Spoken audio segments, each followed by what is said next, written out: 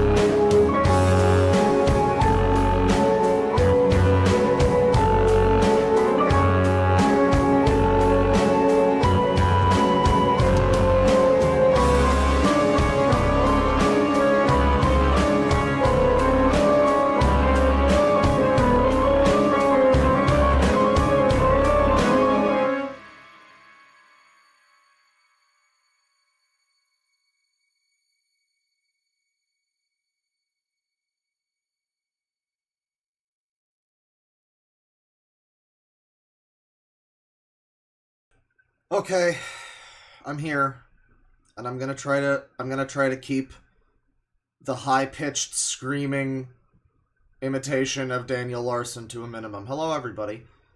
It's Daniel Larson stream number 2, and it's been quite a while. You know, we got a little bit sidetracked with various pedophiles, along with other things, but now it's time. It's time for more Daniel Larson. Daniel Larson, and I think it's gonna be a good one. Last time, we didn't wind up even finishing the first video about him. I forget the name of the channel. Let me bring that all up here. Daniel Larson. And there's a long...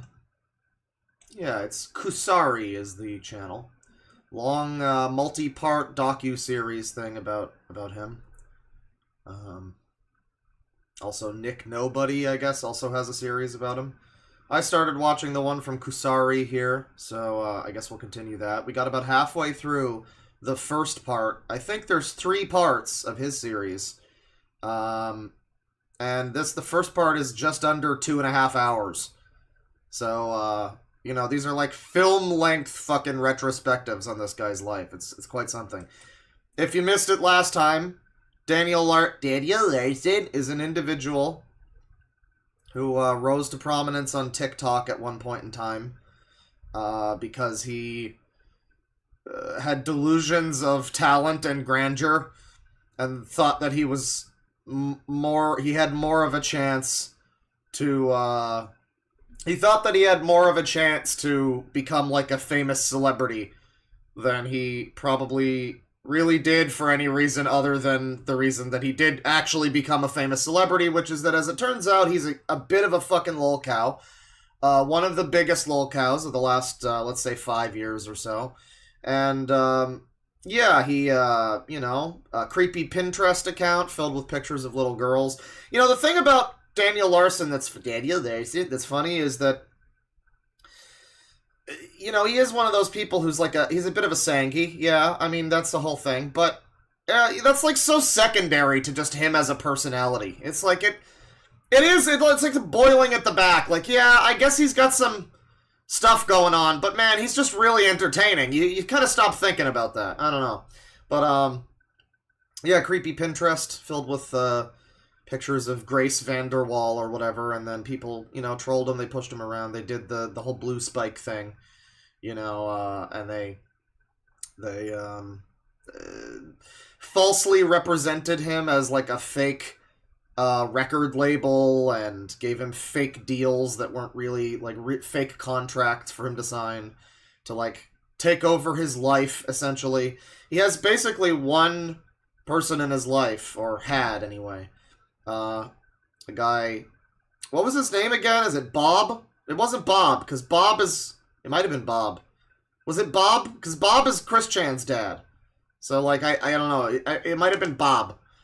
But, Bob is this old guy. Yeah, he's a wholesome schizopedo. Exactly. Bob is a, Bob Proctor, National Program Director of the Chum Group, worked with us in producing. Bob is sort of his benefactor, his elderly, not really caretaker, but it's a guy who I guess knew him from some sort of, you know, autism care center thing from like a decade ago. And he's been kind to him ever since. There's theories about Bob, that he's laundering money by, you know, supporting Daniel Larson. But there's been some theories regarding Bob, some, you know, probably some untruths being spread, potentially, by epic trolls. And, yeah, Bob is unfortunately basically the only person in Daniel's life who can take care of him in any way.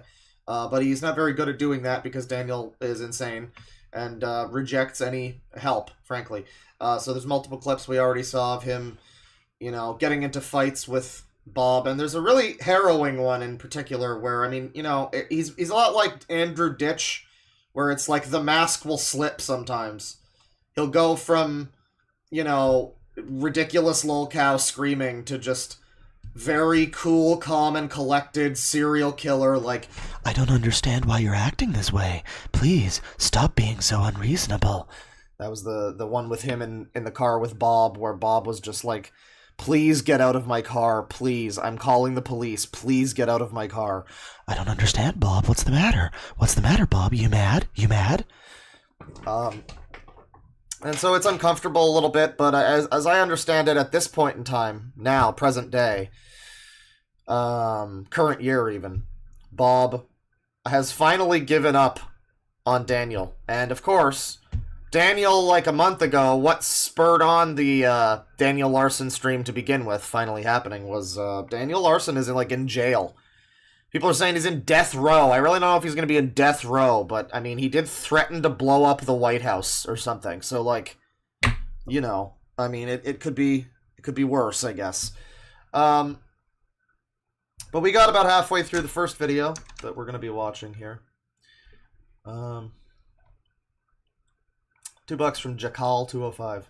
Daniel's trolls are arguably just as bad as he is. Yeah, I mean, there's a lot of those kinds of, like, you know, blue spike shit stirrer kind of trolls, or A-logs even.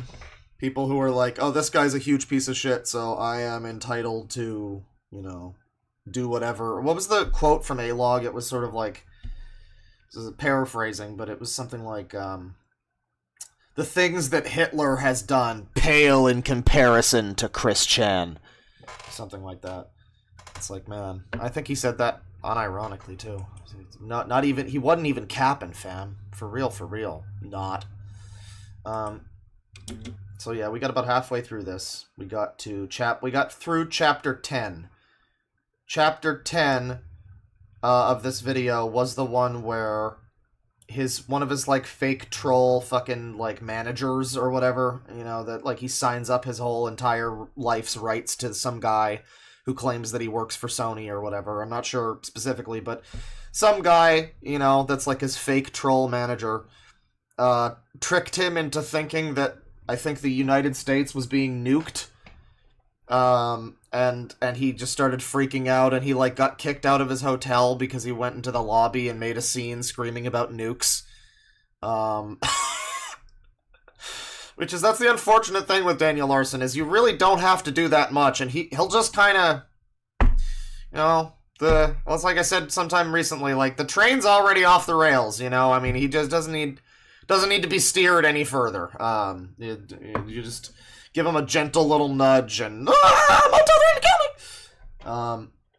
But yeah, we got through all of that. We're now on to chapter 11 here.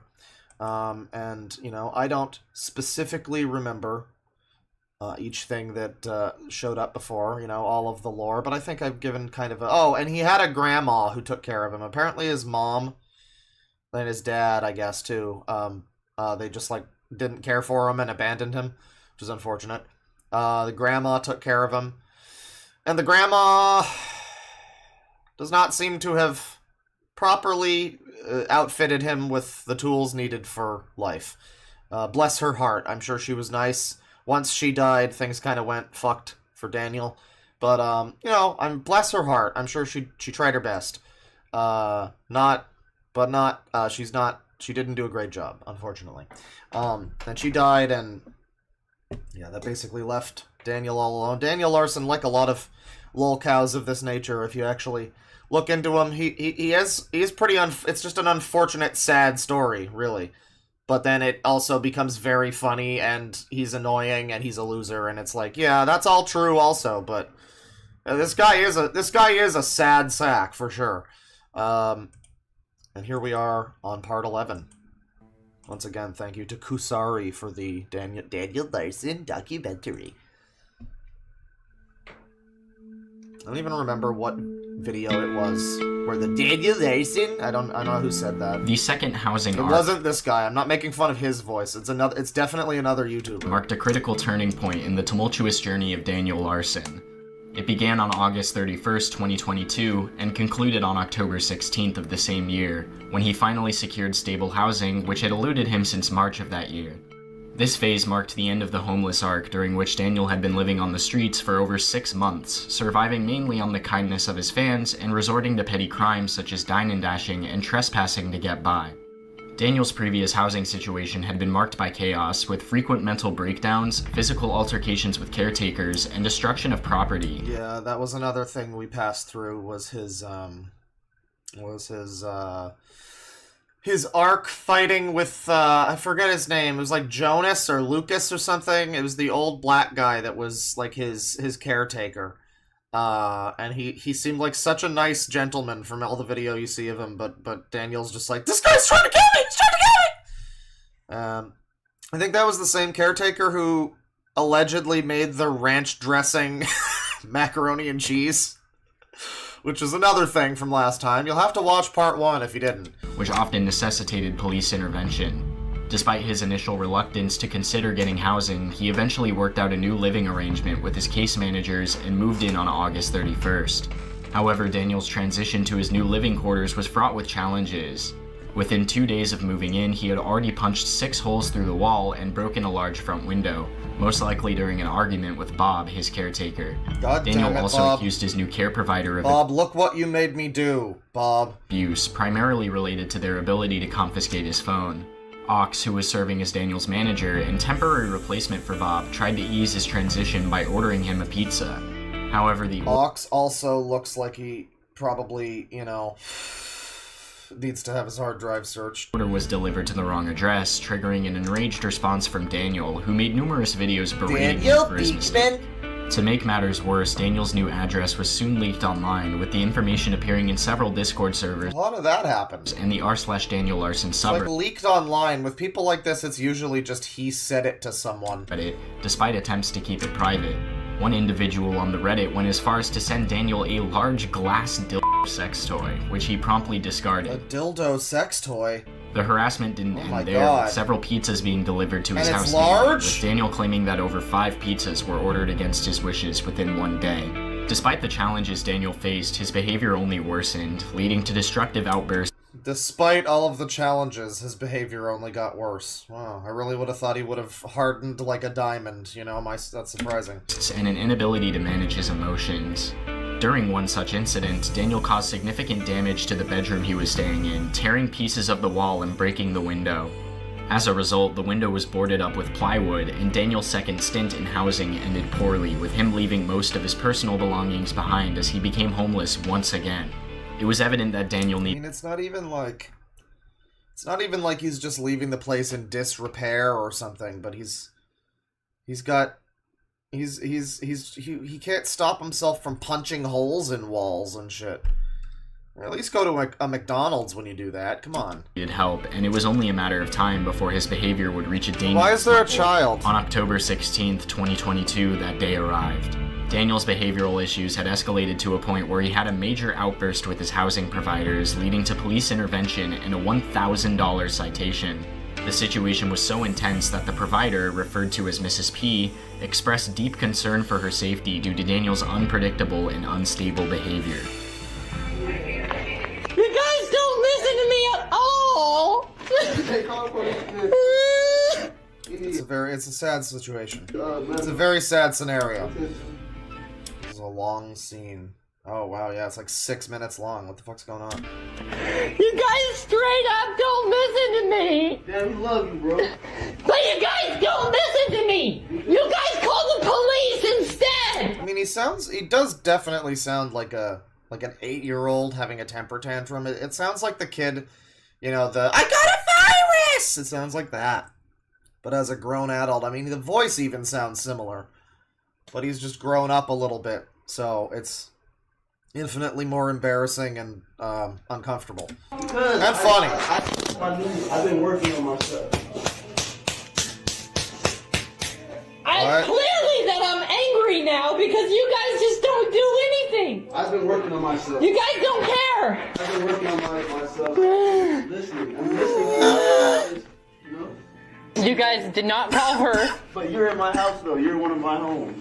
So You did hold on, you did not right now you're not. Hold on, listen. Listen, hang on. Hold the fort here. Hold the fort. A safe environment for my staff, so I'm concerned for her. You did not. I think he did. I didn't know. I didn't see if he was smacking himself, but yeah, I mean, it's a lot of overlap with Andrew Ditch. Is what's funny. did not call Reva. Look here. Okay, you did not call Reva. Just come a little further down. Just let him do what he wants to do. They're just not listening. They're not listening at all. They're refusing to even listen to me. They keep interrupting me. I'm not gonna be calm because He's not fucking around anymore. He's gonna go on the warpath. literally this needs to get heard and this needs Literally. to come to an end. Because I have already told you the fact that when I'm so popular with my entertainment career, okay, that when my music. I mean, yeah, the entertainment. Is this what he thinks is happening? Like that maybe. I think he thinks that he's like Johnny Silverhand. That's why he threatens to blow up the White House to fucking stick it to Arasaka or something. It's like my music career. Ah, right. Yeah. How much of that? I mean, we have heard his music. We have heard real Daniel Larson music, and it's surprisingly competent. I mean, it's not good, but it's, you know, you would expect Nick Bate or Justin RPG. It's more like Mark Gormley. Worse than Mark Gormley, but it's more like that. Career that when I go out in goddamn public, okay, I can't even leave the house without... Somebody says he looks like he vapes. Yeah. Who would ever do that? Like, people walking up to me. That's happened every single day this week. As if, like, he's not mentally capable, I don't know. I don't know if he's mentally capable of understanding that what he's experiencing isn't just normal fame. I don't know if he recognizes that what he's going through is just... You know, it's lolcowism. He doesn't, nobody, because lolcows are like a new thing. Everyone knows what a celebrity is. So you understand the concept if you're like a little slow, if you're fucking whatever Daniel's got going on. You're just a little bit, you're just a little bit like that. And you know, yeah, everybody knows what a celebrity is. Nobody really understands, though, the slight difference between that and a lolcow. Where they're getting people coming up to them in the street, and, oh, it must be because I'm famous. I'm a famous celebrity. No, you are famous. But, it's not because it's, well, you're infamous, I guess. It's more like that. You know that I'm recording. You and I have interacted a whole bunch of times. Well, I'm gonna record as well for my career purpose. Sounds like Daniel was talking to Riva, his case manager, who he had tried to get his care provider to contact, which led to this whole incident. However, this information may or may not be true. So if anyone can confirm, okay. That's it. For my safety. So... At least Daniel Larson doesn't beat women like Media Ninja. Yesterday, the police showed up because there was a situation that escalated. Somebody was... I'm a singer-songwriter, so that's important to get across. You and I have interacted a whole bunch of times. I realize that. Okay, so we don't need to go through this. I'm a singer-songwriter. I've got contacts. Okay. What happened? So, to be honest, Listen, Daniel, I've watched all of the funny videos talking about you. I'm caught up on the lore, Daniel. Just tell me the new details. I don't even know. Because they showed up at the house. Okay? Okay. And then at that point, they're just start yelling at me. They start interrupting me. I'm like... Well, I haven't seen him beat women yet. Oh, dear. Screaming back, you're interrupting me. Please stop. You're interrupting me. You guys are not following the rules. Just because I start screaming and trying to say, you guys are not listening to me, they call the police. Bubbles the kitty, we probably will be hearing that, but not today. This is going to be probably the rest of this video and maybe some of the next video, you know. But there's like 3 parts now, so that'll be like 3 or 4 streams from now, probably. So, yeah. Okay. So. Cool. So it sounds like you also leave... Archivist R Control, I already told the story. You can rewind back to the beginning before I start the video. I kind of go through the thing, but I also did a part 1. So, I mean, you can just roll with it now. You know, I started Metal Gear at MGS2. You can imagine how fucking confused I was, but it's not like I don't know the story now. Well, maybe I don't. Actually, it is Metal Gear. I'm not 100% certain that I do know the story. You know, 3 is looking good. Delta, it's looking pretty fucking good. It's surprising. Me and the boys on the podcast were just like fucking scrutinizing the footage of the trailer like, there must be something wrong with it. God damn it. No, Konami can't make good video games. No, it's gotta have AI or something. No, I mean, apparently David Hayter's even back in the fold, but anyways, yeah, speaking of extremely confusing and overwrought narratives, Daniel Larson. Anyways. So, you know, we'll get him, you know, a coat and shoes. We'll write him a citation and send him on his way. Alright? Okay? Daniel, go get your coat and shoes, whatever you need to leave the house. Okay. I mean, the boss looks fine. She just has more, like, shading on her face now. I guess she looks a little different, but it's more or less the same, you know? She just... It's kind of...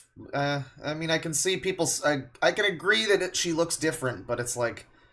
basically, it's like, you know, you get a look-alike actor kind of thing. It's like when they replaced the Master.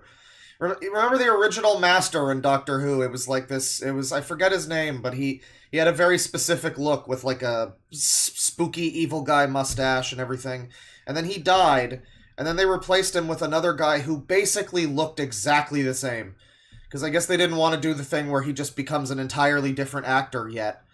That happened later, but they were just kind of trying to pretend that it was like the same actor, I guess. I don't know. That's basically what happened with the boss in Delta. That's what it looks like.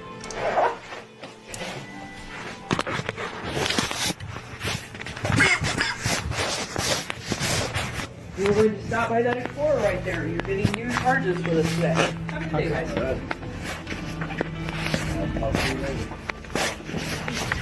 So I guess this is him being officially walked out of this place he's no longer allowed to stay at.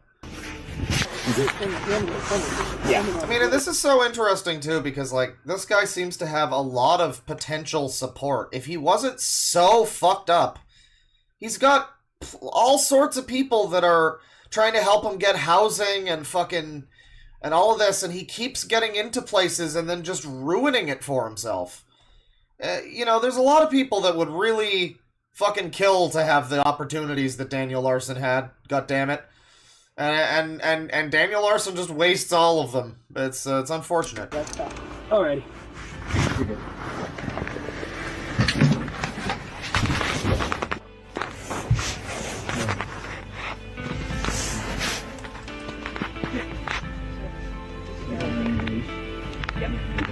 He's hitting them with the alt-right OK symbols. It's all over. Hey Daniel, can you confirm your birthday for me? 11/15/1998. Okay, so I mean, this continues for a bit. Oh no, we're going. I thought he was just getting arrested on a black screen. What phone number for you, Daniel? It would be my case manager. Let me pull. Okay, so I have an update. Okay. So I am now kicked back out, living on the street again. The police officer that showed up, that the Shield Foundation called, is the same police officer that has written all of my other charges against me. They have now wrote another one for $1,000. This is another Andrew Ditch situation. He's on a fucking personal he knows the specific police officer. It's like, what was his name? Officer Bentley? I wonder if it's the same guy. That would be great.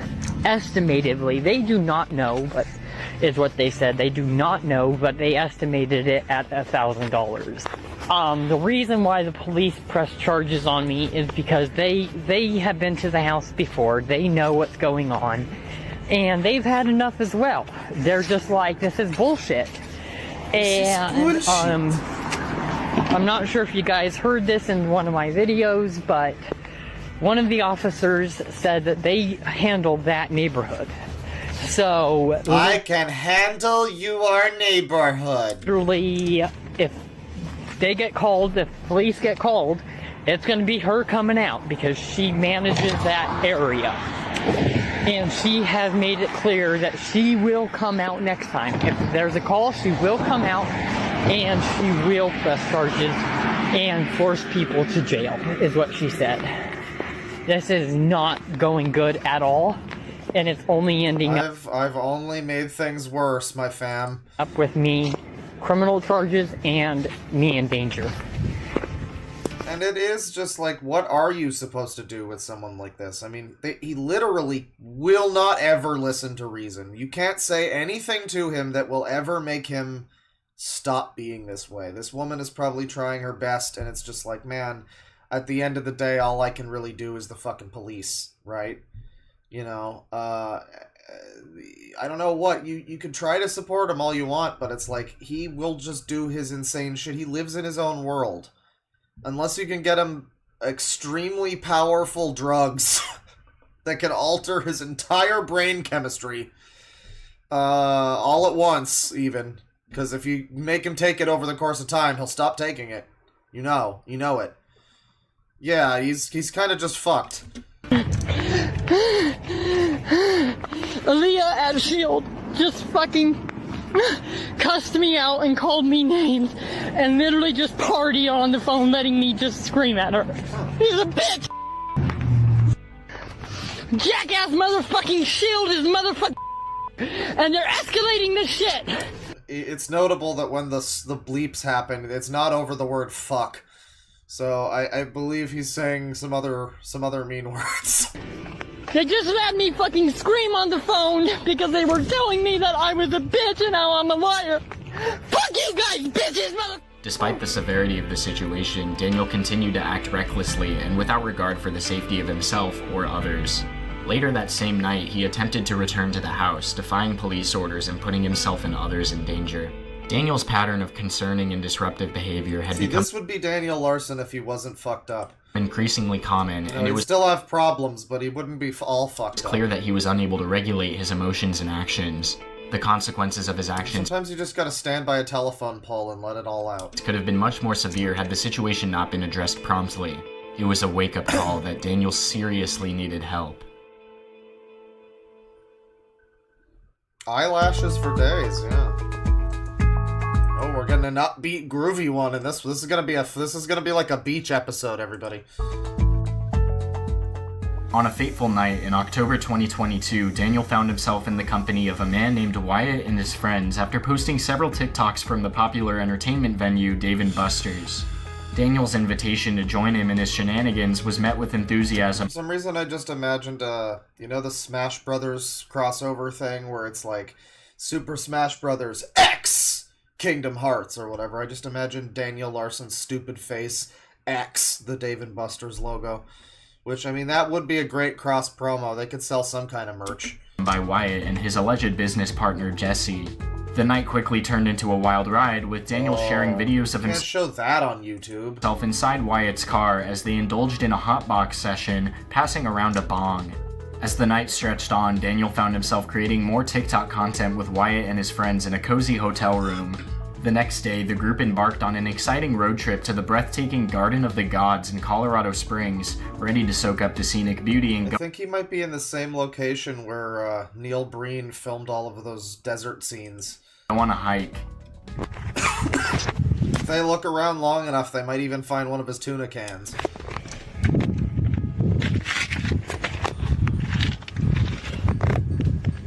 Yeah, you're thirsty. Ooh. See, if I was... I'm like, I know he's fine, but like, I'm terrified watching this footage, because it's like... Daniel, everything you do just winds up with, like, people getting you into a vulnerable position and exploiting you. You really want to be left alone at this, like, high altitude with no one around for miles, and the only people you're with are, like, fucking strange weirdos who probably just want to troll you? Are you sure this is a good idea, Daniel? I don't know. Hey, guys!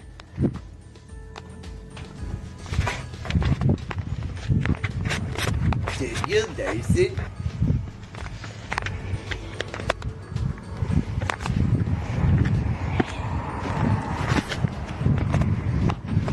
Okay, never mind. There's a road right there. Well, even still, you know.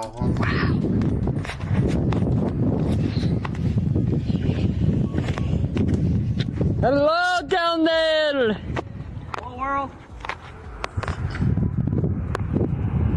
I mean, it's nice. It's a nice, scenic day, you know? Very, very nice area to take photos and stuff. TikToks. Are these guys... However, the peaceful atmosphere started to deteriorate as the day progressed, with Daniel growing increasingly frustrated and irritated with the group.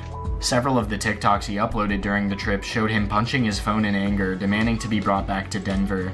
Tensions eventually... This is gonna turn into The Hills Have Eyes. Yeah, you know, the cannibals in the hills represent the trolls on the internet that want to kill Native Americans. I don't know, something like that. Eventually reached a boiling point when Daniel became increasingly paranoid about being driven around in circles by Wyatt and his friends. They stopped at a Walgreens where the boys sent Daniel in and then unexpectedly abandoned him, leading to a dramatic and frightening situation. Okay. So what the fuck just happened? So, did they just bring me to Colorado Springs? Yeah. We got a hotel room. Daniel. And So they didn't murder him in the fucking in the canyon, but like they just left him here. I mean, how nice of them. Great. And they take me to Walgreens, and they get kicked out of their mother's house. So they're now living on the street, homeless. Let's play Ditch That Schizo! And literally just now left me in Colorado Springs with court in just a couple days. And no way to get home? Like, Daniel Larson is friends on Twitter with a gun-crazed, very far-right Elon Musk parody account. You know, Elon Musk, I have a funny tweet thing from him. Elon Musk, I just saw this morning, and I enjoyed this.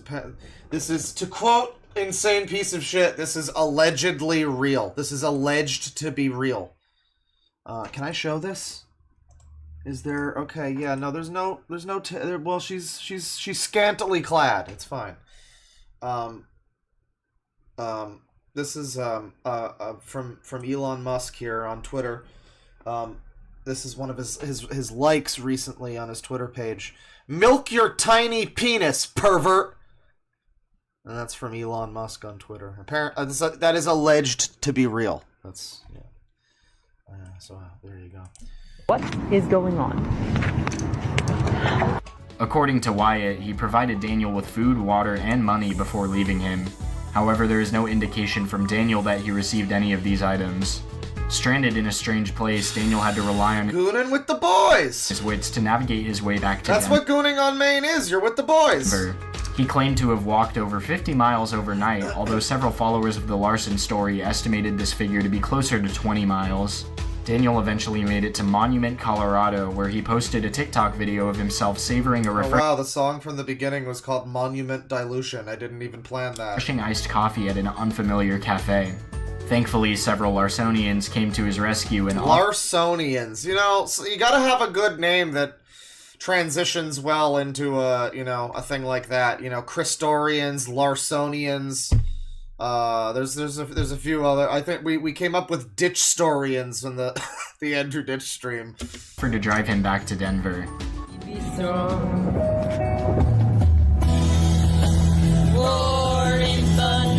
Ha ha ha! Northern Lights! Through the night that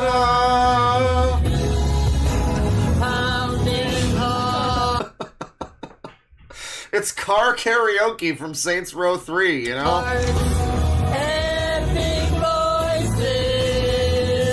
This is, I believe this is one of his songs. I was struggling for a second, like, what song is this?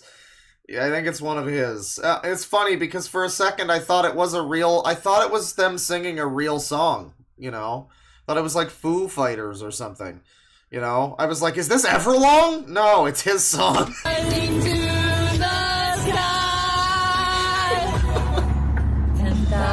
At least he was happy for just that moment. Yeah, it's like the one part in the the Black Spine Junka episode where Rich almost has a win for the first time in his life.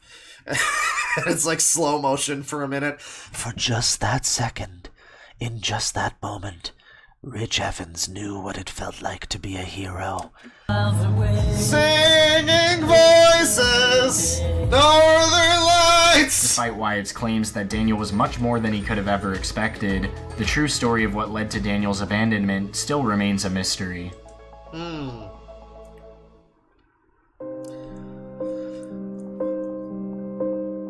Okay, so like it's notable that that was a sort of a light chapter. You know, that one had different music. That one had kind of bouncy, fun music in the background. This one, where he gets abandoned in another state, is so far is one of the nice ones. Now we're back to like sad Agnes Obel piano. On December 10th, 2022, a tumultuous event unfolded that would change Daniel Larson's life forever. In a stunning and explosive Yeah, he does like, okay, this is a haunted image. I mean, if you didn't know anything about Daniel Larson, I feel like this image on its own would be, like, just considered a funny image that you would look at. This event unfolded that would change Daniel Larson's life forever. In a stunning and explosive altercation between Daniel and Bob Proctor, which Daniel streamed live on TikTok, emotions ran high and things quickly spiraled out of control. During the live stream, Daniel could be heard crying and repeatedly shouting about the motel he was staying at, threatening to kill him. Wait, didn't we already do this? Holding a bloody napkin to his Not again! Did this happen twice? nose. He begged Bob for help, but Bob refused, demanding that he exit the car. Oh, Daniel you're in for it now, people. responded with extreme aggression, punching himself in the face and falsely accusing Bob of breaking his arm and hitting him. Bob, in turn, grew increasingly angry, insisting that it was Daniel who had attacked him. Eventually, Yeah, the motel itself, you know, it's like, Armstrong, the house enemy from Final Fantasy IX or Crystal Chronicles. You know, it just takes on a life of its own and starts, you know, beating him with, like, one of the wings of the hotel, you know? Bob threatened I'm imagining it's one of those big, flat, like, U-shaped hotels where it's, like, the office in the middle and then, like, it spreads out.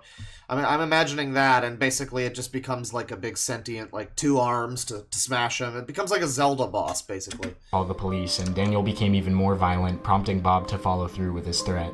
As Bob dialed 911, Daniel continued to scream for help and claimed that Bob had a gun. Shortly after the incident, the TikTok account streaming the altercation was shut down. Car! Get out of the car, Daniel! So I think this is the one that I was waiting for last time. I don't think we did get to this one, but I think there was another motel threatening to kill him moment, sort of. I don't know. I seem to remember. I think this is the one that I was waiting to see, or maybe we did see this because I think somebody might have linked this so that we could see Bob. I think somebody was like, "Hey, Bob shows up in this one," and I still don't think Bob has ever actually showed up, not to my knowledge, not from what I've seen. People are like, "Go back, there was Bob," and and I've never seen Bob. So I mean, I don't know. Bob might just be like a voice in a radio. I don't know. Get the hell out of my car! God damn! Get out of my car! No, you don't understand! You don't understand! Stop! Get out It's of not my my car! fault! It's not my fault! It's Get not out my of my fault! car! The motel! The motel! The motel just threatened to kill me! Get out of my Motel car! itself, The motel threatened to kill the me! bricks and mortar, The yeah. motel threatened to kill me! The motel threatened to kill me! Get out of my car! No!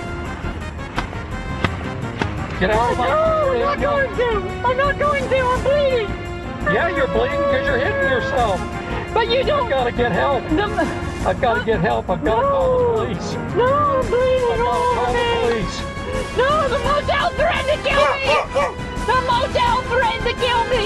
What about this don't you understand, old man? Yeah, you've got to get out of my Now car. he's beating himself like Andrew Ditch. The motel threatened to kill me! The motel threatened to kill me! The motel threatened to kill me! Okay, he's getting to be more unlistenable. Trying to kill me. It is becoming more insufferable. Ah, the motel threatened to kill me! The motel threatened to kill me! Ah, the motel threatened to kill me! The motel threatened to kill me! Ah, the motel threatened to kill me! The motel threatened to I've kill got me! to get the police here to get you out of here. Ah, the motel threatened to kill me! I could probably sample this in a song. Ah, the motel threatened to kill me! The motel threatened to kill me! Get out of my car. Ah, you're doing it! I need Get out help! of my car. I need help! The motel threatened to kill me!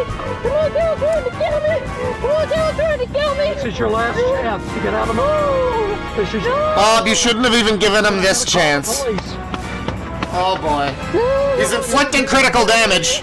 You're beating me.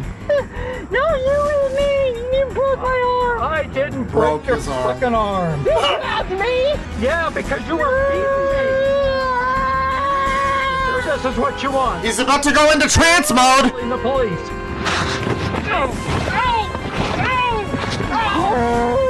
Hey, Get out of the car, Daniel. Come on. You're not helping! you're hitting me.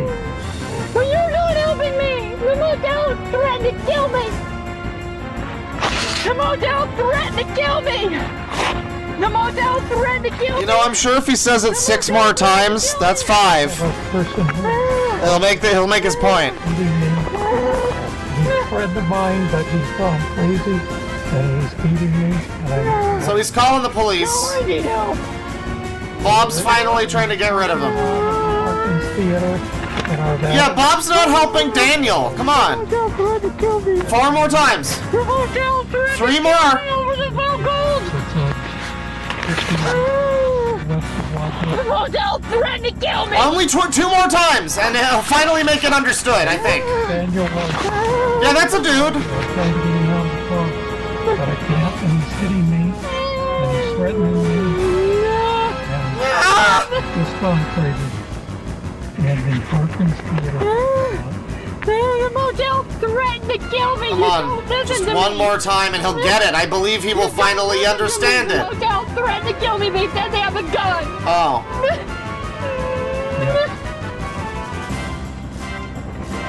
Well, now, if they did have a gun and threatened to kill him, that would be pretty unfortunate. Here's the thing, though.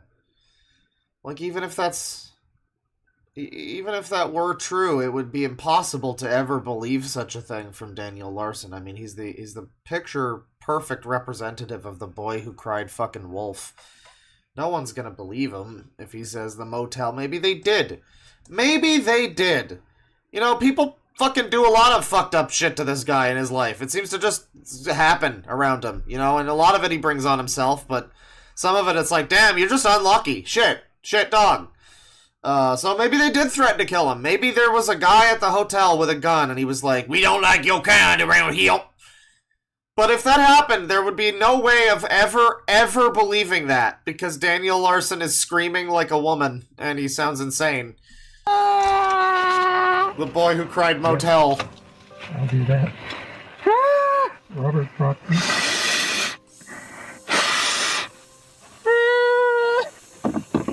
He's hitting himself. I saw Reddit Gaming in there say, free R. Kelly! Me. You don't listen to me. We've been friends for a long time, but he has some mental problems. And I'm bleeding all over me. they're going to kill him. I love when they beat themselves and then they complain that they're bloody or whatever. It's the same thing with Andrew Ditch. He's like, my head hurts! And then he starts hitting himself in the fucking head again. You know, I mean, like, man, unfortunate. I'm sorry you're having such a problem, but, again, literally nobody can help him but himself. Like, no one can. No one. Bob is so nice to this guy and has been with him through fucking thick and thin. I don't think this incident makes them stop being, like, friends or whatever they are. I don't think this incident separates them even. I think they continue even after this incident. Bob is so fucking good to this guy, and he won't do it. It's impossible. Daniel Larson, it's impossible to, you know, say or do any, nothing you can do will make him change. Yeah, so I mean, it's like, you know, it's a little sad when you see someone like beating themselves because they're crazy, but it's also like, well, we can see actively that there is no help available for this guy. It really is kind of literally just up to him to pick himself up by his bootstraps, which seems unlikely now that he has threatened to blow up the White House and he is in jail. So, probably not going to be great for him. But, you know, if they just decide, oh, he's a silly Billy, he's a smelly Shelly, and they kick him out, you know, that might be, because the lolcow's in jail, that never goes well, right? Like Chris Chan, that should have been a slam dunk sure thing, but Chris Chan's fucking walking free. Because, again, I swear it's just because they got like 400 pizzas a day at the courthouse or wherever, and they're just like, yo, fuck it, fine, get rid of him, get him out of here. Yeah, like they're just holding him at the courthouse. He's like suspended in a cage above the fucking judge, like it's Mario. Yeah, but, no, Chris Chan nothing happened with him, and I mean, I think people are gonna gummy up the works, and it's gonna be like, he's just crazy, whatever, just let him out, you know, let's not waste prison space for him. But I mean, I don't know. I'm a stupid retard, so I don't know what the fuck I'm talking about. I'm just thinking, like, it's not, and people think it's totally done for Daniel Larson. Not necessarily. Not necessarily. He might be down, but he is not necessarily out. I wouldn't count him out yet. And, that's the thing, too, is Chris Chan is another one. We were all expecting Chris Chan when he got out of prison to be, or wherever he was, special care or whatever, jail. When he got out of custody or whatever, we all expected Chris Chan to be slightly different. I think everyone was expecting a little bit of change. He was, like, no different. If anything, the change was just negative. Because people were like, oh, he's in jail, maybe there'll be some structure and people can, like, guide him a little bit. He's got, like, support groups with fucking therapists working with him and whatever the fuck. No, probably not. He just seems to be just as insane or worse. So, I mean, frankly, if they don't keep him in jail, Daniel Larson is probably going to come back, and it's going to become more insufferable.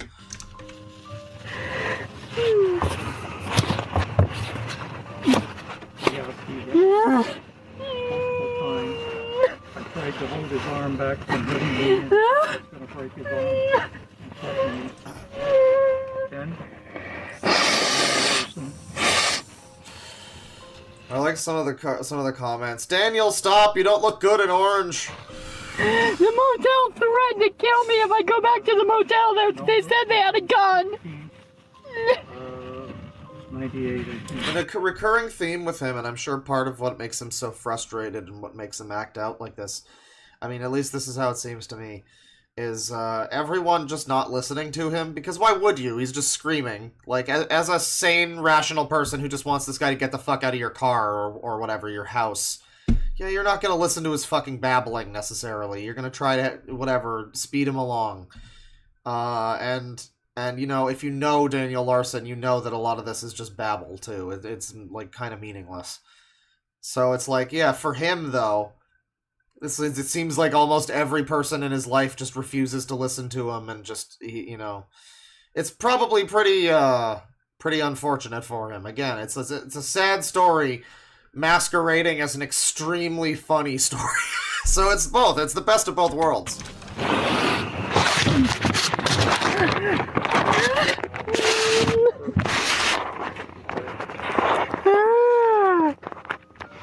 They threatened me with a gun! Stop!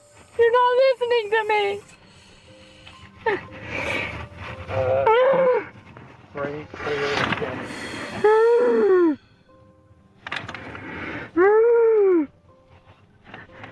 However, Daniel went live on YouTube while in an ambulance and made false claims about... Yeah, I guess a bunch of warrants and charges and bomb threats, but I mean, again, I just don't. They're like cockroaches. He's not out. I don't think he's out.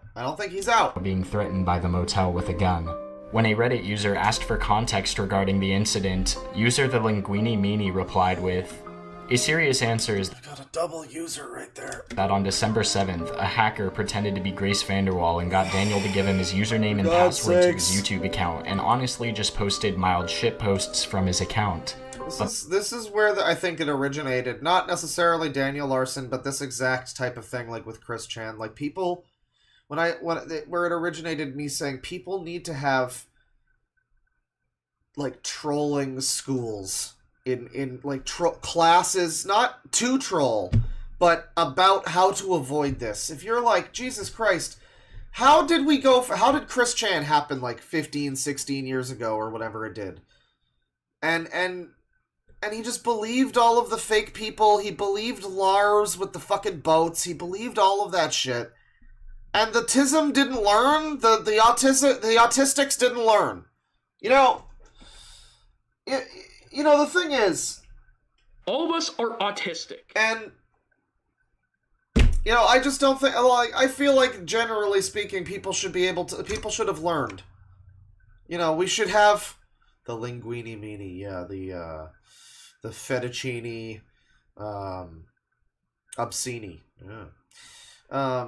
we should really have some kind of fucking classes in school on how to avoid, like, hey, if somebody says they're a famous celebrity and they want to be your fucking girlfriend or whatever, you're probably getting fucking trolled, dude. Probably not real. Probably don't believe in that one. The fallout from this caused a several-day meltdown in which Daniel would cause damage to the motel he was in.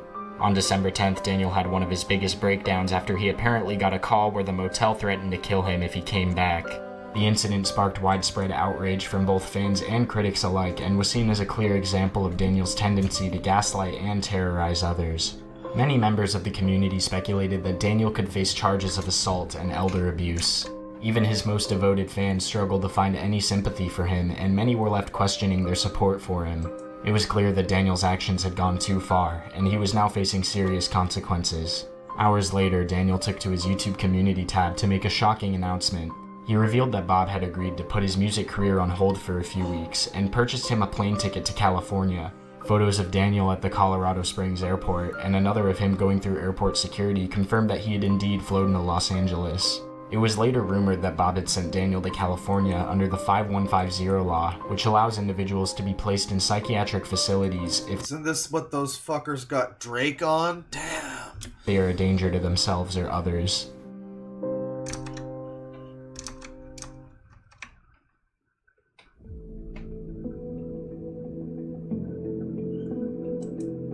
Scabies arc, you ever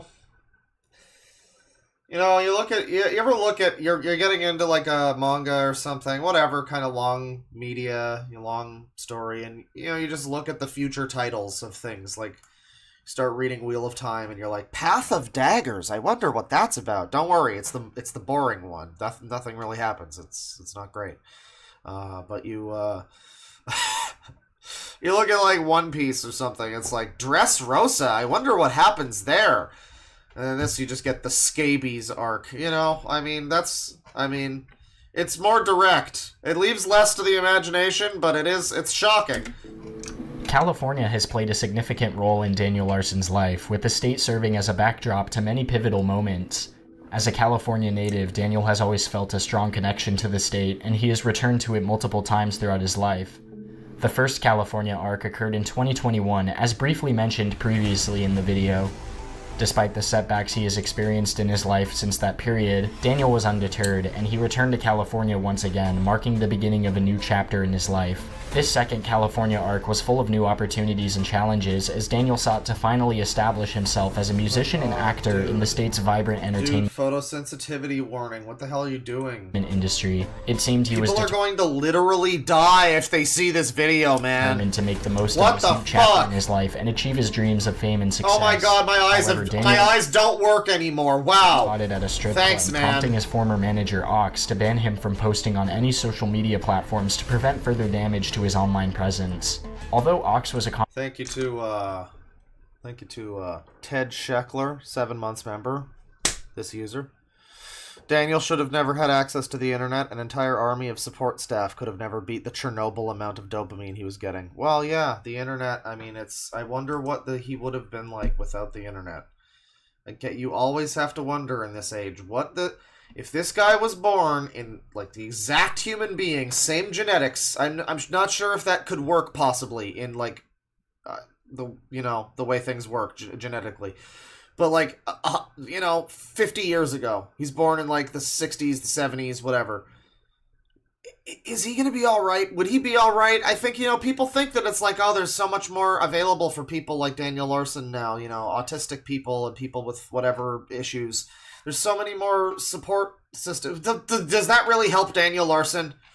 Maybe all of the support in the world couldn't have fucking, all the king's horses and all the king's men. I don't know. Controversial figure in the Daniel Larson community, he played a crucial role $2 from I Like Dog too. Oh god. Yeah. in managing Daniel's affairs, including his Twitch account and its affiliated links. Despite the ban, it was unclear whether Daniel would be able to repair the damage he had caused to his reputation and his as long as he's in prison, he can't be hurt by the motel. That's true. relationships with those around him. Ox, also known as Ox the Goat or Ivan, skyrocketed to fame in 2022 for his TikTok content about AIOPMs, or lolcows on TikTok with disabilities.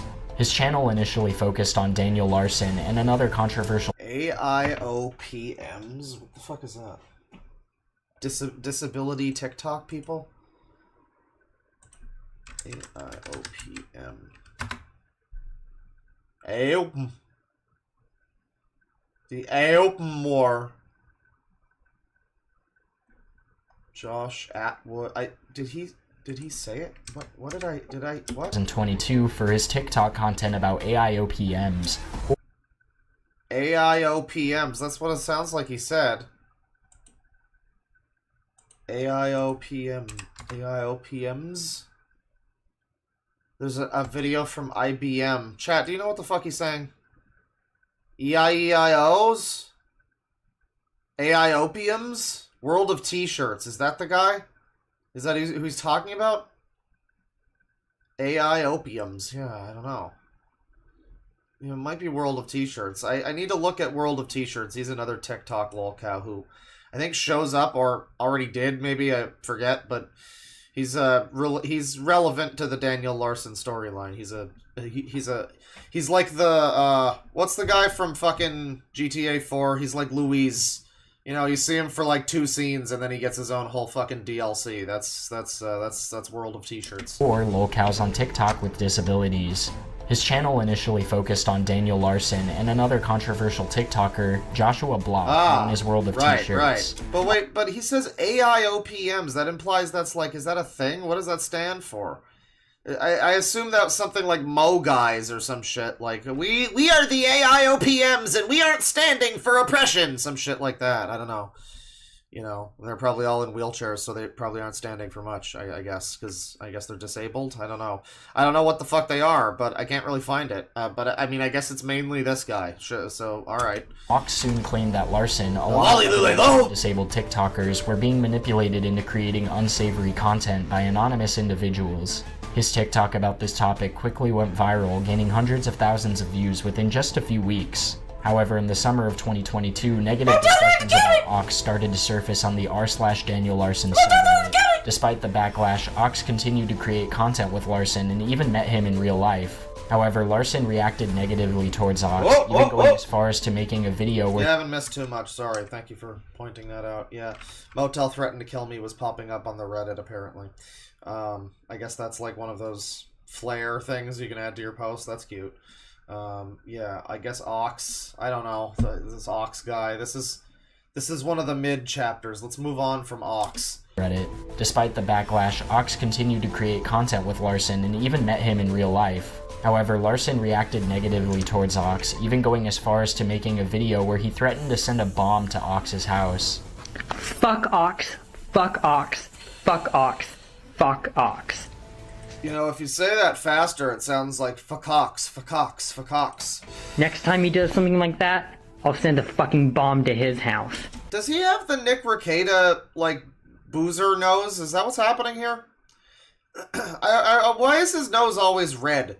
He's got this, like, bulbous fucking nose. It's like right in the tip, too. It's like he's got a fucking goiter growing in there. What's going on?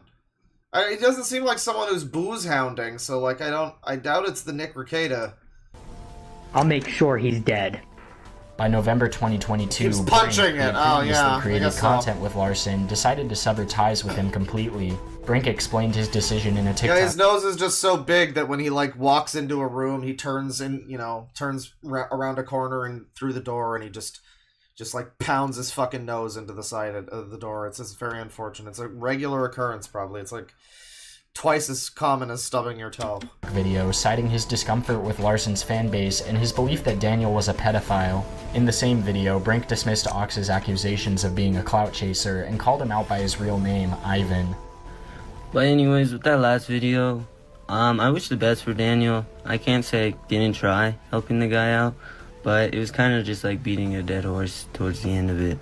I loved making content and hanging out with the guy, but honestly, it's a toxic community around the guy that I didn't want to stay in that whole community. Yeah, see, that's what's funny, too. It's like, I mean, I don't know, this guy seems like a, hey guys, what's going on, damn you, but, cool braces, dude. But, it is interesting that, his thing isn't even Daniel. Is like, I would still hang out with the guy. It's just the fucking community is terrible. You people are insane. And yeah, everybody's been saying, I guess his trolls are just as bad as he is. I mean, maybe this is some evidence of that. I don't know. And also Daniel's background, I feel like it could also come and bite me in the ass later in my life. Yeah, I guess it's the 40-year-old. Psycho if you really look into his stuff.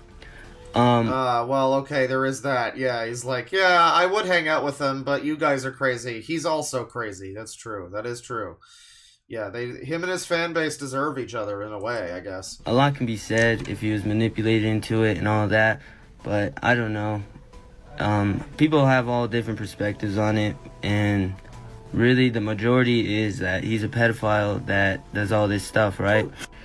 You can't change the public opinion's eye, so I would rather just stay away from that so it doesn't come to bite me in my ass later in my life. But I wish the I love that we've all just normalized this. Like, I mean, with Daniel Larson, yeah, you probably don't want to be friends with him, but it's just like his reasoning isn't even, it's like a moral thing. It's like, yeah, I have a problem with the fact that he's into, like, 13-year-olds on fucking Pinterest. No, it's just that he doesn't want this to come back to him. Well, I'm glad that he's honest about it, but, like, I don't even know if this guy's smart enough to know that he probably shouldn't say that. Like, best for Daniel. It's been getting cold in Colorado recently. It actually snowed last night, so I hope he's doing well. And if I see the guy on the street, I'll help him out, but I don't know about going and seeing him every day. It was fun while it lasted. Unfollow me, please, if you guys are here for Daniel content. I will not post that. Lose my number, motherfuckers. Probably ever again, because it's fucking annoying hearing all you guys talk about it. So yeah, these are my... You don't want to see the motel threaten to kill me in the comment section every time you make a video? That's stupid, man. You're cringe. Last videos on Daniel. I'll take down all my videos on Daniel since I'm a clout chaser, but really, I just knew what content would work on this app and ran with it. I think a lot of you guys are just mad that I came up with the idea first, and really it just seems like Ivan's mad because I got more followers off of making videos with Daniel, and he just took a different... How long is this? Jesus Christ. Oh god. We got like another... Alright, it's like another minute. ...route on making videos on Daniel, and it didn't work out as... Who, like... you see someone like this, it's like, I guess anyone... Like, really anyone can get famous. Like, no one on the internet now, it's... Nothing's stopping anyone. This guy can find an audience somehow. Daniel Larson can find some kind of audience. Anyone with any niche interest can find people that care about their fucking interest that want to hear them talk about it. Anyone can get famous for good reasons or bad reasons. Or both. This guy needs to do something about his adult acne. I mean, I assume he's an adult. Well, before it worked. I mean, he's like I assume he seems like he's probably like 20 or something, but he's got acne and braces, and it sounds like he's 12. So I mean, hard to tell. It didn't work out as well for him as it did for me. So I don't know. Focus on your van life, or off the grid van life, fucking shit, Ivan. Obviously, the Daniel community isn't for you. No one fucking likes you. Go find a different community. Unless you want to fucking die on that hill. Oh my God, shut up. Okay, got it. Brink's departure of his content. It's like the end of the Heart Part 6. Fuck off. Jesus Christ. Peace out, everyone. Brink also deleted all of his content featuring Larson from his channel, with the exception of one video. Despite Brink's departure, Ox continued to make content about the manipulation ring he believed Daniel and others were involved in. His discourse became more pronounced following Larson's controversial December 10th incident. He looks 12, but he also acts 12. On December 21st, 2022, Ox posted a TikTok video that implicated James Draws, a popular disabled sports TikToker, in the discussion. This video received almost 48,000 likes in just a month. Unfortunately, Ox has received criticism from some within the community for his actions towards Daniel and others. Some feel this is a real fucking filler arc here, dude. I mean, the fucking... who gives a shit about these bozos? I'm moving on. I'm skipping. We're getting back to Daniel. January 6th. He didn't even... Oh, okay. Daniel is coerced into finally admitting his wrongdoings by a fake Grace Vanderwall. Okay. He went live after back talking to to it. a fake Grace Vanderwall page. The person behind the page convinced Daniel to admit to being a pedophile as well as assaulting Bob.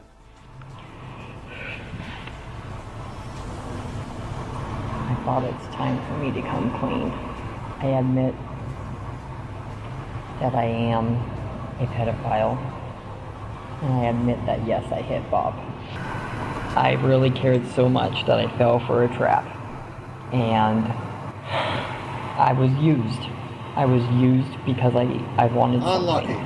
I tried to get help early on, and my case managers, my disability services, they didn't care.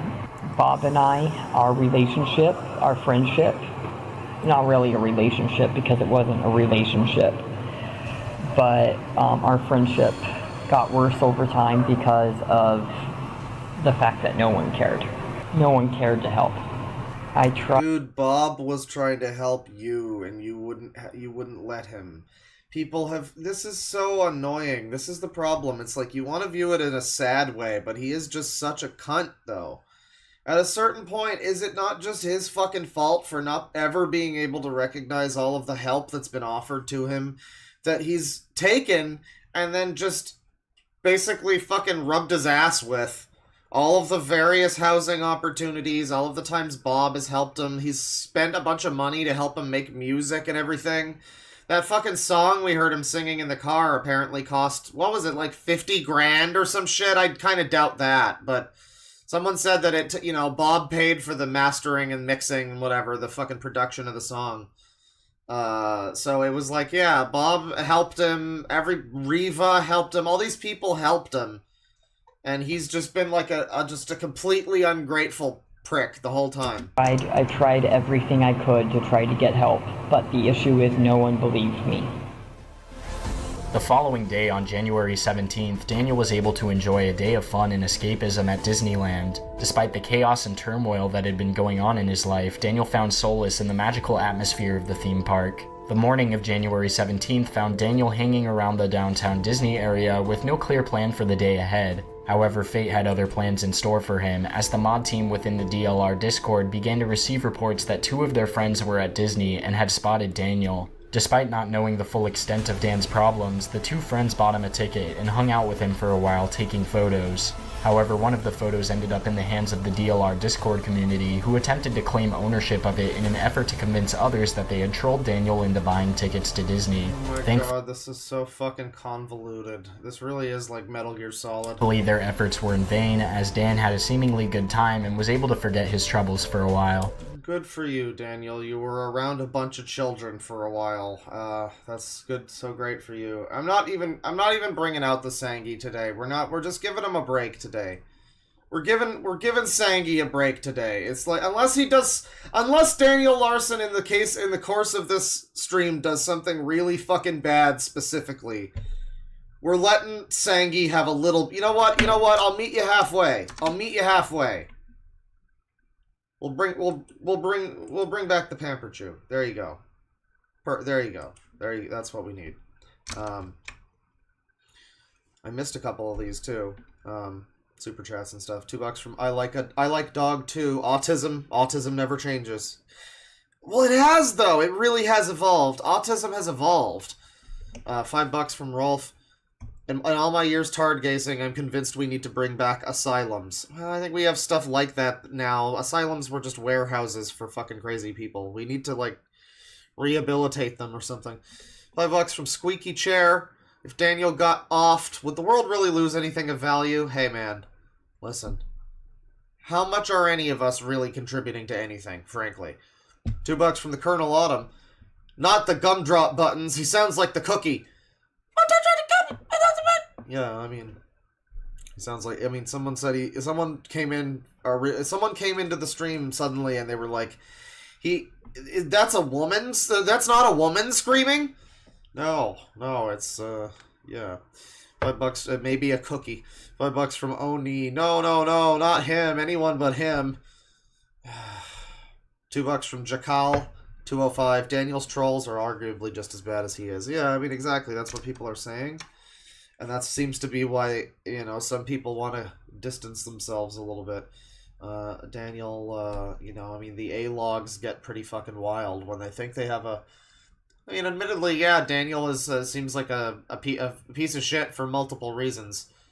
But when people do think they have, like, a valid reason to, you know, troll someone, and they're like, oh, man, this guy deserves all of the, you know, then it just winds up with some, you wind up with some strange situations there.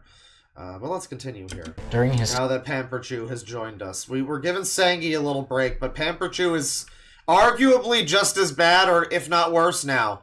Like, there's confirmation that Pamperchew is a necrozoophile, so I mean, there he is. We just have a second Sangi now. There you go. Time at the park, Daniel made several videos detailing his experiences. And $5 from Rose T. We're going here. Side note, thanks for teaching me tuna melts existed. Been living on those for like 3 days now.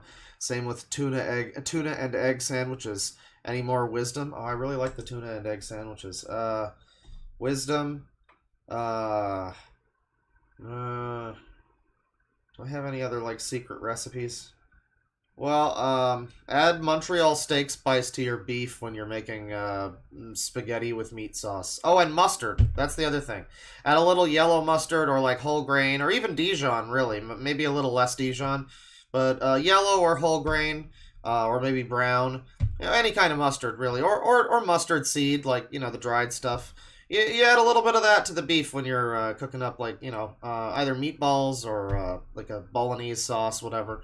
It adds a little zest to it. I really recommend that. There you go. I've said that before, but there's a special tip. Video he claimed so what are we doing here? As Dan had we're at Disneyland, right? Seemingly good time and was able to forget his troubles for a while.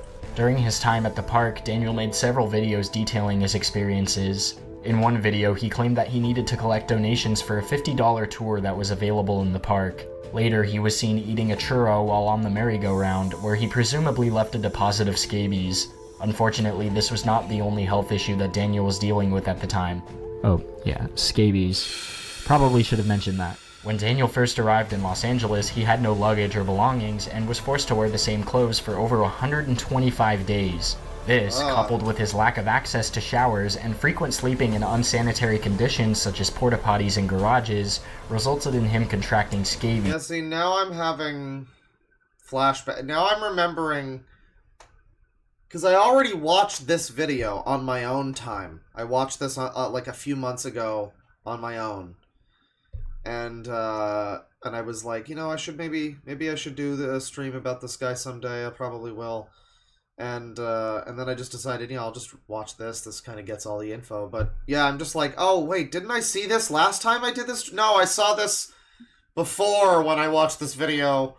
A couple months before the last time I watched this video, which was like a month ago. So, God, time just really repeats. It's a contagious skin disease caused by mites that burrow deep in the skin and cause intense. Yes, I would like to say this. This Daniel Larson. This stream begins the I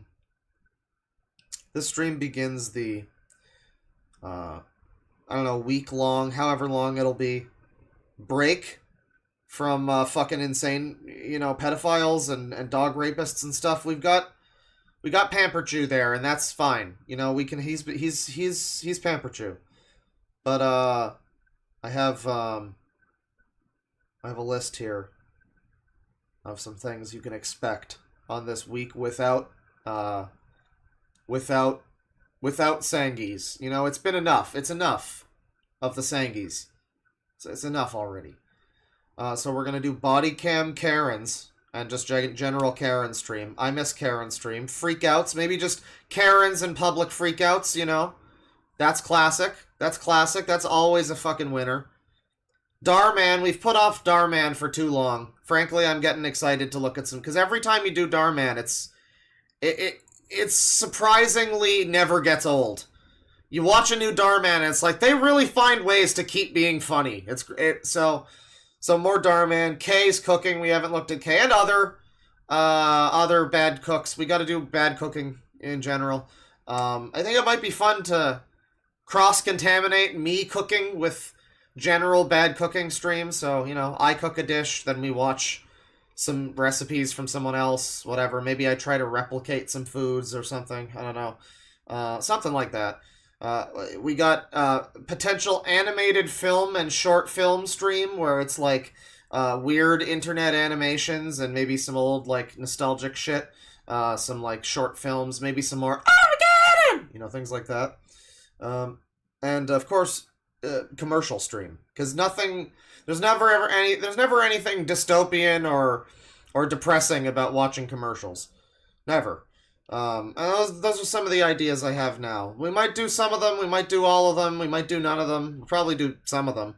But for a little while, for a few streams, I'd like to go a few streams without having to fucking, you know, and I just made the fucking, you know, for good, you know, for good luck. Once more onto the breach. Farewell, Sangi. Take a break, Sangi. Yeah, we're done with you, Sangi. Sangi, get the fuck out of here! Sangi! Alright. Get the fuck out of here. We're farewell to our Sangis for a few streams, hopefully. I mean, of course, you know, Daniel Larson is a pedophile. But, like, it's just like mind vault that and just don't worry about it. Just focus on the scabies. Don't worry about that part. Sanitary conditions such as porta potties and garages resulted in him contracting scabies, a contagious skin disease caused by mites that burrow deep in the skin and cause intense itching. Yo, we got 10 gifts from fucking Demon Cringe. This is a new enemy in town on a user. This is an extreme mega killer rant. Thank you. Welcome. You're all becoming more insufferable each day. And $10 from Aurelius. I'd definitely be down for a weird internet animation stream. Also, more PlushTuber and Mario adult streams. It's been a while. Well, no. The problem is those wind up drifting into why is this adult man hanging out with little kids. Those always ride the line pretty well, and that's kind of what those streams are all about, is like, why the fuck, Sonic Sega Gamer's 28 years old, that kid's 11, you know. So no, probably not that, but animation stuff for sure. I mean, maybe plush tubers. We could try actually watching some people playing with their plush toys for once and try to piece together the narrative of one of these cool storylines where it's plushy Peach having make-out sex with Were-Sonic or whatever, Werehog plushie, and it's like a 48-year-old man mouth breathing into the camera the whole time as he smashes them together, you know. So maybe we'll do some of that. We might do some of that. I mean, that will still be a little, again, it'll be close. It'll come close to, you know. But, you know, that sounds pretty good, yeah. So your boy's got scabies. He's got horrible, horrible scabies because he's unable to fucking clean himself or wash himself in any Despite fashion. Scratching hard to relieve the itch, Daniel's dirty fingernails only made the situation worse. Eventually, he went to the emergency room where he was diagnosed with scabies and prescribed $80 worth of lotion. However, instead of using the lotion, he spent his money on stocks and desserts at fancy restaurants. Oh my god. This is the problem. Like, what are you gonna fucking do? It's like when they give Chris Chan money and he just spends it on a Nintendo Switch. Like, what the fuck are you gonna do? There's no helping him. He can only help himself. It's the only person who can do anything is himself. Alright, well, I'm on my way to the hospital because I woke up this morning with my body itching like hell. Maybe you should have done something about it, you weird freak. As news of Daniel's condition began to spread, the California community became increasingly concerned about the potential public health risks he posed. Warnings about the situation rapidly went viral on social media platforms such as Facebook, and even members of his own community expressed concern about the possibility of severe infection. The scabies arc reached its climax in late January 2023 when Daniel posted a harrowing video of himself enduring intense itchiness caused by the bugs living in his skin. His scratches were so severe that they caused him to bleed profusely. Within hours, Daniel was rushed to the emergency room once again, where he received a shot of ivermectin and a much-needed washcloth bath from a kind nurse. Thanks to the treatment, Daniel was finally able to bid farewell to the creatures that had been tormenting him for the past month. Following his hospital visit, Daniel finally Well, at least he finally had some friends. obtained a clean t-shirt and his symptoms began to recede. It was rumored that Ox had parted ways with Daniel sometime in mid-January of 2023 during one of their in-person meetings in California. On January 15th, Ox uploaded a TikTok video where he alleged that Daniel had refused to provide himself with housing in Colorado and that he had ivermectin has been mentioned. That's right. Woo. outstanding warrants for missed court dates. The video quickly went viral, garnering approximately 56,000 plays and 7,000 likes in just 4 days.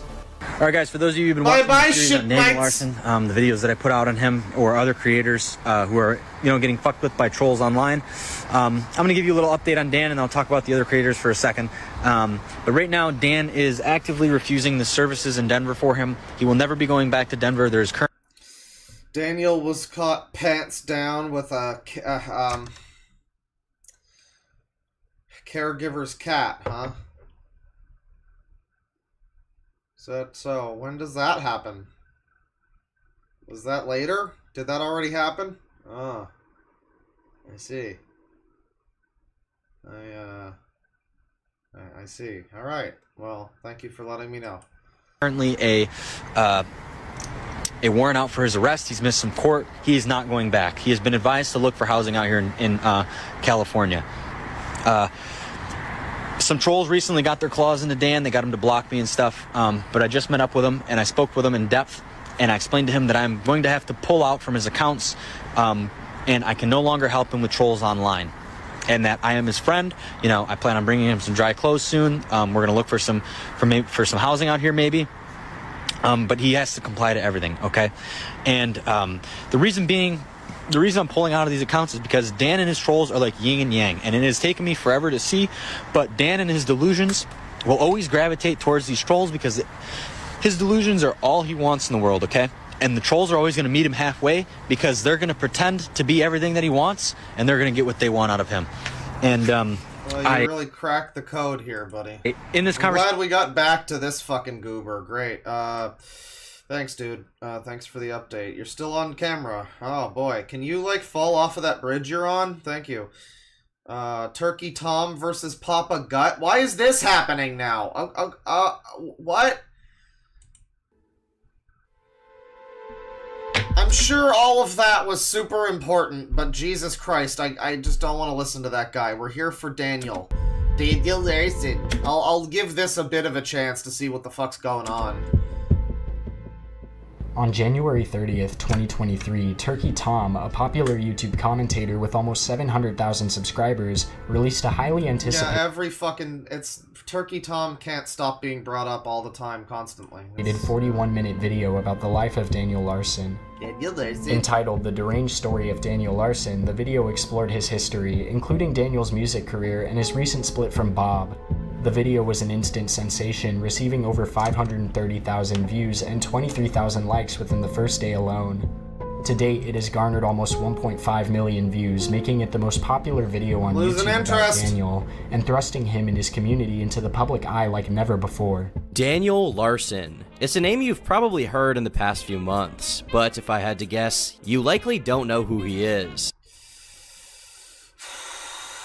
I'm starting to forget who he is as this video drifts further and further away from being about him. What's going on in chapter 16? The Las Vegas arc. Alright, we're back to it now. Fucking whims of fate. Let's go. Let's do it.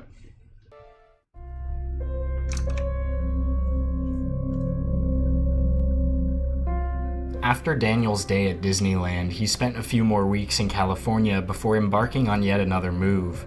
This time, he headed to Las Vegas, a city which he had made multiple connections. Daniel departed from Palmdale, California on February 13th, 2023 on a bus bound for Nevada. He claimed that he needed more... Man, I want to see that in like an Indiana Jones map thing where it follows the bus along the map. That would be great. ...more popularity and hoped to strike it rich to purchase a $3,000 apartment in Beverly Hills. Many of his followers... That's gonna happen, Daniel. That's a shame. It's still gonna happen for you someday, buddy. I'm sure of it. ...speculated that he would get arrested in Las Vegas because of the city's notorious strict police force. As soon as he arrived in Las Vegas, Daniel met a group of people he referred to as his new friends. Oh, what, the Britoid who's calling me a grifter and a secret pedophile? Yeah, good faith, absolutely. Spent their time goofing around, and Daniel made sure to document their adventures. On Just do a little internet blood sports, it'll be funny, it'll be great. Valentine's Day, he stumbled upon a drunken so epic. couple, and the girlfriend Just become Ethan Ralph real quick, it'll be fine. dropped her coin purse. Yeah. Daniel helped them pick up the coins and tried to persuade the couple to let him stay in their hotel room. Although they didn't follow through, Daniel continued to make multiple videos asking them to meet him in different locations. Early the following morning, at around 2 a.m., 2 security guards found Daniel in a casino bathroom. They asked him to leave, but he became agitated and yelled at them. He claimed that he had done nothing wrong. Sovsits or 1A wackos? Yeah, I could do that. It might be interesting now in the, the era of propaganda and all that. I mean, I don't know. We already kind of... I guess when I was doing that before, it was like in 2020 or something, so maybe it was probably worse then, but... Yeah, I mean, I do remember one of the main things that is on that note. I do remember one of the main things in those 1A frauditor people. They it was usually like a white guy, and it was like I think there were a few Mexican guys, but it was usually a white guy, and it was always like, oh man, if you were there was one black guy, but it was just such a common thing where it was like, man, if you you're being a real pissant to this police officer, and it's probably a good thing that you, is this what they call a white privilege? It might be, I don't know, but, yeah, I mean, if I remember correctly, the one black guy I saw doing it did get arrested, too, so, I mean... And kicked the stall door down. The encounter left Daniel visibly distraught, and he posted videos of himself in despair. Later, he encountered a park guard and explained that the casino security had sexually tried to harass him. The guard asked him to leave, but Daniel persisted in sharing his problems with the man. No, you not. Yo, get the fuck up off the toilet. No, you fucking won't, bitch. Oh, this is another classic. I remember this fucking scene. This is another good one. Oh, yeah. You got the door? No, you fucking won't.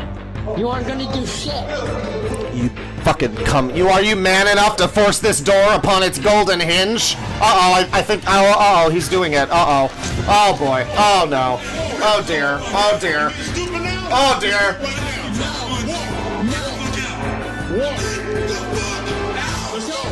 Don't yell at me. I said don't yell at me. I didn't do anything. You didn't do anything. You didn't do nothing. Don't grab me like that. Don't fucking grab me like that. Quote from man who had thing happen to him. You won't. A thing happened to him. He did. They did. He did.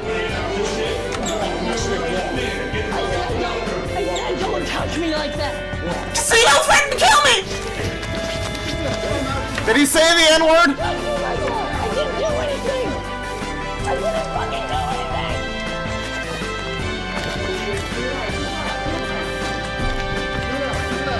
didn't fucking do anything! Don't fucking grab me like that, bitch! Don't fucking grab me! I have it on fucking camera, bitch! You don't fuck around here, okay? We come get you, right? I said walk. Don't fucking touch me! Don't fucking touch me! Don't fucking touch me! So do they... Is there any chance they know about Daniel Larson? I kind of missed some of the, exposition from the YouTuber here, Kusari. Were they like informed that this guy's a freak, or did they just... Is this just what they do to, like, weird homeless people that are hanging out in the fucking bathroom? Because, I mean, that sounds about right. Don't fucking touch me! Probably not. Don't fucking touch me! Next time you go in the handcuffs. Don't fucking touch me! Don't fucking touch me, bitch! Mechanical restraints. You don't step on this property, sir. Yeah, this guy, we got like a squad of big black men, and this little tiny guy. Shut up, bitch! Get off of me, bitch! Yeah, the word "bitch" really. It falls like it's like a wet fart out of Daniel Larson's mouth. You better watch your mouth. Wow. It's embarrassing.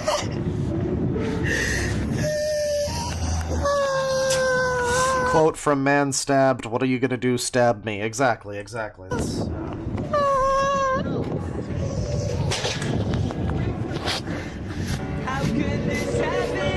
Next time you try to hit me, I didn't do anything. You hit me. You hit me. Nobody hit you. Can your actions have consequences? yeah, just imagine Sammy Classic Sonic fan shouting the motel threatened to kill him. Don't fucking walk over here! Don't fucking walk over here! Don't fucking walk over here! No, you better not walk over here. I swear to God, I'll keep walking. I'll keep walking that way. You don't, but you better not walk. Oh, you walked over. If you cross this cobblestone, you're fucked. You're fucked. Well, you know, I'll keep walking. I'll keep walking. I can't do anything. Cross the street. I said walk, okay? I don't. Here you option. You want to go? You can walk while I take you across the street. Are we like in another fucking block of the city? What is happening? It seems like we're not even near the casino anymore. You want to go? Walk. I was just trying to walk. I was just trying to use the goddamn fucking bathroom, bitch. Walk. All right, just walk. I will kill myself. Okay. Do you think that was gonna be like... Wait, don't do that! Okay, come back. Hang on, come back. What's going on, big guy? What did he think the outcome of that one was gonna be?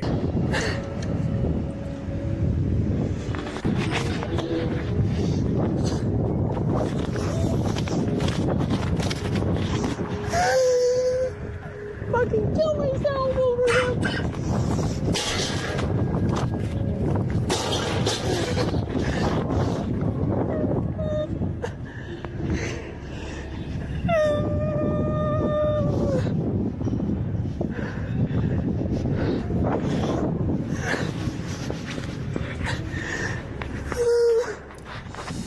Well, this is, it's a real unfortunate. That's what this is.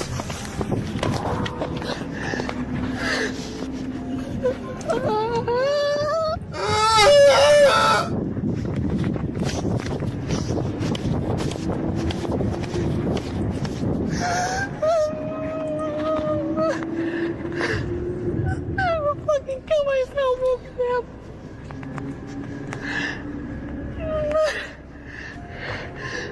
Well, at least if he killed himself, he'd be able to sleep.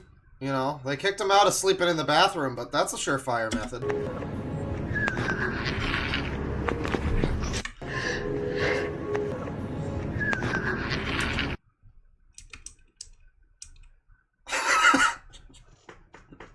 Hang on, I think this is gonna be the, this will be the thumbnail for part 3. Hang on. Gotta save this real quick. Alright, no, don't save.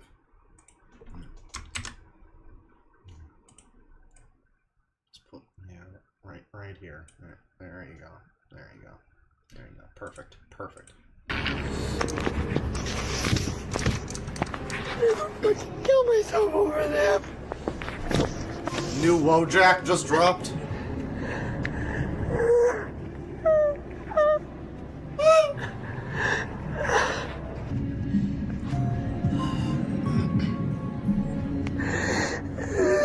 Paramedics or anything? No. Don't even try to help him, sir. He's far beyond your methods. No. I just need some time. What's going on? The fucking security at that hotel right across the street sexually tried to harass me. Alright, so this area is technically closed. Ask you to report property. Just go ahead and call police. Must call the police. Well, call paramedics or something. Go ahead and depart property. I don't want to walk right now. Daniel, you don't... He doesn't exist in reality. It's just amazing. I mean, I assume he's completely unmedicated. So that makes sense. But, like, They've probably tried to put him on something before. I mean, right? There's got to be something. People say he's schizo. I believe that he is, like, fully fucking schizo, I guess, because this is, yeah, I don't know. I mean, this is just every time. It's like you just can't reason with him. He thinks that fucking, grass is a drink. Like, it's just not, you can't, what are you gonna say to someone like that? They fundamentally different existence.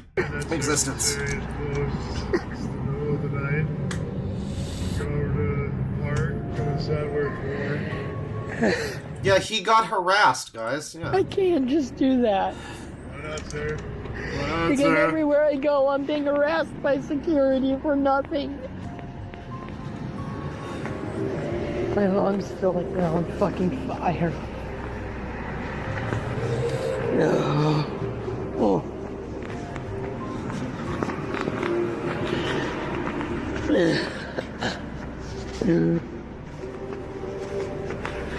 I need fucking security. I shouldn't be doing this alone. Yeah, it's the whimpering and all of that. I mean, he sounds, there's like a part of this, I don't know, some kind of fucking evolutionary shit where you're like, it's like a hurt animal or something. You're trained to, feel bad or something, but then the logic takes over and you're like, oh, right, this guy is entirely at fault for all of this, basically. I mean, you can argue the autism and schizophrenia or whatever, then maybe that's also at fault, but, I mean, at the end of the day, I don't know. I feel like how much of any of our personalities is just us being a piece of shit or us having fucking problems, Like, maybe this guy is schizophrenic and autistic and whatever, but there's probably a lot of schizophrenic, autistic people that are nice that, yeah, I don't know. I feel like if this guy had no mental illnesses whatsoever, he would still just be a kind of a narcissistic piece of shit. I guess narcissism is like a mental thing. I don't know if that's an illness, but it's, I guess it's considered that, but I don't know. I mean, I think he would, no matter what, he would be just kind of a dickhead piece of shit, The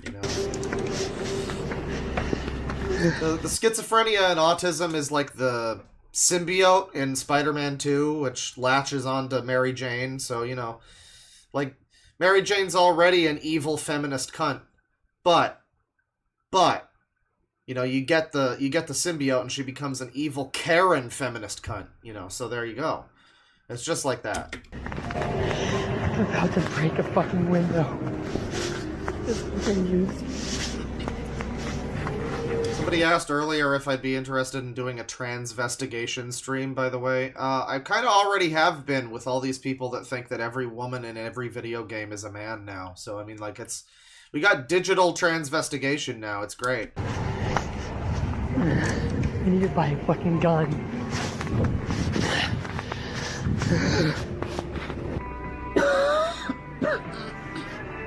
Fucking sexual assault.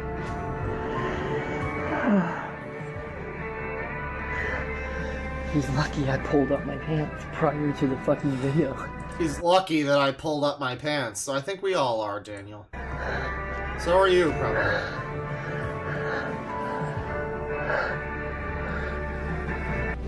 That's gonna need fucking stitches.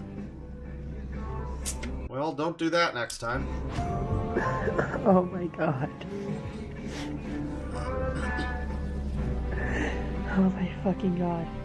Good job, Daniel. Despite the guards' warnings, Daniel continued to stay in casinos, sleeping in public areas. He was trespassed from one casino and barred from returning. He almost got arrested when a security guard caught him sleeping in a restricted area 3 times. Daniel eventually left on his own, claiming that the guards were lying about everything. You guys are not making sense because... Okay, I'm going to read this trespass to you, and if you do not leave, you will be arrested for trespassing. As a duly appointed representative of the owners of this property, I hereby warn you, you are trespassing upon this property as defined by Nevada Revised Statute. I'm not trespassing. 207.200. This is our property, and we say you're trespassed. 200. If you do not leave these premises immediately, you will be subject to the arrest for the misdemeanor. Your subsequent return to the premises after being duly warned will subject you to immediate arrest of trespassing. Now, are you going to leave, or are you going to be arrested for trespassing? Man, and it's just so funny to watch any individual who doesn't know Daniel Larson trying to speak to Daniel Larson and assuming that he's going to act like a normal human being, you know? I mean, but he just doesn't. He won't do that.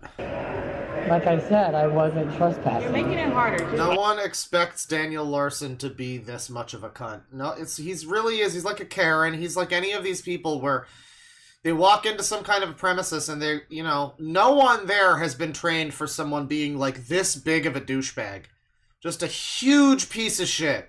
Just an annoying prick that wastes everyone's time and annoys everyone. He sounds annoying. He looks annoying. What he's doing there is annoying. You know, and no one has a fucking guidebook for that shit. And it's just funny every time in a new situation you get a new security guard or whatever who's just trying to like, are you gonna listen to any of this at all? Andrew, your mom's choking with the oil diffuser. Oh, it's for my trauma. I just trespassed you. We have the right to do that. You are trespassed. You can never come back here again. For literally just sitting here and watching the game. For sleeping 3 times, that's why. I wasn't Are you sleeping, going to leave? though. I wasn't sleeping, Are you though. going to leave, or are you going to be arrested? I'm not going to sit here and have lies, though. Well, are you going to leave, or are you going to be arrested? Like I said, You were sleeping when I got here, you were sleeping when he got here. Put your phone away. No. We're going to take you outside, or we can take you in back. And I don't want to take you I will leave, but I want... I hear they got the horses in the back. I'm not going to sit here and be trespassed. You are trespassed. Then just leave, dude, for the day. Leave. I will. But Okay. I'm just trying to get my message across. I like that. Yeah, it's not about like he knows eventually. Yeah, I will. I'm gonna leave. I'm just making it annoying for you, and that's not how he reasons it. It's he's trying to get his message across, because again, in his world, nobody has ever listened to him ever about anything. And in reality, it's why would you ever listen to him ever about anything? Listen to him. I was not sleeping. I was watching the game. When I got here, you were sleeping. Just because I closed my eyes for like a second. No more conversations. Speed run record for somebody getting fucking sick of Daniel Larson. Walk out the door. That's it. That's all. That's it. You're done. There's no more. It's like the rest of your life. Go out those doors. I'm just trying to... What does that even mean? Is this like a guy making an assumption about him or something? I don't think he knows about Daniel Larson. It's just like the rest of your life. That was just your life! Say that, like, I'm tired of, like... But you can't come in here and sleep. It doesn't matter if you're tired. I wasn't sleeping. Life decision. We're done having the conversation. You need to get up. I mean, like, the thing is, it's the appearance and it's his behavior now. I mean, like, there's a scenario where someone could be asleep on a toilet in the casino and they probably wouldn't throw you out because you're probably not being a cunt and you're just like, oh, I fell asleep. I had a really long day, whatever, you know. I don't know, whatever, that happens. It's not necessary. If you don't look like you're homeless and, like, have a fucking Rudolph the Red-Nose, then, you know, you're probably not immediately gonna get fucking bum-rushed, but that's what inevitably happens to him, so it's a combination of a few things. 7 to control reading and trespass. Now you're going to get a second one, and then you're going to get a third one, and then you're going to get arrested. So you need to go. I have to assume that this is the casino threatening to kill him. Yes, like this is, you know, like threatening to kill probably just means like get out of here or I'm gonna whatever. Why I oughta? That's threatening to kill. Daniel Larson is the type of person who thinks that retweeting someone is harassing them.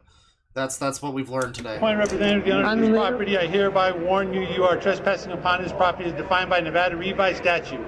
207.200. If you do not leave these premises immediately, you'll be... Thank you to the super chat people. When we finish this video, I'll get into them, and then we'll start part 2. Maybe we'll get like halfway through. I don't know. Subject to the arrest for the misdemeanor of trespass. That's the second time. Third time you're going to jail. Let's go. Are you leaving? Let's go! Yes, but Then go. like, why am I being trespassed? We already said it a million times. Let's go. All right, then I'll leave. You guys are But like you won't be hearing the last out of me. lying about everything. I mean, like, you guys are liars. Not long after this, Daniel found himself in yet another legal entanglement. This time, he was caught trespassing at an MGM property, resulting in his ban from all MGM establishments. Oh, he's like that guy that smoked a bowl at the Fish concert in Las Vegas, and he got banned from like every fucking establishment.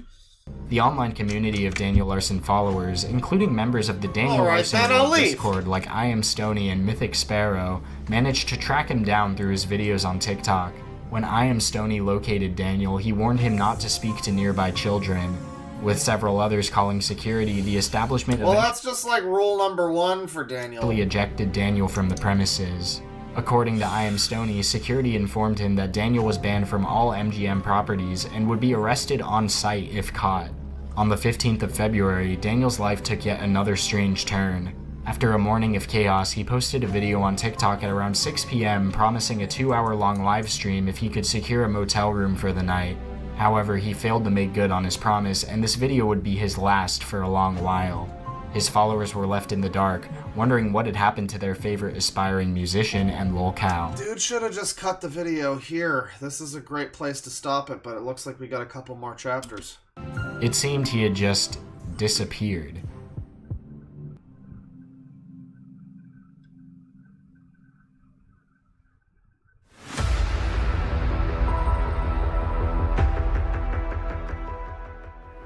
Very dramatic. The Dark Ages, also known as the Larsonian Blackout or the Missing Arc, was a wild period in the Daniel Larson timeline. It was marked by a sudden halt in Daniel's posts, leaving the entire community. I mean, like, I've seen it before with my chat, you know, some people that join the Discord or whatever, and it's like, you're only into lolcows because they make you feel better that you're slightly better than them.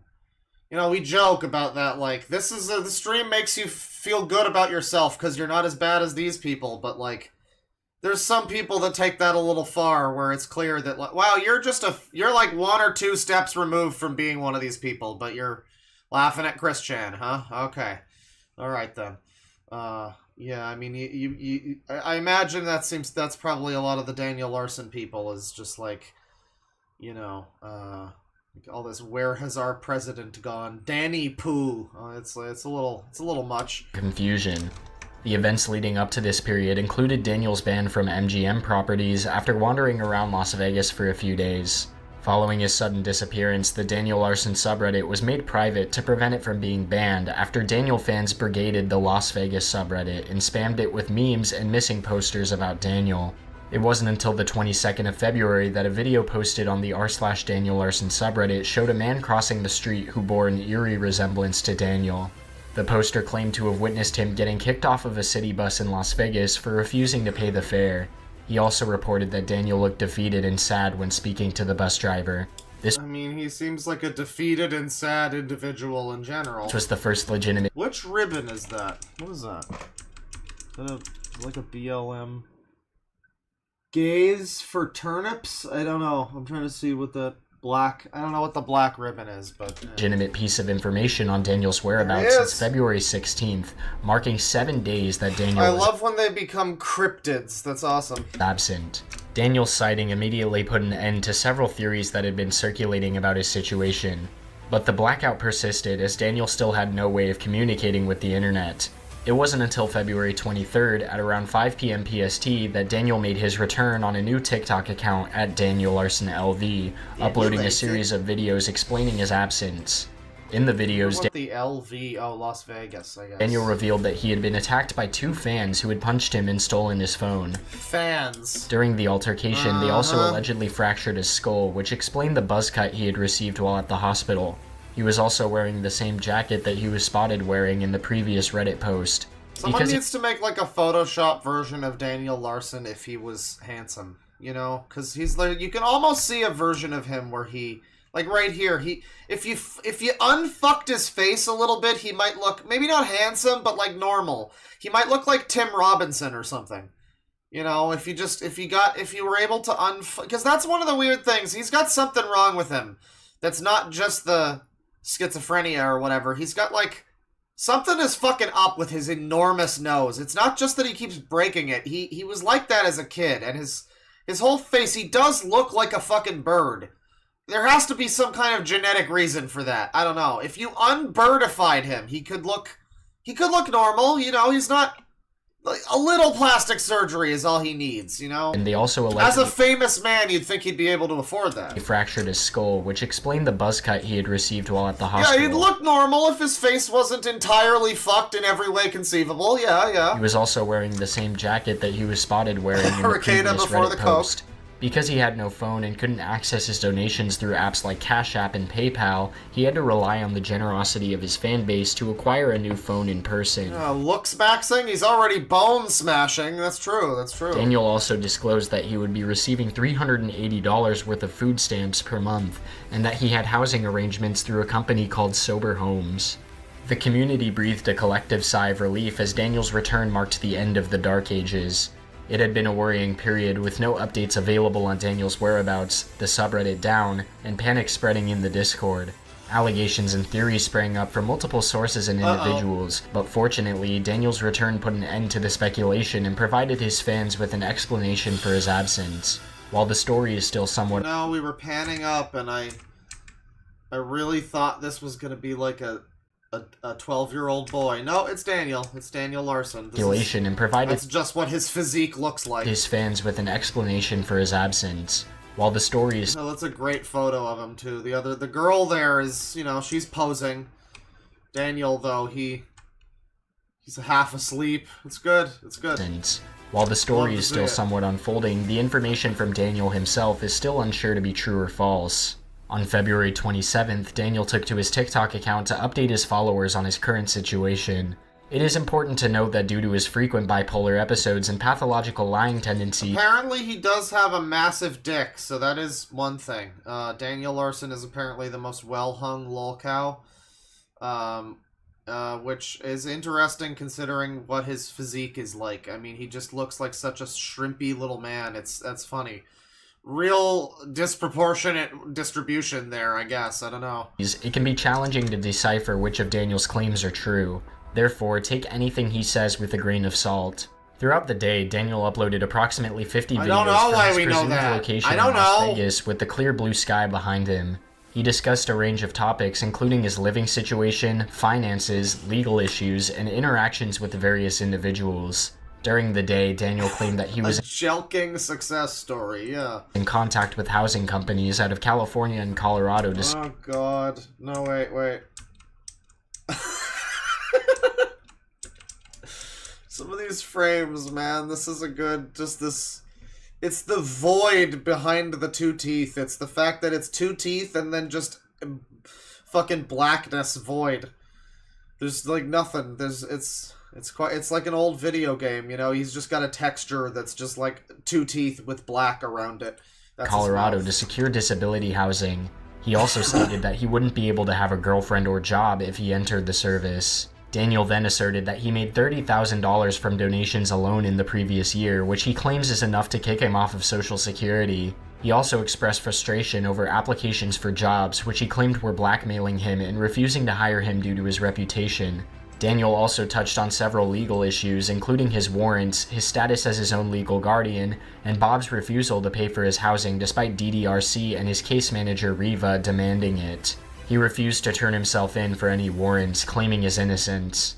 Daniel also discussed his mental health, stating that he becomes better mentally the longer he believes he doesn't have a disability. Like, look at that fucking nose. That is a joke. This is a prosthetic nose on his face. This is not real. This is like something they give to fucking you know, Jim Carrey to look more like Eggman. What the fuck? How does someone have the nose like this? Ability. He stated that he would be running his finances alone because he doesn't trust anyone else to run it for him. Nose. In one video, Daniel revealed that Sober Homes, the housing maybe he's Pinocchio, you know? It keeps getting bigger because he's so full of shit. Company that he had previously claimed to have arrangements with had kicked him out of the service because he couldn't afford the monthly rent. He then admitted to putting holes in the walls of his previous disability homes because his caretakers told him he couldn't leave. Throughout the day, Daniel made several references to... Yeah, if only he had SSG's hairline and that nose, he would be a fucking quantum specimen. Grace Vanderwall, I don't even know what that as he means. always does. He announced that she was supposedly in Las Vegas trying to find him and begged for her help in several videos. He also requested donations through Cash App, saying he needed $30 to pay his restaurant bill. However, he later revealed that he could not complete the transaction due to his debit card declining, and that he had since been banned from the shopping center he was at. In a particularly distressing video, did the shopping center threaten to kill him? Daniel appeared to be crying and stated that Bob, on the phone, had threatened to buy a gun if the state didn't provide housing for him. In another video, Daniel claimed that he was in danger and needed Grace's help urgently. He posted the video from a restaurant booth at... Like, Daniel Larson is the perfect example of someone who, you know, depending on... Like, he can make the perfect... He would be the perfect catfish on Tinder or something, because, like, you know, you see an angle like this, sure, he doesn't look that handsome, whatever, but he looks like a pretty normal guy, right? You know, he's got so many, like, fat girl angles, where it's like, if he just turns slightly, like 2 degrees, you kind of forget that he's got the enormous fucking nose and the weird sunken eyes and the tiny buck teeth. But then, like... Daniel claimed that he was in danger. Then that illusion ends quickly. Needed Grace's help urgently. He posted the video from a restaurant booth at Dave & Buster's, and his phone camera appeared fuzzy and blurry, giving the impression of the fog era. Daniel was later kicked out of the Dave & Buster's for dine and dashing, and was subsequently banned from all Dave & Buster's locations nationwide. He then made his TikTok account private. On March 1st, Daniel's TikTok account became public again. He posted several videos showcasing his limbs, which revealed many scabs on his skin. Daniel stated that the hospital required him to have permanent housing before receiving treatment for his scabies, which is a long treatment. He was also attempting to contact Bob to obtain a free bus ticket back. You know, and then this becomes like, you know, there's an element of this where it's like, wow, so he's supposed to have housing so that he can get his scabies fixed. Is that true? That sounds... like it wouldn't necessarily be true. Maybe, depending on how the treatment is, I guess. You might need to be at home for it for, like, an extended period. But, I mean, it sounds like, you know, it's one of those system fail things. It's like, oh, how's he gonna get a fucking house if he's got scabies, you know? But then you remember again that it's Daniel, and that this is him after slipping through all of the other fucking pachinko pegs. And, you know, this is the end of the fucking board, you know? To Denver, although it is unclear if this Bob is an impersonator. Daniel also posted a photo of his lunch and explained that he needed verified family to pick him up from the bus station to obtain a free bus ticket. Daniel expressed his frustration with the situation, calling it really fucked. He also claimed that Bob had sent him to California, but he had recently lost contact with him. Daniel then recorded a small group of people in a booth across from him in the restaurant, stating that they had been talking about him nonstop for an hour. He also made many other statements inside the restaurant, causing some commenters to question if he was on any drugs, or simply just having a schizophrenic episode. No, don't worry, people. Daniel's just like this. Daniel left the restaurant and threatened to light fireworks in a casino, which led to his TikTok account, Daniel Larson LV, being banned due to the casino threats. He then created a new account called he threatened to kill the casino. Wow. Daniel Larson. What a twist! Forever on TikTok.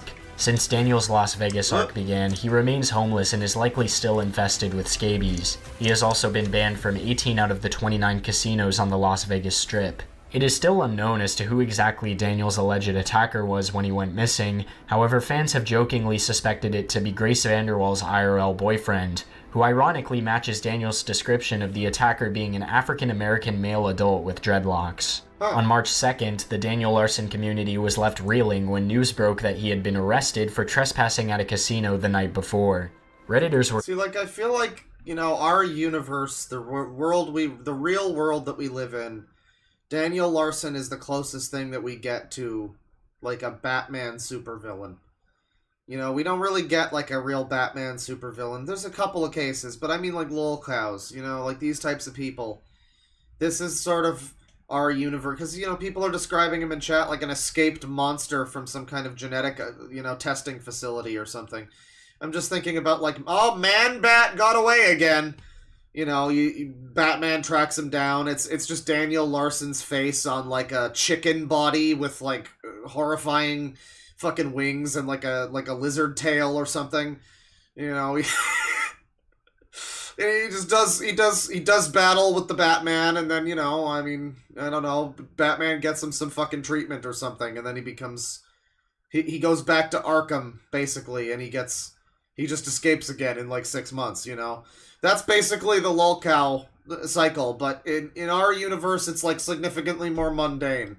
You know, but it would be the same thing. If we lived in Earth 616, this would Daniel Larson would totally be like a fucking Spider-Man villain. It would be great. Quick to share the news, with user Coyote50 offering up the details that he had gleaned from the LVMPD security team. As of right now, he is in Club Doom is basing his next album around Larson being an RE zombie. That's pretty cool. I like that. In custody of the LVMPD. He was confirmed arrested and trespassed from a casino last night. I have verified this information with their security team and the LVMPD. Do not try to call or interact with anyone in regards to this. Let the professionals handle this. Update, 15:30 Las Vegas time. He has likely not yet been charged or booked into any detention centers in Clark County. He was likely sent to a medical facility but will transfer to a jail afterwards. We will likely know tomorrow. Understandably, Daniel's absence from social media on the day in question only served to fuel speculation, with his fans desperate for any kind of official statement from the man himself. That statement did come, though not in the form that many were expecting. I mean, yeah, Daniel Larson's face is basically like a character creator in a video game. Like, yeah, like Elden Ring. You could easily make Daniel Larson in Elden Ring. I saw someone earlier saying, like, Daniel Larson would be so easy to draw. Yeah, like a caricature. You know, it would be great. I mean, he's a very, you don't have to, there's no nuance. His face is all extremes. It's great. Instead, a post appeared on Daniel Larson's YouTube community page, written not by himself, but by what appeared to be the Las Vegas Police Department. The post stated that the account was under investigation for terrorism. While some fans believed this post to be genuine, many others suspected that it was a prank pulled by a mischievous manager or troll. Yeah, it's an Oblivion character if you turn the sliders down just a tiny bit, or up just a tiny bit, and just, you know, make his... It's just a slightly non-average Oblivion character is Daniel Larson. They pretty much all look like that. Who had access to Daniel's account. Nevertheless, the situation remained unclear, with more information being revealed as the investigation I'm surprised this took so long, though, because he's been just doing these fucking threats and terrorism, fucking bomb threats and shit for years, apparently. Continued. To this day, Daniel still has not made a return to social media, and it is still unknown where exactly he is at. It seems that only time... Look at this fucking face. Holy shit. Social media. Is this Doctor? Jesus Christ, he's like in his 20s, isn't he? And it is still unknown where exactly he is at. I think this guy's younger than me. He looks like he's 60. Seems that only time will tell.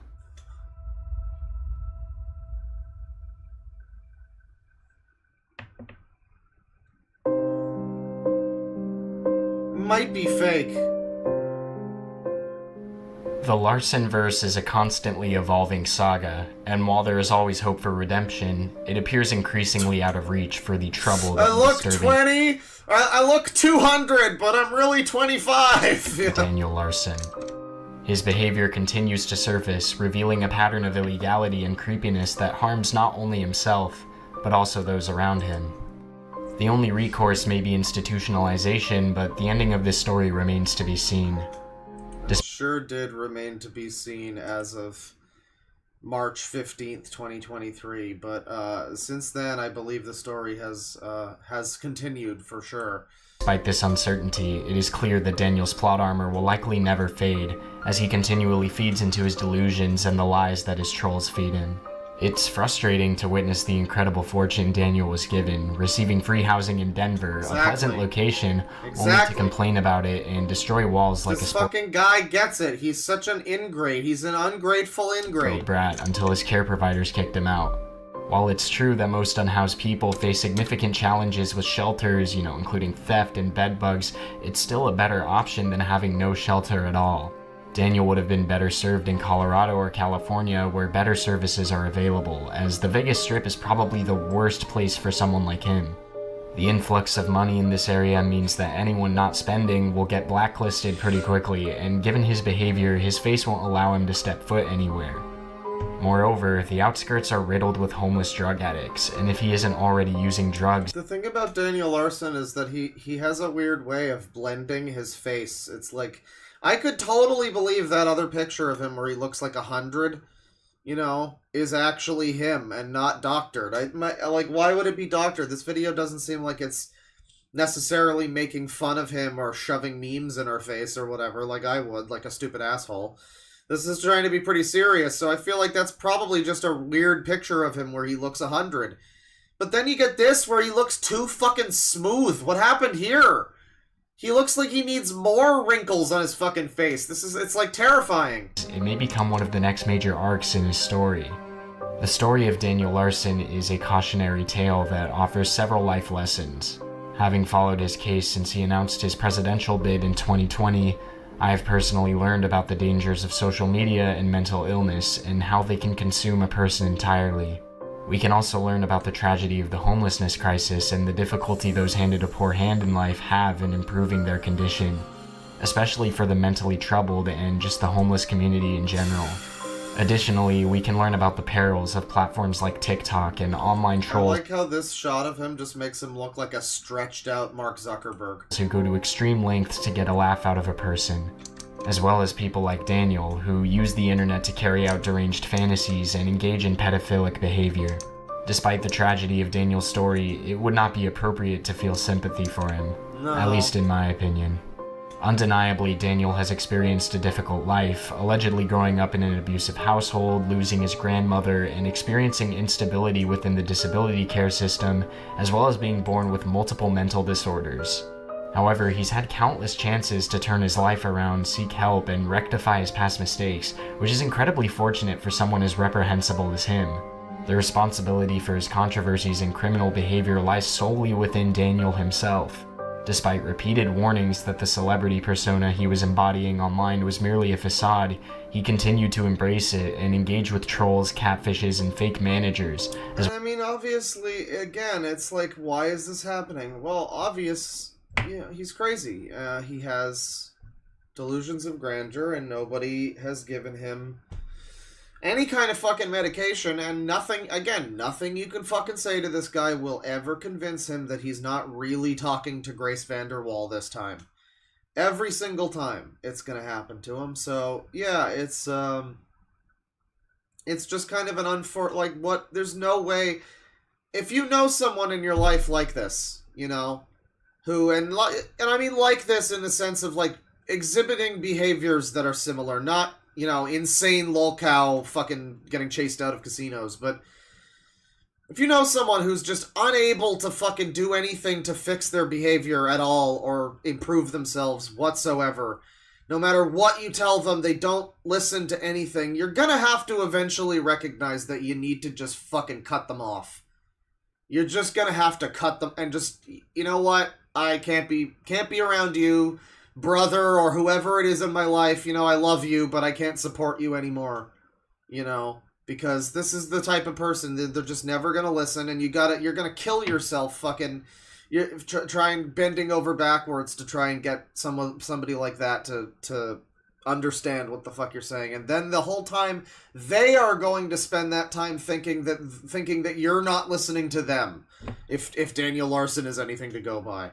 So cut off anyone in your fucking community that that's being this much of a fucking douchebag, or even close. You might want to, try your best, but don't put yourself first, sort of thing. Like, some people can't be reasoned with. Giving into his pedophilic tendencies instead of accepting the help offered by his loved ones. The ultimate fate of Daniel Larson's story remains unknown, and only time will tell how it ends.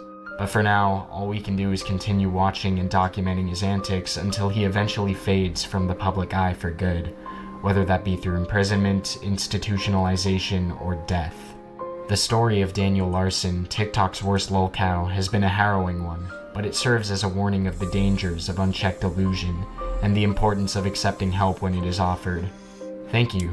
Yeah, and I mean accepting it, but also maybe not offering after a certain point. I mean, once Chris buys another fucking Nintendo Switch with his dad's Lego collection money or whatever the fuck. What was it? No.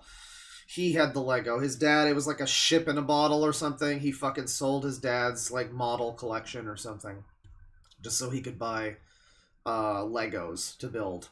Once you see that, you're like, all right, this is a systemic issue with you as a person. This isn't gonna be fixed. Nothing I can do is gonna help this situation. So much for joining me on this journey, and I look forward to seeing you all in the next installment, if that day ever comes. Alright, well, thank you, Kusari. We're gonna read some super chats here that I missed, and then we're gonna watch part the second, and that should be exciting. Let me get this going here. Don't get too excited. We're probably only gonna watch like half of it. I don't want to go too long today, but yeah, a little bit of part 2. Let me see here. Sinshine with the gifted membership. Thank you. Let me see here. $5 from Theodore Hodbor. You should check out Fenna again, the furry thing from Doug Walker's The Wall review. They wrote a book that sounds weird, gross, and fucking insane. Well, it sounds awesome. I'm down for that. Well, I know about the book. I mean, I've heard about the book. It's like over 1,000 pages. I don't know what I'm gonna do. I'm not gonna buy the book. And, I mean, I can't really just read the whole thing on YouTube. That's like a copyright thing. But, I mean, I could, there's probably some stuff about the book that I could maybe look into. I don't know, maybe, because I've heard it's pretty bad. It's very, very long. I kind of wanted 372 pages to look at it at some point, but they've got other stuff going on. $5 from Ty Doug. Have you thought about a Transvestigator stream? I've done them before. I don't know if any of them are public or available in any fashion, but I have done them. It's been a while. We are in Pride Month, so maybe it would be a good opportunity to do some more of that. I haven't, like I say, it's been a while, so I don't know if they're up to anything new. I mean, it's interesting over the course of time to see how some of this bullshit evolves, and you can see the little intricacies of, now they're like using AI to do this or that, or whatever. I mean, I don't know. But it would be interesting to catch up on the Transvestigators. That's true. Not today, but another time. $2 from Shun Kurosaki. Yes, the Sov sits are 1A wackos. I do enjoy some easements in my estimation. I think the easements... The easement is an underrated, construction, frankly. Snelluck with the 8 months membership. I don't even know how many that was. I second the 1A suggestion. Need me some... Yeah. $5 from Wing of Ghidorah, Xbox fan 1998. I think I overused the username, so I shortened it to something reasonable. Well, it was getting to the point where it was, like, going off the screen when you would super chat. That was funny, though, so I mean, I don't know. You keep evolving it. Like, it's cool to have it short now, but... it's like hair. Let it grow out, and then you gotta cut it off eventually. But, you add new things to it as you think of them. It's just like, you know what I really like? The show Monk. Yeah. Wing of Ghidorah, Monk, and Xbox fan. And you just, you make it longer. Exactly. $5 from Masterati. Daniel looks like he'd fit in with the starving bandits from Kenshi. I don't know about Kenshi, but what I do know is that they did add him basically to Smiling Friends. I think I mentioned this before. The new Smiling Friends season apparently has what's his name? Gwimbly? Something. It's basically Daniel Larson, which is cool. I know that the puddle on the pizza place floor, or what I think it was Pizza Place, in the first season, that was supposed to be Chris Chan, but then he fucked his mom, so that didn't happen. And then season 2 has... I don't know if he was ever gonna be voiced by Daniel Larson, but it's based on Daniel Larson for sure. In fact, let me see here. Gwimbly. Smiling friends, but it's only Gwimbly. Oh my god, why is Gwimbly just knack? What the fuck? Stop, man. Stop it, but buzz off, why don't you? The red guy's threatening to drown me! The red guy's threatening to drown me! Oh, cool. Rock on, brother. I wish this red thing appreciated me like you do. I hate this red thing. I spit on you. I don't... So that's Daniel Larson in Smiling Friends. There he is. That's pretty good. I'll have to watch that season. I haven't seen it yet. Let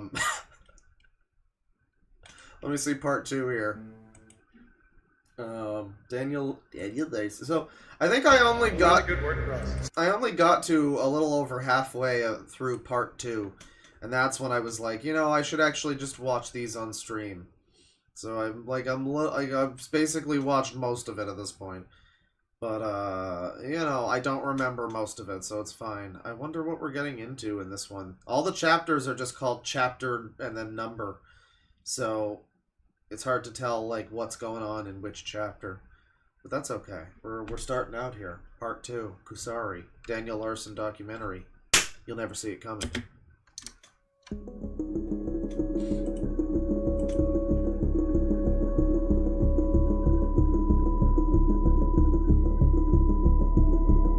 For those of you who are yeah, no, I'm sure there's more Gwimbly. I'm sure. I know there's a whole bunch more there. Just watch the show. You know, it's fine. I'm probably not able to show the fucking thing for copyright reasons or whatever. But just, you know, watch the show. It's a cool show.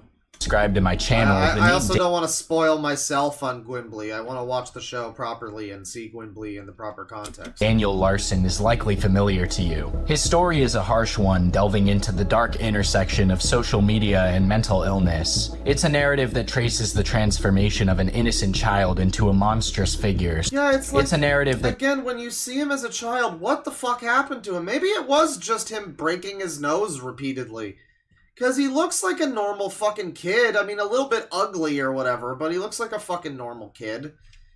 He really did just fucking fall off. He fell off. Traces the transformation of an innocent child into a monstrous figure, stripped of everything and everyone. I previously covered Daniel's life in a comprehensive documentary on my channel, which not only became my most popular video by a wide margin, but also stands as one of the most thorough accounts of his tumultuous journey available on the internet. Initially, I hesitated to create a direct pretty good video. sequel to my original Daniel video for various reasons. I wanted to wait for the right moment to revisit his timeline and pick up where I left off. However, in the mere 3 months This is a whole iceberg, huh? since the release of my documentary, a whirlwind of events has unfolded in Daniel's life. New significant figures have emerged, intricately weaving themselves into the fabric of his story. Driven by an insatiable... Yeah, Hitler was a kid. Yeah, I'm not saying it's like... I'm not talking about who he is as a person. I mean his physical appearance. He looks like a normal fucking child. And then now as an adult, he's a weird, demented bird Gwimbly creature. I don't know how that happens to a motherfucker. I guess he just pubertized way too fucking hard. Thirst for love and fame, Daniel embarked on a journey across the United States, finding himself entangled in shocking, disturbing, and absurd situations. In this second installment of my documentary, we will once again immerse ourselves in Daniel's world, exploring his recent escapades and yeah, he's gassing himself up a bit. I always hate, like, there's very slim fucking few YouTubers that are actually able to produce videos that are like something Netflix should have. But people, every time they see it's a long video and it calls itself a documentary and they're like, this should be on Netflix! Why is this not in the Oscars? Come on, dude. Come on, man. It's a good video. It's a good YouTube video, but like... turbulent travels as he transverses the nation. Brace yourself for encounters with adversaries and unexpected alliances. Before we dive into the depths of Daniel's current narrative, I want to remind you, the viewer, that this video is a direct continuation of my previous Daniel video, the Daniel Larson documentary. If you have not watched it... Can we...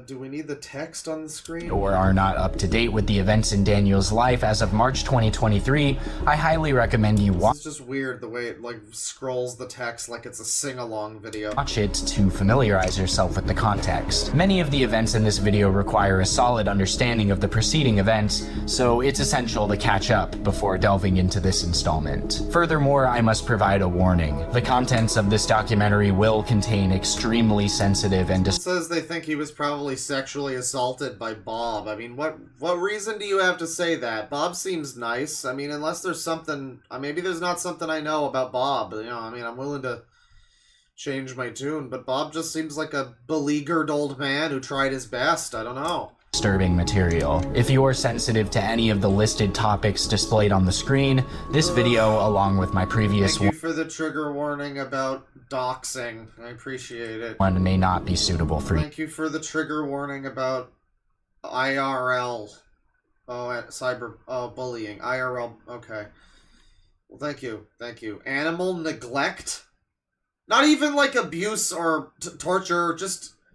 It's like, just not like playing with the heckin' pupper. This is what Reddit has done to society. Viewer discretion is advised. With that being said, I am Kusari, and welcome to the Daniel Larson documentary, Part 2.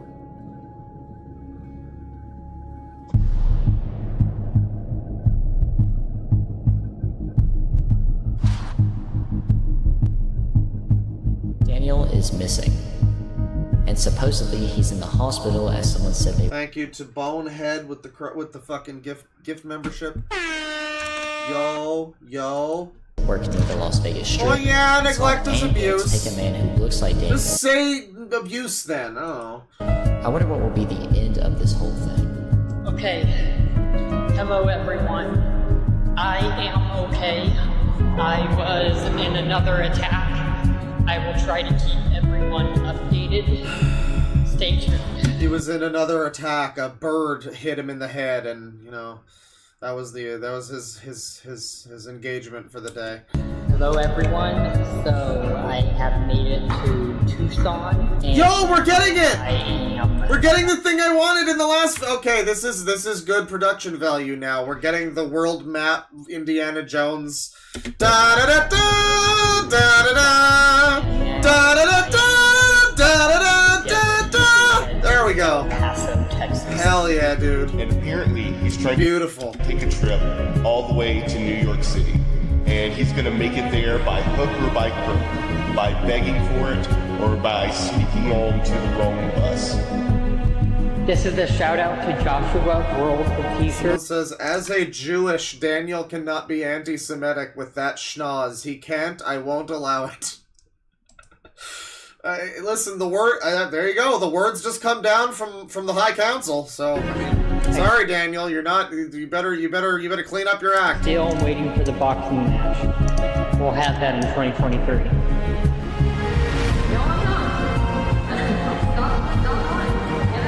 I'm asking you to leave. We're on the phone with the police.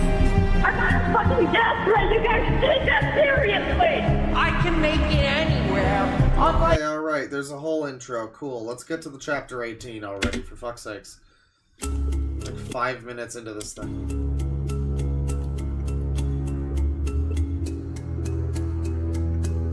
The Odyssey. The last time we visited Daniel, he had been arrested on the night of March 1st for trespassing at a casino. Multiple Redditors reached out to casino security and the LVMPD confirming the incident. What's the worst thing that could ever happen is you get a phone, you know the fucking, the Ronald Reagan quote about the government? No. Hi, I'm from Reddit and I'm here to ask you a question. That's the worst thing you can get. That's the worst phone call you can ever receive. Afterward, Daniel completely disappeared from the grid, staying away from social media until March 14th, the same day I released the Daniel Larson documentary. On that eventful day, Daniel Larson made several claims about an alleged attack that had occurred, echoing a previous incident when he went off the radar. He boldly stated that he had been lifetime banned from the Stratosphere Hotel and Casino in Las Vegas as a result of this assault. Shortly after, Daniel re-emerged on TikTok, resuming resuming his online presence under the account name Daniel Larson NYC. He opened up to his followers, sharing that he had spent time at a mental health hospital in Las Vegas while seeking treatment and support. I mean, even if he goes to a mental health hospital, it ain't gonna fucking do shit for him, you know? Meanwhile, on my YouTube channel, I unveiled the Daniel Larson documentary. This 2.5-hour long video delved deep into— Dude, why are you now part of the Daniel Larson story, man? The life and history of Daniel Larson. In the lead up to its release, the documentary was Maybe it'll be relevant. promoted on the Daniel Larson subreddits, generating a considerable amount of anticipation. Within just one day, the documentary garnered 1.1k views, and since then, it has amassed nearly— Good job, buddy. I'm glad your video was popular. 600,000 views. Wow, that's so good for you. As of July 2023, solidifying its status as one of the most oh my god, watched videos about Daniel on YouTube. While the documentary generally received positive feedback, the second one I decided to make fucking insufferable with like 20 minutes of me jerking myself off. One commenter stood out for expressing a more critical perspective. Ox, known as Ivan, voiced concerns about the video's lack of context regarding significant events, such as the nuke prank livestream and the December 10th incident. Ox disputed the claim made in the documentary that Daniel broke a TV after the nuke prank, clarifying instead that Daniel had a meltdown later that night, resulting in damage to— Oh my god, it's this guy talking about himself and Ox and Reddit. Oh, great. Awesome. Awesome stuff. They added a new layer of understanding to the narrative, providing the audience with further context and revealing the extent of the challenges and pressures faced by both Daniel and those who were intertwined in his life. Following his discharge from the Sunrise Medical Center, Daniel shared his experiences there on March 15th. He claimed that the medical staff informed him that he was not mentally ill enough to be held permanently in a mental health facility. Furthermore, he mentioned that his doctor had labeled his diagnosis as unknown psychosis. These revelations shed light on the complexities surrounding Daniel's mental— That's a great diagnosis, isn't it? You go to the doctor and it's just, yeah, I don't know. Thanks, doc. Good job. You know, in the United States, he probably, that's you gotta pay money for the doctor to tell you, I don't know what the fuck's going on. Health and the hurdles he encountered in receiving appropriate care. The next day, Daniel uploaded a video revealing physical pain. Concerned, a stranger approached— He went to the doctor and the doctor just said, "Can we fix it?" No, he's fucked. Him, inquiring about his well-being. Daniel attributed his injury to accidentally walking into an object, although he never explicitly confirmed what that object was. Later in the video, he turned the camera around, showcasing a metal railing in front of him. It is plausible that this was the object he collided with, although the exact circumstances remain unclear. Amidst these events, Daniel posted a fabricated screenshot of his bank account balance on the 16th, displaying an astonishing figure of negative $755,000. This provocative image further heightened— That was almost the amount that I made off of my Daniel Larson documentary that you can watch here. Curiosity around Daniel's financial— I'm being a shithead. The video, it's finally back on track. We're finally on to Daniel. Situation, leaving many questioning the authenticity of his claims. Additionally, Daniel faced an unexpected setback during one of his live streams. While seeking refuge at the Tropicana Hotel to charge his phone, he was asked to leave by a staff member— I don't know why he faked a screenshot of his bank account. Maybe he wanted...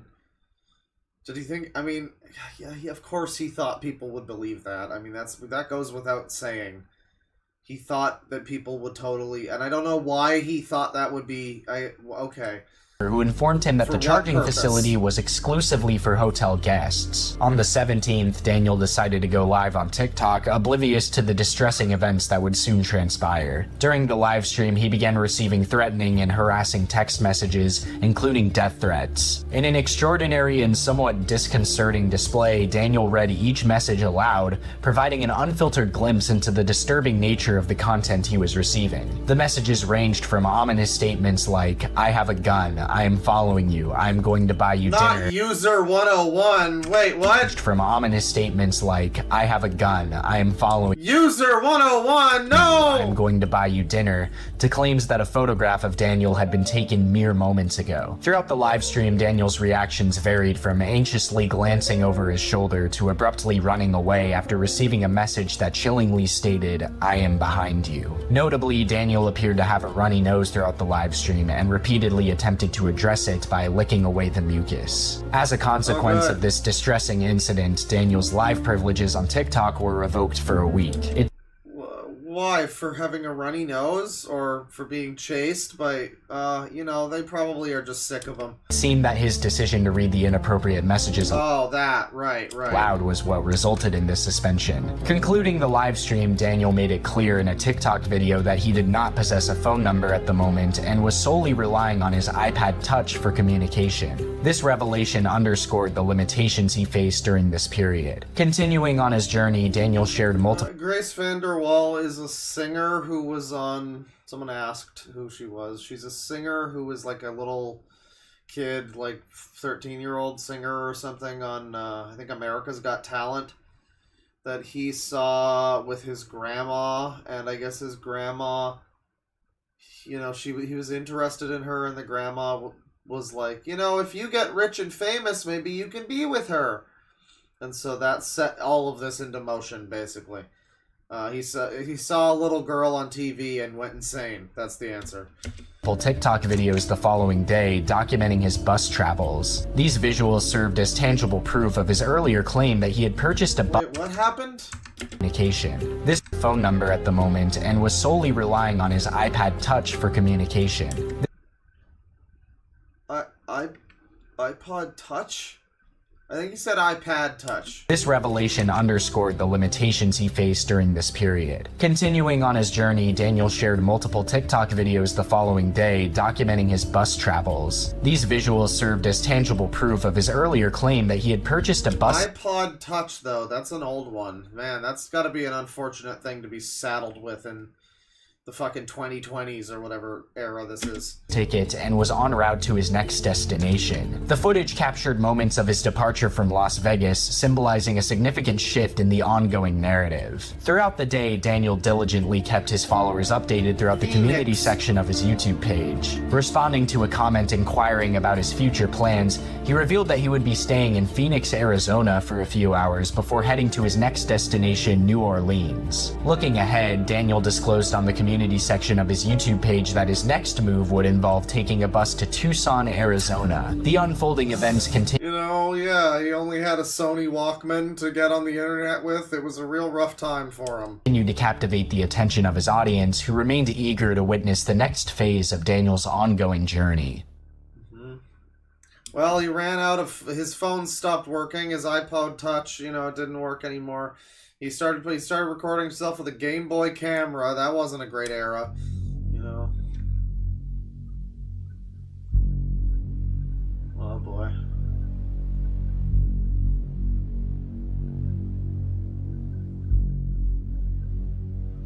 Very scary.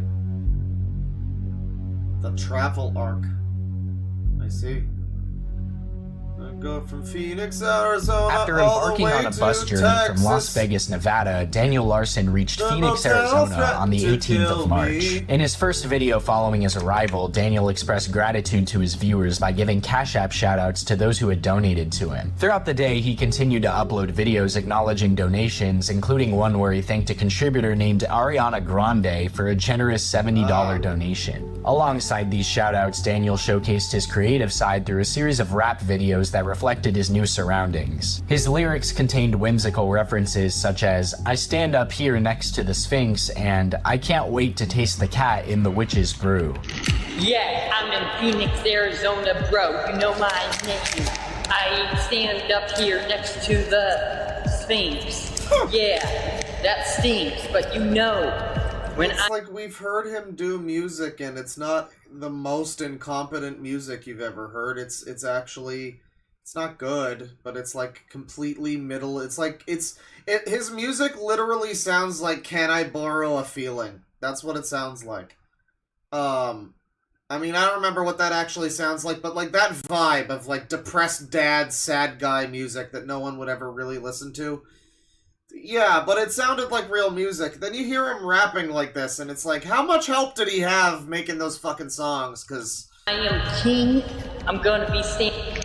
Yeah, I'm the monkey. I'm the Sphinx.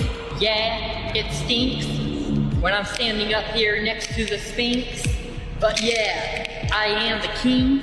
You know my name? It's Daniel motherfucking Larson. I'm holding my broomstick. Ah. And I'm standing next to the witch. In another video, he revealed that he had decided I bet to everything fucking stinks to him when he's got a nose like that. stop taking Latuda, a medication commonly prescribed for schizophrenia, citing blurred speech and increased confusion as the reasons behind his choice. In a subsequent video, Daniel expressed his need for an additional $20 before he could proceed to Tucson, Arizona. Later in the day, he posted another video where he appeared to be inside a train, monorail, or subway, although he did not clarify the mode of transportation or its destination. The footage indicated nighttime surroundings, suggesting he was still in Phoenix, Arizona at the time. Simultaneously, Daniel updated his YouTube community tab at Daniel Larson NYC, sharing that he had just booked a bus ticket to Tucson for the following morning. In response to a comment, Middle of this, no likes, no dislikes, 6 comments though. This is interesting. You don't see that a lot. questioning his plans That in says Tucson, something. he simply stated transfer. Another comment suggested he had initially planned to go to New York, to which Daniel replied, I am. In a subsequent community post, he announced that after Tucson, his next stop would be Houston, Texas. On March 19th, Daniel arrived in Tucson, Arizona, having taken a bus. This music and everything, it's a little bit much. I don't know why they all have to... I mean, it's like that Kiwi Farms video that we saw yesterday that had way the fuck too much editing. And it was someone, you know, they put in a lot of effort, but it's like, man, you just shouldn't have. You just should have made it a little simpler. I mean, it's I don't know. I mean, it's a good video, you know, it's comprehensive, it's a little annoying is all. From Phoenix earlier that morning. Similar to his brief stay in Phoenix, he had no intention of remaining in Tucson for long and indicated that he would be traveling onward to El Paso, Texas. As the day progressed, he uploaded a series of videos indulging in cookies and cream ice cream, playfully endorsing its delectable taste. In one video, he exclaimed, "These are amazing. If you haven't tried them, you should." God. Another video showcased him smeared with white ice cream across his lips and face, prompting him to humorously remark, "Oh my god, with all this cookie dough, it's so messy. I literally look like I did something naughty." Good god, dude. Oh my god. During his time in Tucson, Daniel engaged with various strangers, presumably some of whom were his viewers. He captured these interactions through numerous selfies showcasing the connections he was building. Just a few hours after posting the first selfie with these individuals, Daniel shared a video in which he joyfully danced. Funny that a lot of the Daniel Larson likers, I guess because it's TikTok, they're all a lot more of them are actually normies or looking like normies.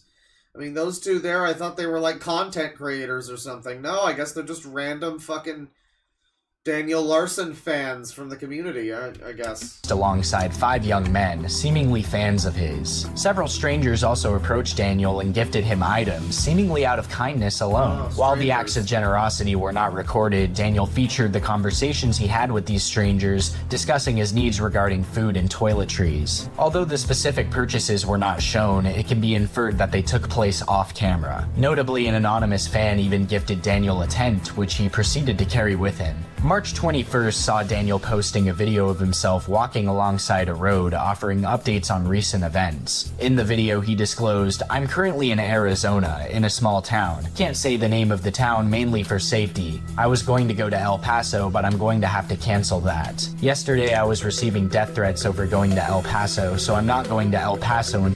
Yeah, no, apparently Patricia Taxon has seen my stream talking about her, which is good. That means that I can theoretically upload that video and she isn't gonna try to be all fucking well, mass flagging isn't real, so I guess, you know, I shouldn't worry about that. But yeah, she said that she's seen the video. She thought it was very funny, the stream, because I get, according to her, I went in with good faith, but I failed because I was just too stupid. And this is the video that she made called "On the Ethics of Boinking Animal People," where she tries to talk for a few hours about why all of those allegations about being a zoophile are fine. Don't listen to them. They're all just hateful Kiwi Farms trolls. Actually, bro, I guess I didn't actually hard enough. I didn't have a giant wall of college textbooks to teach me the right way of thinking, so I'm too stupid to understand that sex with dogs is acceptable. That's the intelligentsia for you these days. Until I can get security. While Daniel chose not to disclose the town's name, observant users on the subreddit were able to identify his location based on a previous video in which he visited a veterans memorial. Using Google Maps, subreddit members determined that the memorial was situated in Benson, Arizona, approximately 50 miles southeast of Tucson. Daniel proceeded to upload more videos as he strolled through Benson. However, due to windy conditions, the audio quality was compromised, making it challenging to grasp all the details he shared. On the early morning of March 22nd, Daniel Larson challenging to grasp anything he shares. Found himself in a parking garage, realizing that he had boarded the wrong bus. Instead of reaching his intended destination of Roswell, New Mexico, he ended up in El Paso, Texas, his original destination. Oh my god, Daniel! How'd you manage that one, Daniel? In a video he posted, Daniel shared the details of this unexpected turn of events with his viewers. During his time in El Paso, one noteworthy incident involved an individual referred to by Daniel as C. Daniel took to his YouTube community page to express concerns about this person, who he claimed was threatening him. He posted cryptic messages like, "C, stop texting me," and "C, stop messaging me or I will fix you and your family on TikTok to the FBI and tell the fans to press charges." Jesus Christ. The identity of C remained a mystery, with Daniel only referring to it's like the Indian scammer folk when they call you up and they start saying "see," and it's unclear if it's like, "now see here," or if they think "see" is like not a Spanish word. They're like yes, but it's "see." They seem to do that a lot. I don't know. It's weird. It's a weird practice among the Indo-scam community. Them as a troll when asked in a comment. Another incident took place while Daniel was inside a restaurant in El Paso. Initially, he appeared to be in good spirits, thanking his donors and announcing his upcoming music album. However, he suddenly posted a video stating that he was dealing with the police. According to Daniel, someone had called the police to the restaurant, an act he attributed to a troll. Aware of his past reputation for leaving without paying, Daniel emphasized that his tab was fully settled. In a subsequent video, he mentioned that the police had released him without any issues and even left a $50 tip as a gesture of gratitude. The following morning, Daniel uploaded a video from inside a tent, presumably the same tent he had been given in Tucson, where he had already spent the night. Daniel's just out wandering like a fucking... he is a cryptid. It's the same thing when Chris Chan was freed from prison, and it was like, "I think I saw him at a Walgreens!" In the video, he mentioned needing new shoes and revealed his worn-out pair. Later, he posted another video capturing his boarding of a bus. On March 23rd, Daniel was spotted in downtown San Jacinto Plaza Park near a JP Morgan Chase Bank in El Paso, Texas. He was seen making his way to the nearest bus station around 12:30 p.m. MST. From there, he boarded a bus to Big Spring, Texas. Upon reaching Big Spring on March 24th, Daniel claimed to have lost his debit card early in the day. He spent the rest of the day searching for it. On March 25th, Daniel uploaded a video announcing that he had found his debit card but discovered it was no longer working. In an unusual move, Daniel posted a picture on his YouTube community page showing a random man sleeping with the caption, "Tell this guy to stop stalking me," likely as the result of a schizophrenic episode. Around 11 o'clock p.m. on the same day, Daniel uploaded several videos on his YouTube community page regarding an emergency. It's just a constant series of emergencies with Daniel. It's one day after another. He's just homeless. He's bumbling into another place. They're throwing him out. He's getting kicked out. He's getting a new place. He's getting a fucking buzz cut. He wastes some money. It's like it's all just a non-stop series of fuck-ups for Daniel.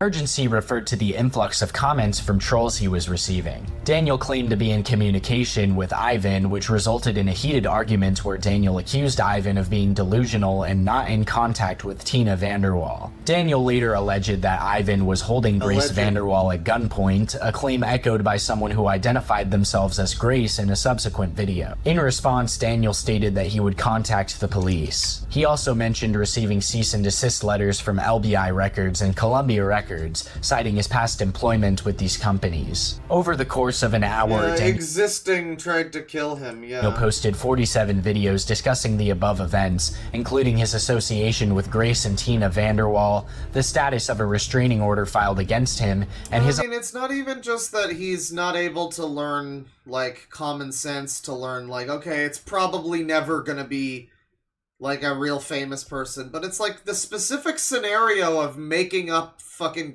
pretending to be Grace Vanderwall or whatever has happened, like, countless times by now, and he falls for it every time. I don't understand how this is possible. I mean, I get being crazy, whatever, but, like, eventually you gotta just, wait a minute, does he just not even have a memory? I don't know, man. Alleged termination by an unknown employer. On March 26th, Daniel posted multiple videos showcasing his breakfast, which consisted of nacho cheese chips and an energy drink. He also claimed that donations from Gus Fring did not go through. In an update on his YouTube community page, Daniel mentioned being caught up in another crisis. He described communicating with Grace, who allegedly tried to force him to disclose his social media I mean, to be fair, it would be really, really funny if Grace Vanderwall was actually fucking with this guy. Words and eventually resorted to threatening. It's most likely not the case. I think she's just, like, scared of him and wants nothing to do with him, probably. But, it would be if, like, she had, like, a secret Skank Hunt 42 account, you know? She just, like, secretly trolling him, telling him he looks like a bird. Physical violence. In a YouTube community comment, Daniel stated that his debit card was working again, but noted a discrepancy of around $60 in his bank account. He later announced his plan to go out for lunch and shared multiple videos of a dog, expressing concern that it might attack him. Out of paranoia, Daniel declared that he would fucking murder that dog if it attempted to bite him. He further uploaded a video featuring a company... Someone says he knew he admitted a few times to knowing it wasn't true, but he wanted to will it into existence. That's really interesting, yeah. I mean, is he just trying to will it into existence? I mean, he thinks he's gonna manifest... Well, this is a thing that, like, stupid people believe, though. Because, like, you watch, whatever, The View or something, and there's always some fucking story that's like, did Pharrell Williams manifest his fucking fame? Like... this manifesting thing that, like, people apparently fucking psychically... what was the one? It was like 10 years ago. Nick Cannon, I think, was supposedly manifested his relationship with, fucking Mariah Carey, I think it was. And he went on, like, late night shows like, yeah, I manifested it. I just wanted it to happen, and it happened. And I guess that's a thing that, like, maybe that Daniel Larson, maybe he believes that you can just and Grace Vanderwall will show up at your door. Like, if you just concentrate really hard, it'll happen. Inadvertently revealing his location to fans. Feeling that his location had been compromised again, Daniel announced that he would not stay there much longer. Shortly after, Daniel uploaded a video with someone off camera holding a phone. The video captured a phone conversation with a person claiming to be from MGM security who had allegedly kicked Daniel out. Daniel inquired about the reason for his removal, to which the supposed security figure accused him of having scabies, being a pedophile, and having an interest in children. Daniel vehemently denied these allegations, stating that legal action had been taken and that his social media accounts were hacked in 2021. I mean, this is starting to just kind of run together, you know? He claimed to have won a court case related to the matter. It's a soup of, you know, various misdeeds and homeless bullshit and craziness. The caller then requested a $10 donation from Daniel, but he explained that his management handled his finances. When asked if he would take a picture for his management, right, $5, Daniel declined. Is that another one where he knows the managers aren't real? He knows they're fucking with him, but he just hopes that they'll... What, in, like, a movie? He hopes they're gonna, like, manifest and suddenly become...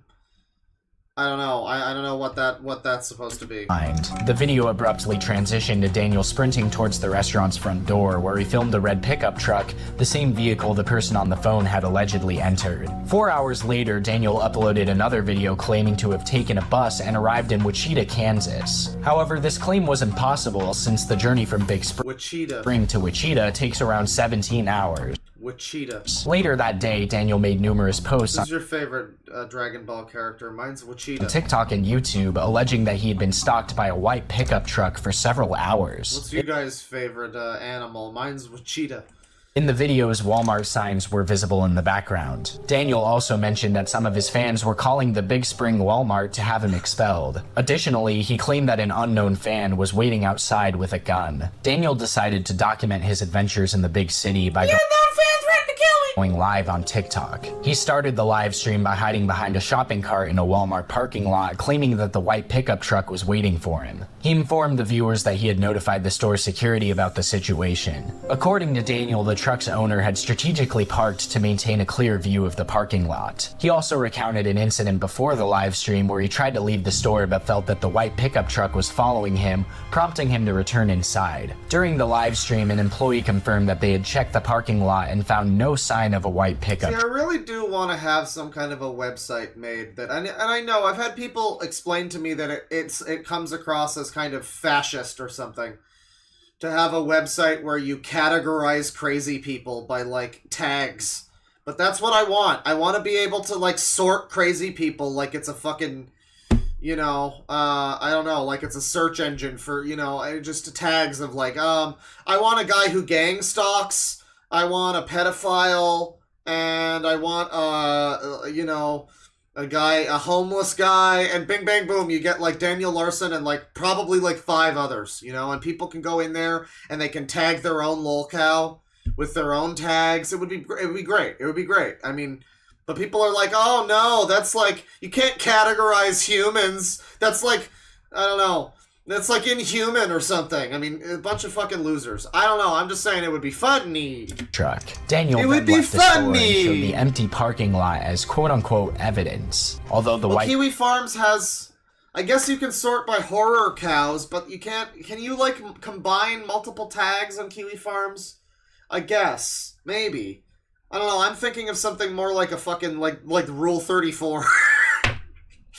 You know, one of those like a porn site. You're just like, I want big tits and I want dead people. All right, and search. There we go. Pickup truck was nowhere to be seen. A black pickup truck drove past Daniel and parked in front of the store, I guess they do have raising his suspicions. thread Fueled tags. by paranoia, Daniel took cover behind a vending machine. Eventually, he decided to escape a nearby gas station and sprinted across the parking lot, claiming that a white car was trying to catch up to him. Seeking safety, Daniel entered the gas station and asked the cashier to call the police, explaining that he was being stalked and receiving death threats through the livestream chat. Another employee offered to make the call on his behalf. As they waited the arrival of police, Daniel shared details of his internet fame and discussed his alleged stalkers. When he described the vehicles involved, he and the cashier ventured outside to search for them. However, they concluded that the parking lot was clear. Daniel returned to the store and continued observing for the black pickup truck. Eventually, he claimed that the white car had returned and showed it to an employee. The employees, having already done their best to assist him, asked Daniel to leave the store, and he complied. Outside, multiple customers and employees assured him that he was safe. For the remainder of the live stream, Daniel walked along random streets, delivering motivational speeches. He spoke... Can you imagine being the other homeless guy down on your luck? You encounter Daniel Larson to come along and just... pick yourself up, dust yourself off, turn yourself in the direction, and go. You are beautiful. Your life has meaning. Thanks, Daniel Larson. You know, does it matter where you're getting the advice from? Like, if that's inspirational to you, that would be great. But then you find out it's Daniel Larson, and it's like, maybe I shouldn't be inspired by him. I don't know. About his autism, family history, similarities to Donald Trump, and his fan base. Daniel also acknowledged his past mistakes, including doxing people, and mentioned the Pinterest board incident, insisting that he had been hacked. Throughout his monologue, Daniel trespassed on the Edge's properties, prompting a dog to bark at him in one instance. Startled, Daniel yelled at the dog and quickly crossed the street, narrowly narrowly avoiding being hit by a car. Daniel During the Trump. live stream, Daniel sporadically started running, claiming to have seen or heard something suspicious each time. At one point, he entered a Whataburger and asked if he could use an outlet to call an Uber. Everybody always asks what a burger, but never how a burger. Shortly after, he abruptly ended the live stream. The live stream was subsequently uploaded to YouTube by a user named AHedgeman. On the night of March 27th, around 1 a.m., Daniel went live on TikTok once again, documenting his journey through the city streets. Reflecting on his previous safety concerns, Daniel engaged with local business owners who assured him that the supposed gunshots he had heard were simply the sounds of passing cars and 4th of July fireworks. It took a few minutes for Daniel to realize that it was actually March and not... I mean, I do wonder if Daniel Larson literally sees the world differently, you know? I mean, that's an interesting thought. I don't know if anyone considers that, where it's like someone who's just this far gone and they hear like fireworks and they're so out of it that they think that that's gunshots coming for them or whatever. And it's like, do you... I mean, people talk about purple elephants, but is he seeing the whole world in Lucy in the Sky with Diamonds vision or something? July. I don't know. Continuing his walk, Daniel remarked on the high number of police officers in the vicinity, capturing their presence as they drove by. At one point, he jogged over a bridge, adding a sense of adventure to his stream. Later, Daniel mentioned that his Uber app was not working, so he decided to walk back to the gas station he had visited earlier. As he strolled along a street, he suddenly noticed a police car executing a U-turn towards his direction. Daniel believed that the officers were specifically watching him, leading him to film their actions. Eventually, one of the officers approached Daniel, and he documented their... It's just, this is the perfect example. I mean, someone really does have to be the one that does, like, an official... Like, this is a documentary, in a way.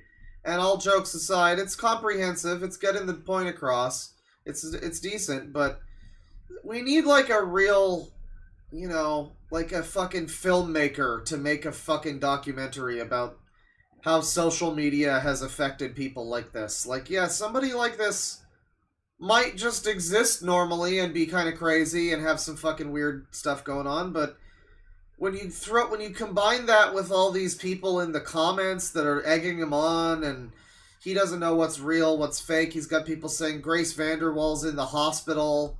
There's probably entire threads of this narrative that started because he saw one comment one time, you know? So it's like, that's, yeah, and then you got Chris Chan, you know, you got people like Shoe Nice or even King Cobra who are basically killing themselves with ingesting horrible food for internet content and internet fame. It's a whole thing. It's like these people, like the internet deteriorating human beings as in real time. Interaction on camera. The officer informed Daniel that the police station had received multiple phone calls about him, piquing their interest. In response, Daniel eagerly shared details about his status as a celebrity on TikTok. The officer, having heard the calls and looked into Daniel's online presence, expressed his curiosity and decided to find him. Reassuringly, Deadwing Dork eats cocks. No, I wish. I haven't had anything to eat today, actually. That's why the stream's got to be like a bit of a short one.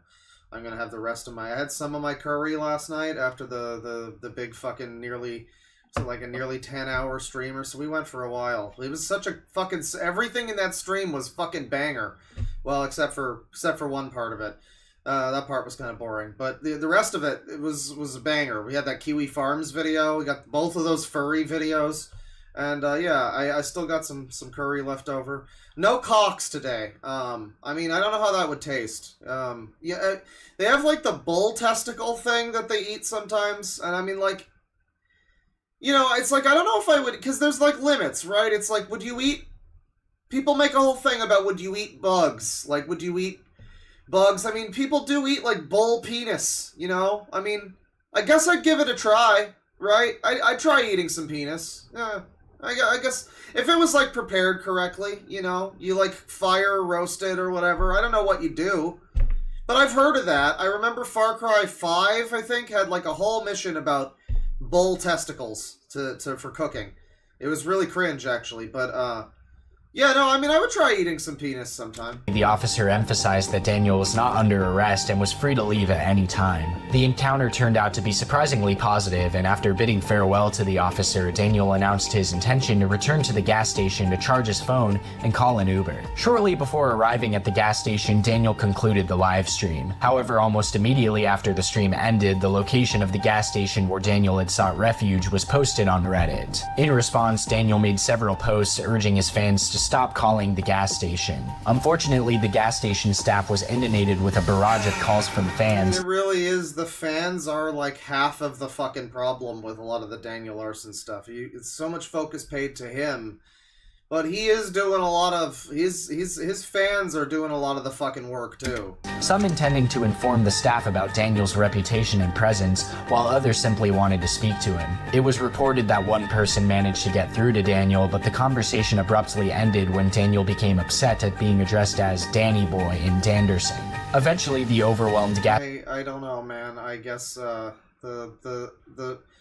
the secret to winning an argument is to spam, I guess. I don't know. Good. Station employees stopped answering the phone. Later that same day, an account claiming to be Tina Vanderwall left multiple comments on Daniel's YouTube community. The woman from The Flash? Community page, triggering a breakdown for him. He got triggered. Attempt to regain control, Daniel uploaded several videos featuring a conversation he had with a fan at a gas station. Grateful I thought that was Mr. Beast. for the gesture, the fan had bought Daniel a Four Loko That guy drink. is a threat. However, this act of kindness coincided with an I unfortunate really enjoy this Daniel Larson on the side. I guess that's a drawing of him. He just looks like a Wojak, though. I mean, he looks like Feels guy. turn of events. Daniel declared that his location had been leaked, resulting in a flood of phone calls directed towards the gas station. To further complicate matters, Daniel shared a screenshot revealing his email address, asserting that both his Daniel. YouTube page and email had been Yeah, it's been over a month since part 1. It got away from me, but we're doing part 2 now. It's great. It's great. compromised and hacked. Fleeing from the mounting turmoil, Daniel boarded a bus and departed from Big Spring, leaving behind a string of perplexing incidents. On March 28th, Daniel arrived in Sweetwater, Texas, after a 20-minute Greyhound bus ride. Sweet twatter. Stepping off at the first stop, he noticed a white pickup truck parked at the station, which immediately raised concerns for his safety. Cautious of the Usually it's red cars, but for him it's the white cars.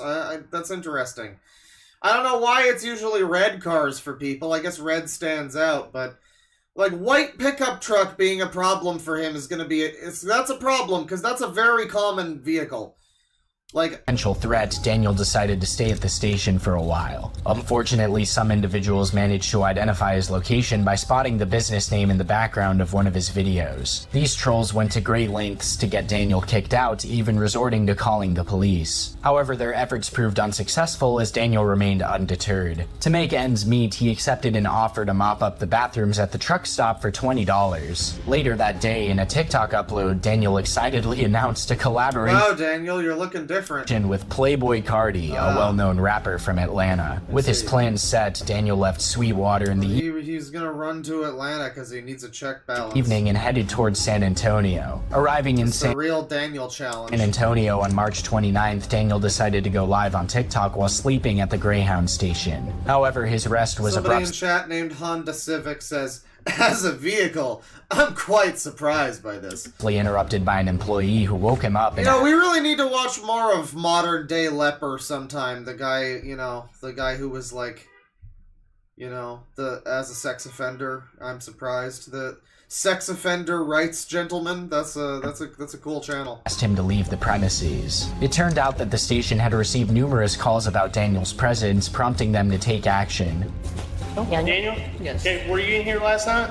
I was. Okay, and then the cops actually took you out of here, right? Yes. Okay, so why are we back over here? I'm waiting for Greyhound. Okay, alright, so here's what I need you to do. You can wait off the premises for Greyhound to show up because you'll be able to see the bus and stuff like that. I can't continue having phone calls, people calling and prank calling and stuff, whatever's going on. I have no earthly idea and stuff, but I need you off the property. Like, it seems like he's legit been kicked out of this Greyhound station because of the fans more than himself. It doesn't even sound like the guy's like mad at Daniel necessarily, just like something's going on with this guy and people are fucking like trolling him,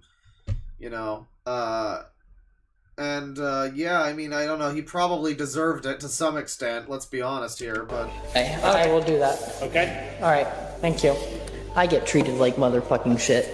Yeah. This place is still getting harassed. And I just got a phone call. Okay.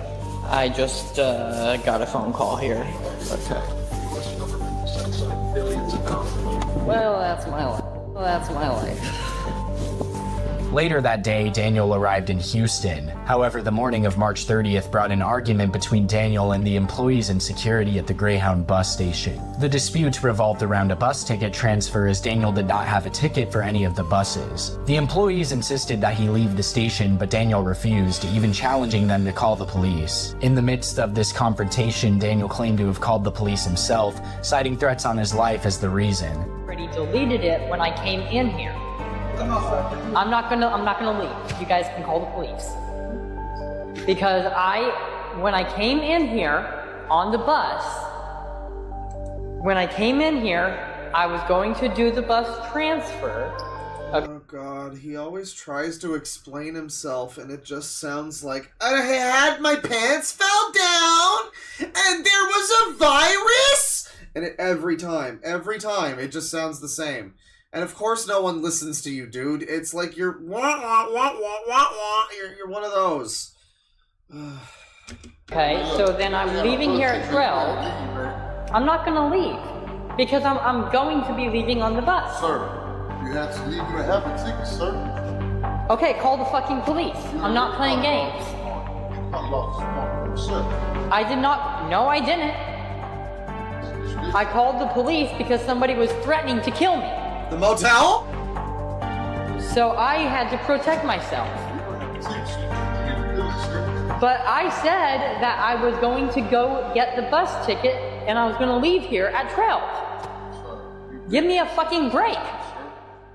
Eventually, Daniel This shit is now over! found himself at a restaurant in downtown Houston. Seeking some respite, he asked for Cash App donations on TikTok, requesting So I'll try not to be an asshole to this guy. He's an okay video, but I'm just such an asshole. $1 from his followers. However, trolls managed to track him down once again, bombarding the restaurant with phone calls and ultimately leading to Daniel being asked to leave. Despite the chaos, Daniel refused to comply and the police were called to intervene. A TikTok video captured the interaction between Daniel and two Houston PD officers, where he explained the ongoing doxing and trolling situation. The officers collected Daniel's information and inquired about his travel plans and occupation. Daniel described himself, as usual, as a multi-talented singer and songwriter. Daniel described himself as usual, fabulously wealthy, extremely charming playboy who is eligible and a bachelor.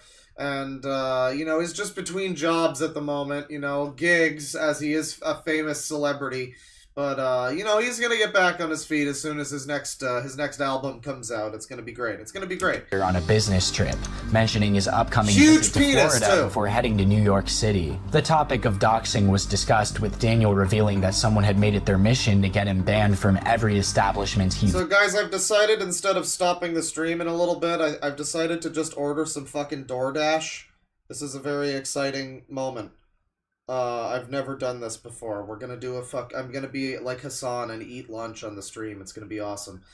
Yeah, because I wanted to do some guitar too, so we're gonna continue. Maybe we'll finish this video even, and we'll save part 3 and some additional, maybe funny Daniel Larson stuff for, you know, part 3 of the stream. But I wanted to do some guitar, some bass stream also. So, you know, we'll do this. And then maybe that'll work out. I still will try not to go for 10 hours today.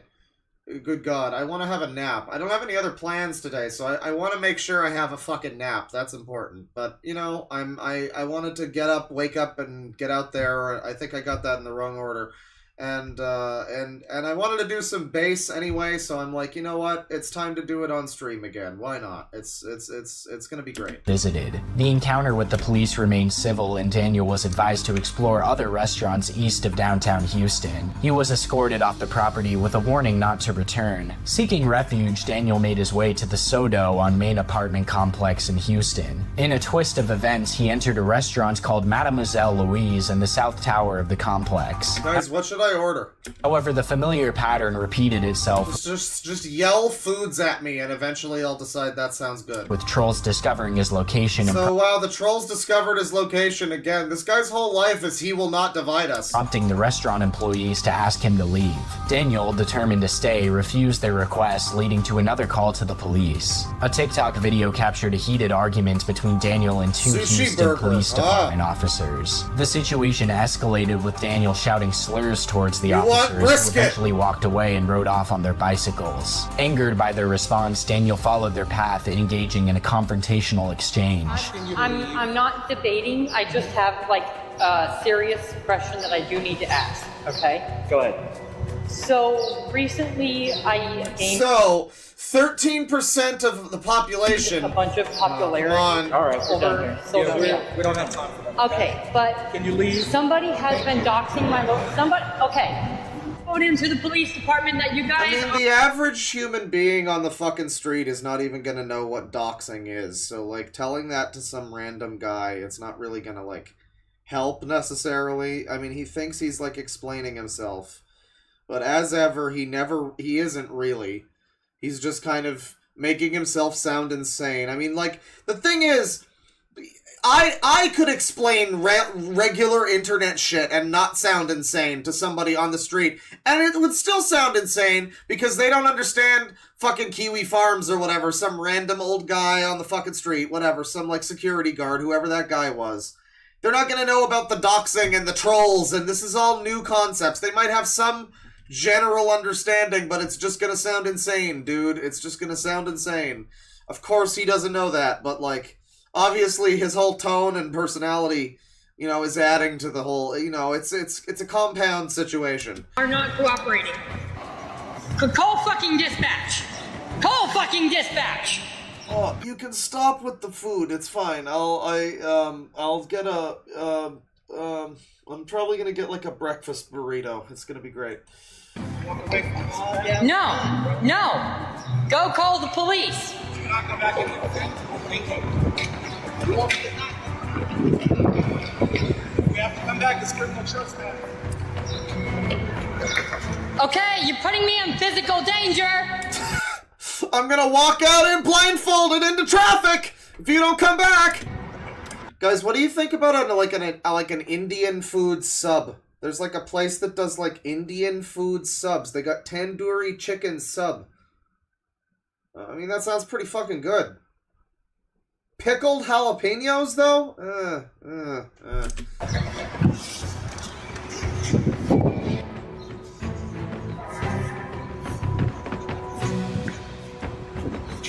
Bitch! Oh, that one needs to be on a soundboard. That's just a very clear and present bitch! That's great. I told you that I was getting doxxed! No one knows what that means. Exhausted from the events of the day, Daniel found himself standing on the corner of the Soto on Main Apartments. In one of his final TikToks on March 30th, he discussed his intention to press charges against both the police department and his trolls. He claimed that the police had labeled him as acting crazy on social media. It remains unclear whether Daniel was arrested, detained, released, or left the property before police arrived. However, the TikToks depicting this incident with the police were deleted, leaving the exact details of the aftermath unknown. Oh, come on. Lost media? Finally, some lost media I actually give a shit about.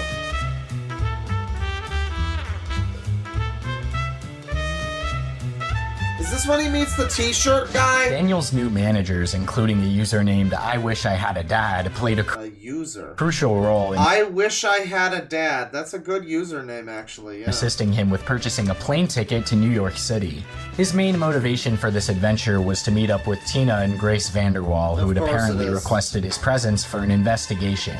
Moreover, Daniel had expressed a desire to meet Grace in person. As news of Daniel's flight spread, there was some confusion regarding the exact date. Although Daniel initially stated that his flight would take place on April 4th... No, it would need to be like, I Wish I Had a Dad, 1999, and Sonic fan. That would be the better name. That would be a better username, I'd say. The community inferred that it would happen on the 3rd. This deliberate ambiguity was Daniel's attempt to throw off the trolls. Eventually, on April 3rd at around 2 p.m., Daniel was believed to have passed through airport security. His flight included a transfer at the Charlotte Airport in North Carolina, and its final destination was Newark, New Jersey. From there, this guy has done more traveling as a homeless fucker than I have in, like, my whole life. Good for him. Planned to take a train from Penn Station to New York City. At 7:57 p.m. And it's not even just like a bus. Like, he's not even, it's not, you can't even be like, oh, this is why I don't take Greyhound. No. He's on all of them. He's taking every type of transit. This is terrifying. On April 3rd, You're never Daniel safe. shared what appeared to be photos of himself inside of an airplane on the Discord server called Daniel Larson HQ. However, the authenticity of these photos came into question. Around noon on April 4th, Daniel uploaded multiple videos confirming his arrival in New York. Although it's unclear if he meant to say Newark, he proceeded to post several videos discussing the leak of his phone number and location. He made an unsupported claim that the fire alarms were pulled at the airport as a part of an attack, though it remained uncertain whether he believed it was directed specifically at him. That's just because they were about to drop the nukes, Daniel. Come on. So this was last year. This was, I could have been covering this last year. This would have been just before we talked about Dogs Eating Dogs 6 for the first time.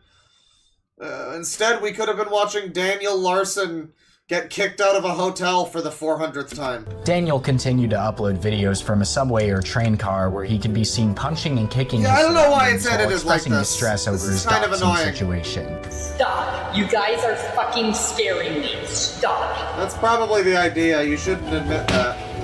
Stop. You guys are fucking scaring me.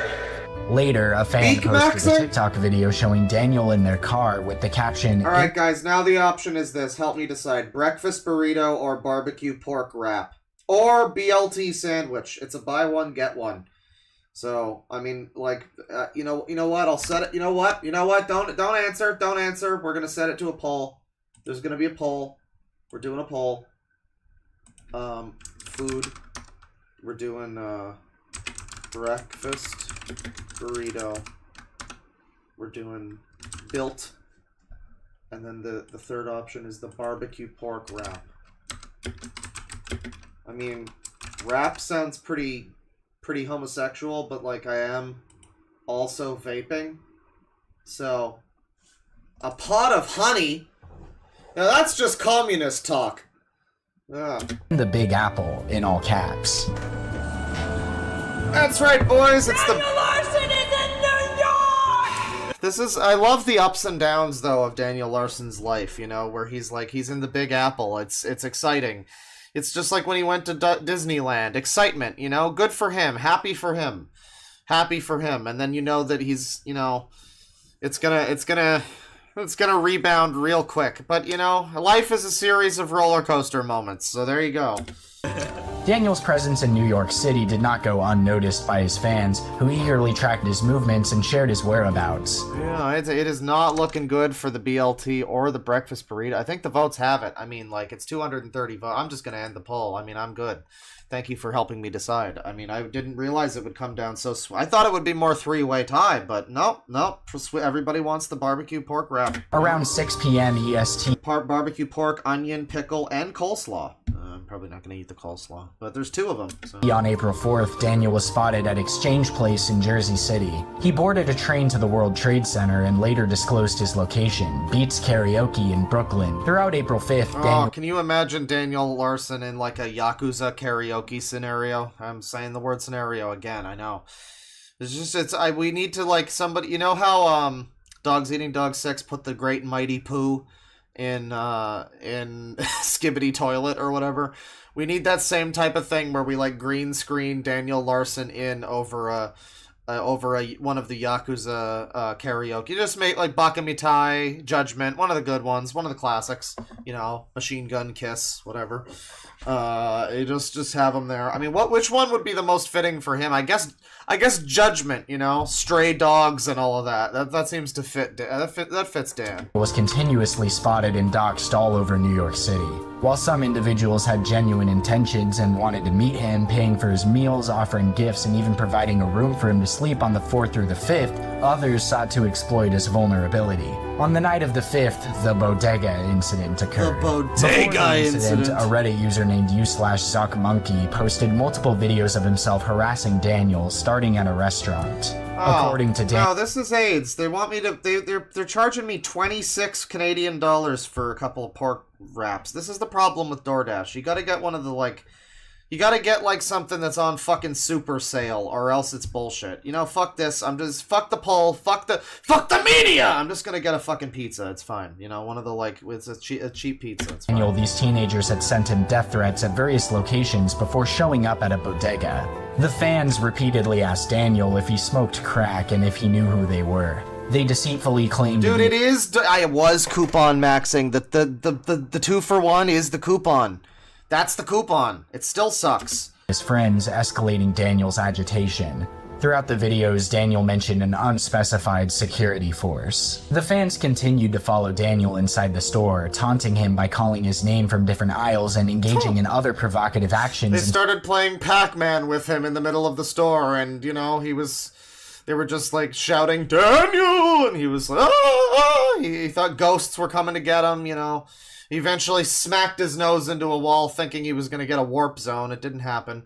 Now his nose grew 3 sizes that day. It's unfortunate. Till he became visibly upset and eventually called the police. This is where the video call Stop the count! Listen, stop the count! Began. Alright. Dude, I was just in there and I bossed him, so he might like tweak out.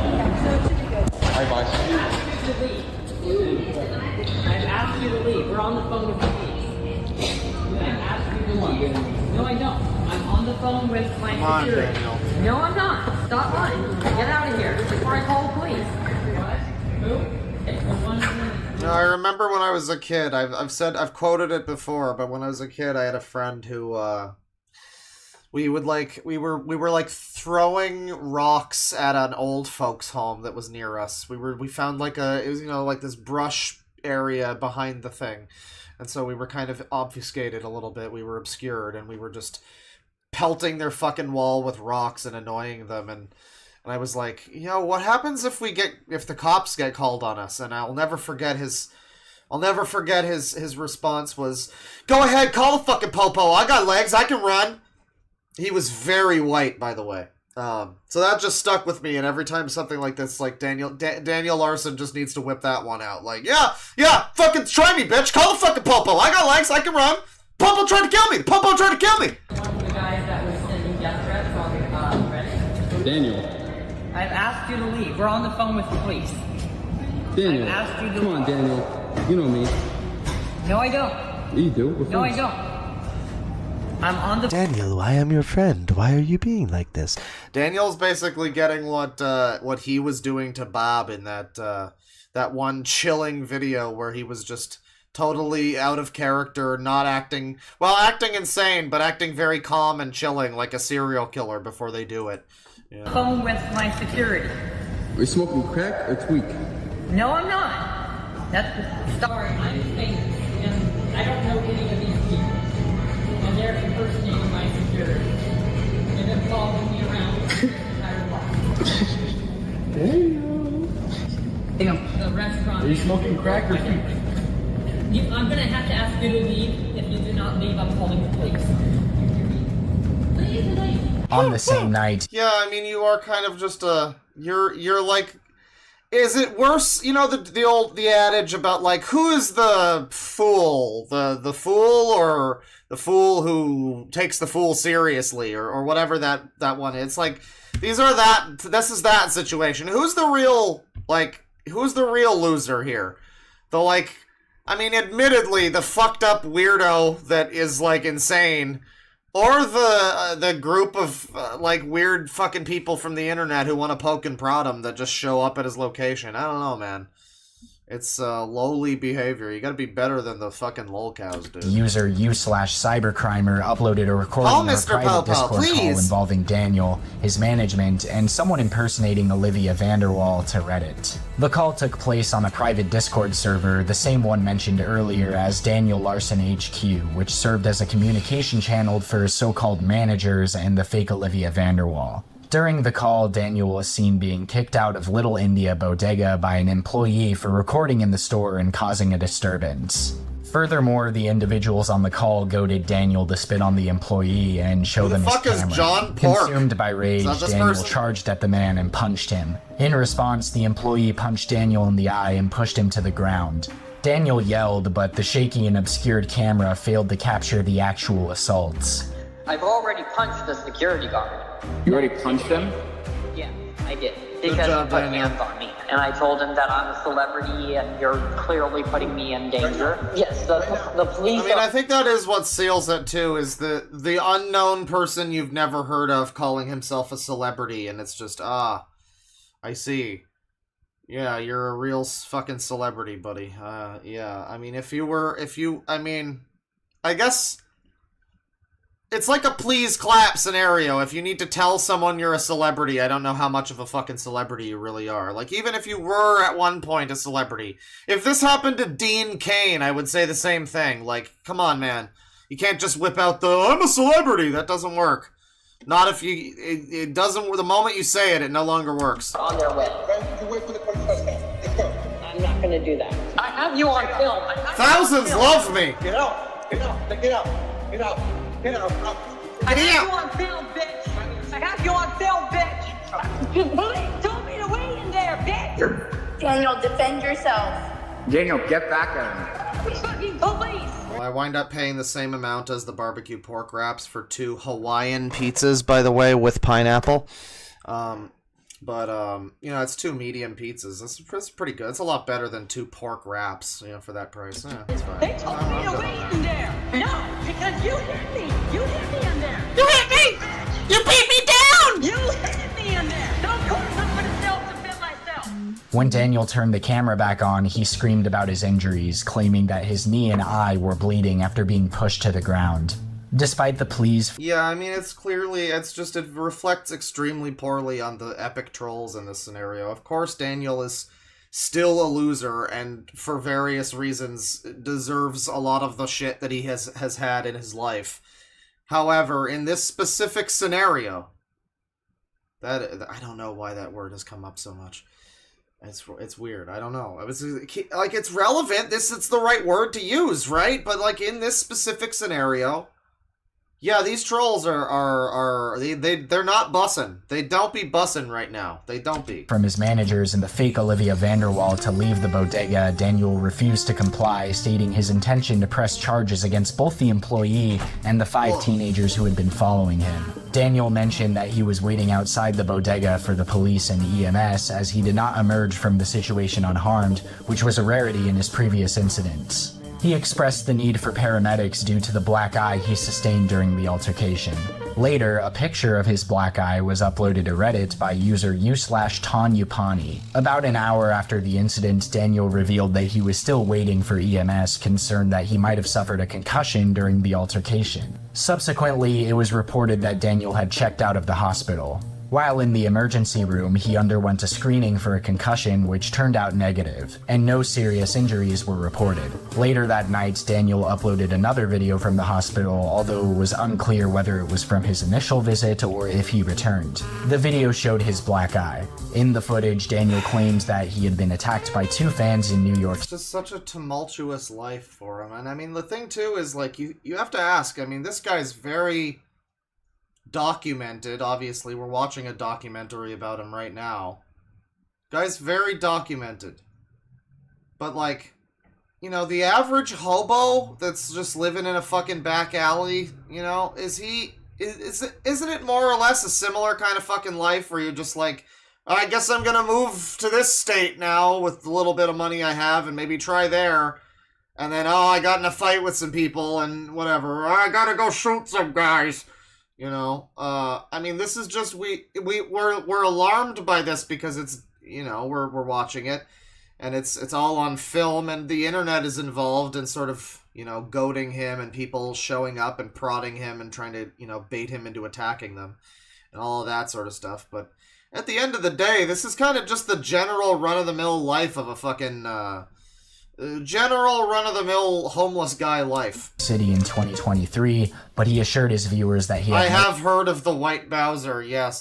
He's not quite like the White Pee-Pee, though, so I'm not interested. Fractures and only had a sizable cut on his nose. Dawn While staying in the Wilson! hospital, Daniel had a large gauze bandage on his nose. However, in his TikTok videos where he toured the 9/11 memorial and other attractions, He needed more damage done to the fucking nose. not have the bandage on. During Daniel's time in New York, his fans urged him and World of T-Shirts to meet up. But before we delve into the roles of World of T-Shirts and Michael Quinn in Daniel's story, I think it's time we take a closer look at who these two individuals are. Indeed, I was wondering. Because I've heard of World of T-Shirts. There's a place in Toronto called World of Posters that sells T-shirts, but it's not called World of T-Shirts. That's your Toronto destination update. You gotta learn to smile, Daniel. Come on.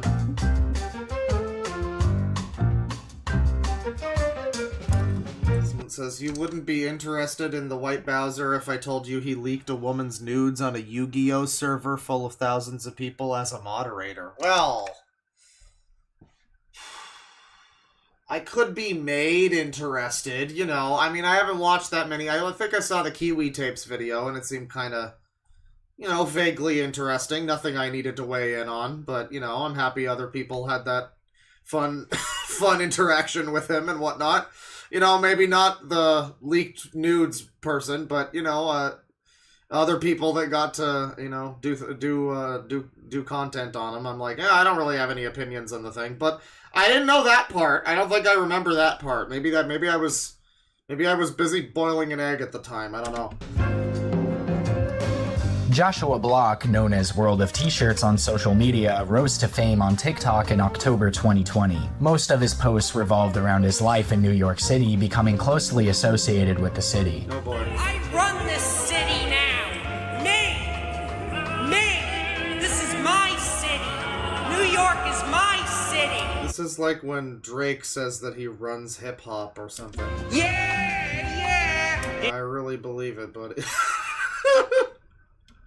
This is my city! Hard cut to after he gets beaten up by you know, 6 different people in Times Square. New York, concrete jungle where dreams are made of. There's nothing you can do. Now you're in New York. Josh even went as far as paying for a billboard in Times Square featuring get what you fucking deserve! Candle in May 2021.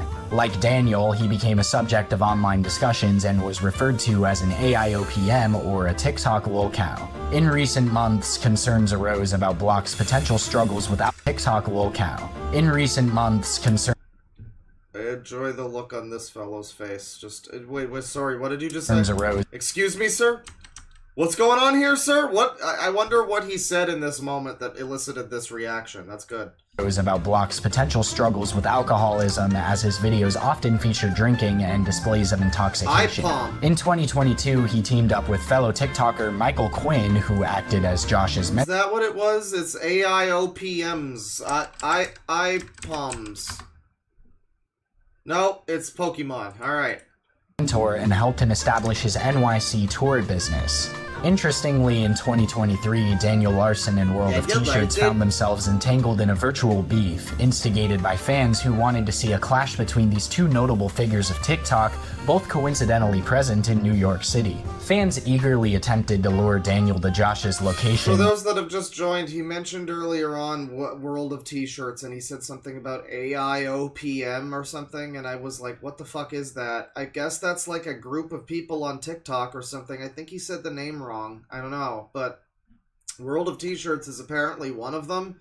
I can't find whatever it is that he said it is. Maybe I heard it wrong. That's probably what... I probably just heard it wrong, but I don't know. I'm too lazy to go back and look. Debating on who would win in a hypothetical fight between the two. Some fans even convinced Daniel to visit Michael Quinn's apartment, sparking a hostile atmosphere between Joshua, Michael, and Daniel. So he shouldn't be just showing up in my apartment. He walked in like... That's crazy. And like Dorian calls me and I'm like, someone here, are you alive? I go, who? I don't have any guests. And I hear his voice in the background. I like that Daniel Larson, he's like a national menace too. I mean, he's basically going on his own like cruising USA tour of the whole fucking country.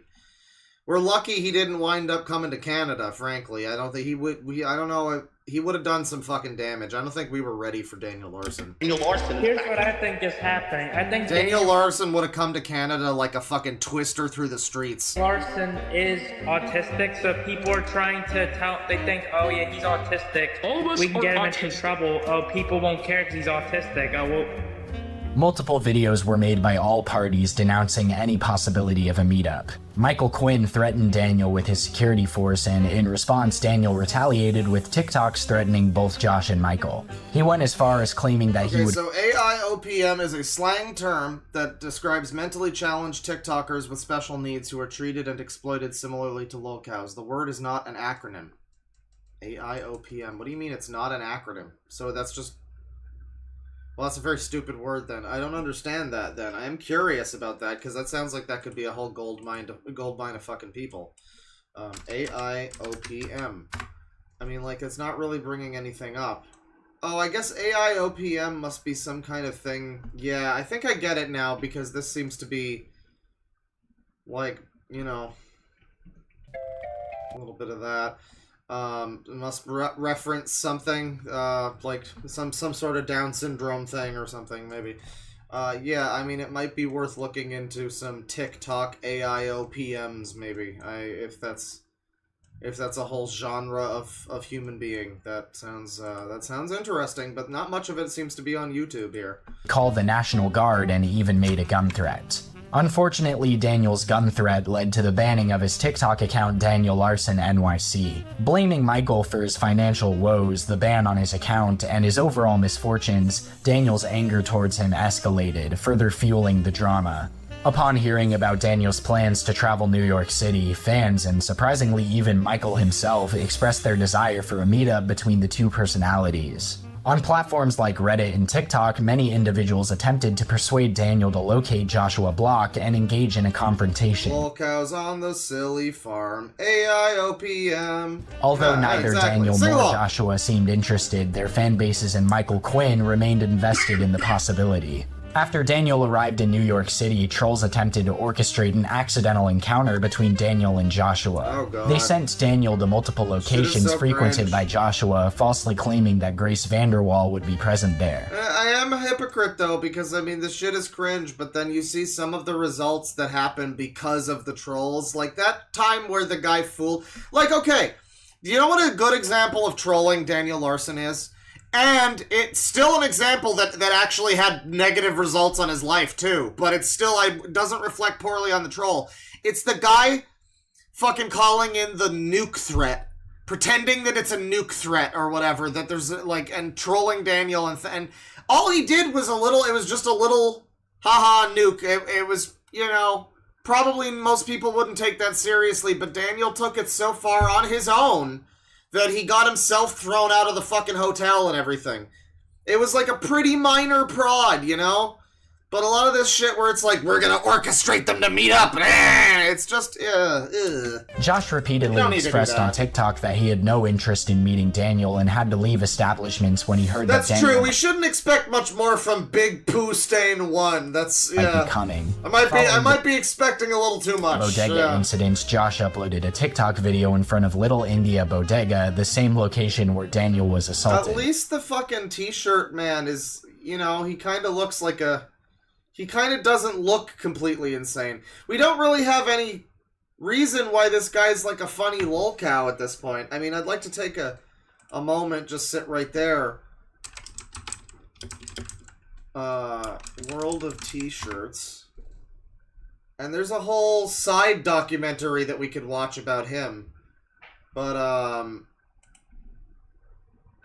In New York! I mean, is he just annoying and shouts New York sometimes because he's like autistic or whatever?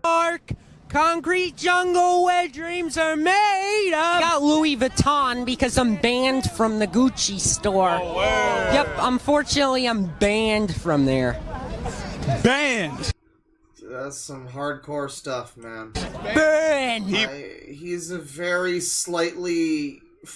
Is this a normie lolcow? Someone who's just the slightest bit eccentric? This is sad. Banned! You have been permanently banned! Michelle Obama ruined our school lunches. What do you want to say? Okay, I've seen enough, thank you.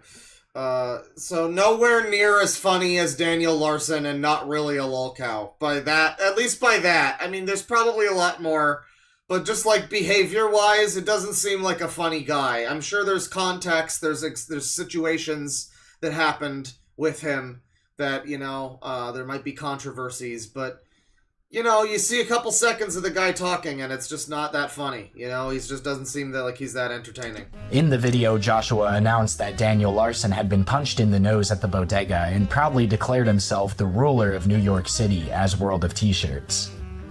I made it in New York. I can make it anywhere. Unlike Daniel, he made it 10 hours and then he got punched in the nose here. He's not a New Yorker. I'm a New Yorker. He's a real New Yorker. I'm the captain of the ship. I run New York. I mean, at least he hasn't started shouting slurs yet, but it's funny that he's in New York and he hasn't been beaten the shit out of yet doing this in the middle of the night. No one's like, hey, shut the fuck up down there! No one's like pelting him with potatoes from their bedroom window. I run this city, me! Trying to fucking sleep! In the aftermath of the bodega incident, Daniel sported a noticeable cut across his nose, which he often picked at, resulting in frequent bleeding. Well, that Fans makes sense. humorously suggested that Daniel had entered his anti-Semitic arc after he posted two offensive TikTok videos. That's the best arc. One featured a song from you-know-who's perspective, while in the other, Daniel hailed the same guy. Additionally, Daniel Shut the fuck up! I'm trying to vape over here! Joshua Block was Jewish. He's not Jewish, by the way. This isn't true. Did you know that World of T-Shirts is a Jew? Oh dear. Well, that explains a lot. Oh dear. I mean, you know, I would say you never see it coming, but he did literally give us an anti-Semitism warning in the beginning because I guess... again, apparently just watching that is going to make some people have scabies in their skin and feel bad the whole day. You can't have that. I don't like the Jews. Oh no. On April 11th, Daniel posted several videos on TikTok revealing that he was at the American Dream Mall as discerned by the background in the footage. Dear. The following day, April 12th, Daniel shared a YouTube video stating that he had been asked to leave the mall by 20 troopers who escorted him to a train station. In the same video, he can be seen eating pizza and drinking what appears to be beer. Daniel also requested donations, mentioning his financial difficulties. It became evident that he did not have enough money to cover his expenses. On May 6, 2023, the Flexburger leaks emerged, involving Flexburger, Daniel's former manager, who leaked several explicit videos of Daniel as well as an unreleased song. Before delving into the details of the leaked videos, it's important to note Oh my god, with this fucking editing, settle down! that the content is highly sensitive and can be incredibly disturbing. Do you just download like a preset for fucking Premiere or whatever that just makes this happen to all your clips? Like, I have a thing for whenever I'm on camera in a video, I have a preset called bisexual lighting. Because it makes me look more purple a little bit. It gives me more of a neon fucking bisex look.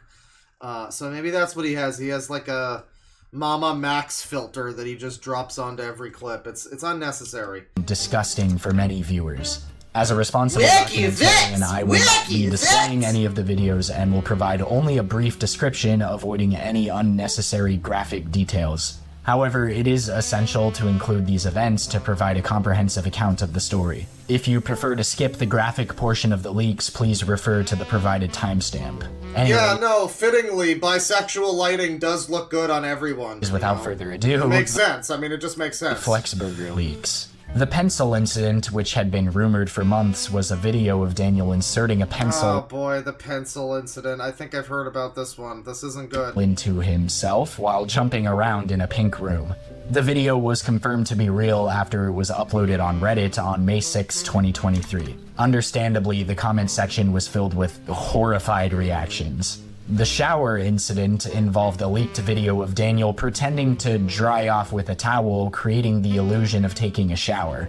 However, he was already dry in the video, suggesting that he had faked the shower. It was discovered that Daniel had also sent this specific Couldn't he have just taken a shower? I mean, there's some people that, like, just don't like being bathed. They don't like the shower, you know? I mean, there's just some people that are like that, I guess. I mean, I remember there was a story of a guy who, what was the thing? It was like he hadn't bathed in 90 years, and then the government of whatever country he was in forced him to fucking bathe for some reason. And then like 6 months later, he died. So the guy was like 100. He hadn't bathed in, I don't know, like 90 years, 60, some very high number. 6 months later, he kicks the bucket. Good for him. video to someone No, who you don't force Daniel to take the bath. It might be the end of who him. appeared to be his mother, Elizabeth Scheimer. The context of the situation remains unclear. Those whether load-bearing Daniel did it filth. intentionally or accidentally, or if the recipient was genuinely his mom or another person impersonating her, but it still doesn't make the video any less disgusting. In response to receiving the video, Daniel's mother, or at least who we believe to be Daniel's mother, expressed disappointment. No, shoving a pencil up your ass is weird, but, like, people shove things up their ass all the time. The concept of somebody pretending to have a shower and faking the having a shower and drying off, that's weirder to me. That's, like, psychologically weirder. It's not as weird of an act, I guess, but it speaks volumes more. I don't know, it's a little more strange. And question his actions, to which Daniel replied with a paragraph of run-on The sentences, shit shower. claiming that his phone had been hacked and he had How no can knowledge I of the video. keep my Flexburger also composure accused with the shit existence of shower? a bottle video on Twitter, No, not and a hinted bottle at having video. a goldmine of leaked content, which he released gradually to keep the community entertained. Finally, after a few weeks of anticipation, the bottle video was made public. The nature of the video can be inferred from its title, and it depicted Daniel engaging in explicit behavior with a bottle. You already know what I mean. Furthermore, screenshots emerged allegedly showing Flexburger threatening Daniel with the release of his music, kidnapping, and even torture. Anyways, that's it for all the disturbing stuff. Back to normal leaks. I really wish we could get Medicare describing the Nick Bait NSFW videos.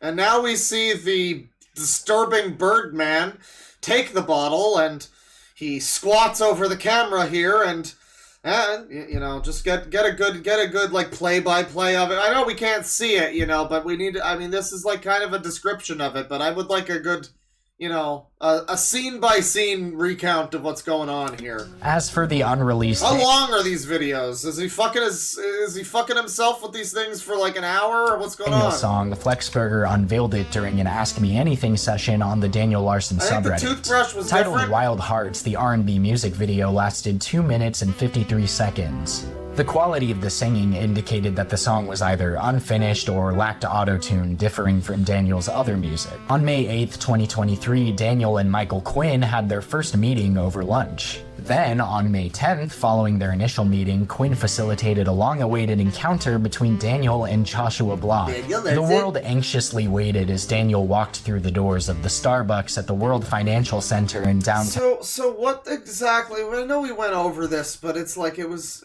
you know, unrelated, and I kind of glazed over it. What exactly? This is like World of T-Shirts' fucking like manager or something. Who exactly is this guy? This like weird fucking car salesman dude? Who are you?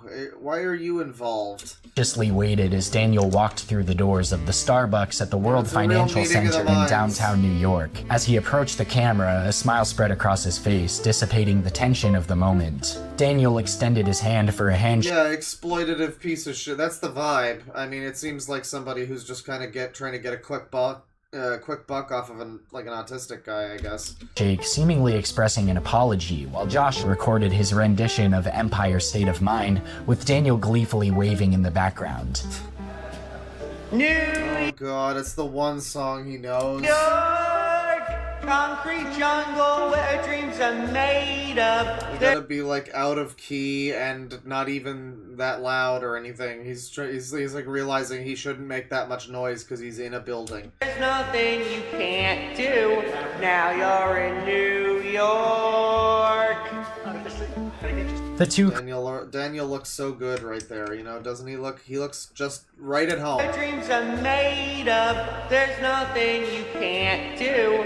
Now you're in New York. Didn't these two have beef before this for some reason? I thought there was like beef between these two, but maybe they squashed it for this meeting. The two Lucky, creators there's sat a down together, mashup breaking guy! bread and discussing Josh's struggles with alcoholism, Daniel's experiences on the West Coast, and various other topics. Josh live-streamed this historic moment, sharing it with their fans and the rest of the world. Even after all of the disgusting shit we've went over already, it's finally nice to see at least something positive come out of this. So let's see you shake hands again. Thanks for the meetup. Thanks so much for the meetup. You know, it's great. I'm glad I was able to orchestrate this. And I think you guys will be good friends. I think you're going to make some of the best content together. They're fucking holding me up on the pizza, by the way. The pizza place is like a block away from me or fucking some shit, and it's like I've had 2 drivers pick the thing up and then ditch. This is insane. I'd be lucky if they don't steal my shit like the time I ordered wings a couple weeks ago. $50. $4 are 50. They are. Yeah, there's recording. I'm 50. Don't forget that.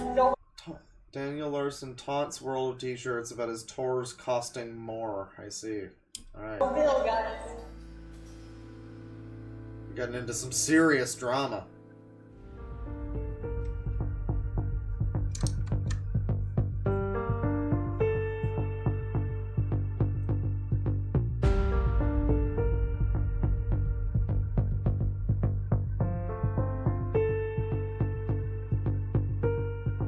On May 17th, 2023, Daniel... What was this called? The May 17th. It's okay. Wow. Very creative. On May 17th... Yeah, a lot of bad stuff happens to Daniel in May. Didn't he also get arrested in May? Wasn't that... I think it was late April, but... His May 6th was like the big Daniel Larson day, I remember, from, I think, 2022.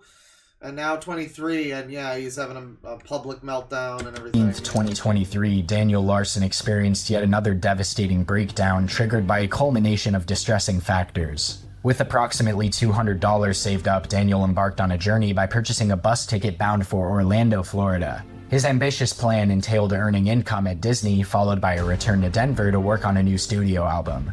However, fate had other plans in store for him as he missed the bus while recording a video of himself sprinting. Holy crap.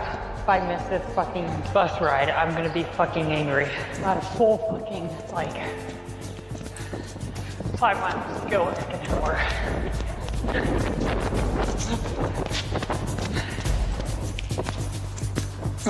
Seems to be in distress.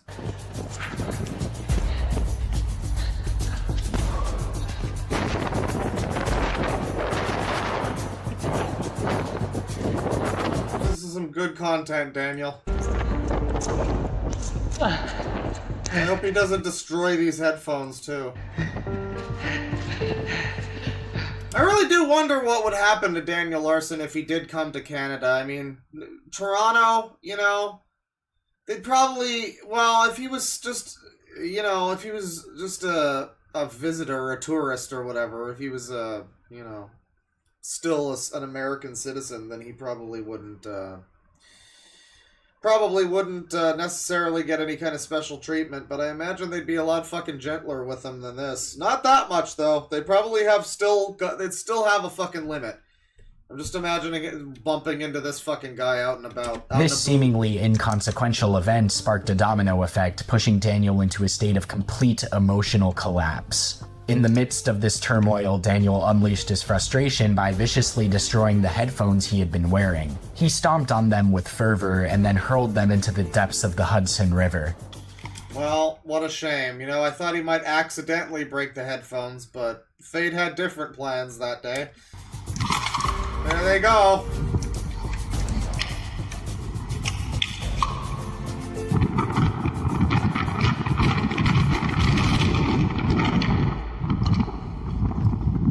Send them to Detroit, yeah. The bike's going too? In an erratic frenzy, Alright. he created a series of videos on a newly created account, venting his frustrations, shouting, and expressing his disturbing desire to acquire a firearm. I need to find a fucking gun. These videos were later deleted, but their impact lingered. Daniel's What you gonna do with the gun, Daniel? Stay safe, buddy! distress spilled over onto his primary social media platforms, TikTok and YouTube, where he pleaded for donations, intonated his posts with countless crying emojis, and even pointed fingers at Michael Quinn and World of T-Shirts, blaming them for his predicament. The YouTube community tab became a hotbed of activity, buzzing with Daniel's frantic outpouring. While the missed bus undoubtedly served as the immediate trigger, it is essential to consider other contributing factors that played a part in this explosive emotion. Like, I would be less annoyed by missing a bus than I would be by the fucking time earlier in the story where he apparently took the wrong bus. Like, that's just embarrassing. Response. He took a bus back to the place he had just come from. God, I wonder at what stage of the fucking trip he realized that, and he was probably scrambling on the bus like, the bus is trying to kill me!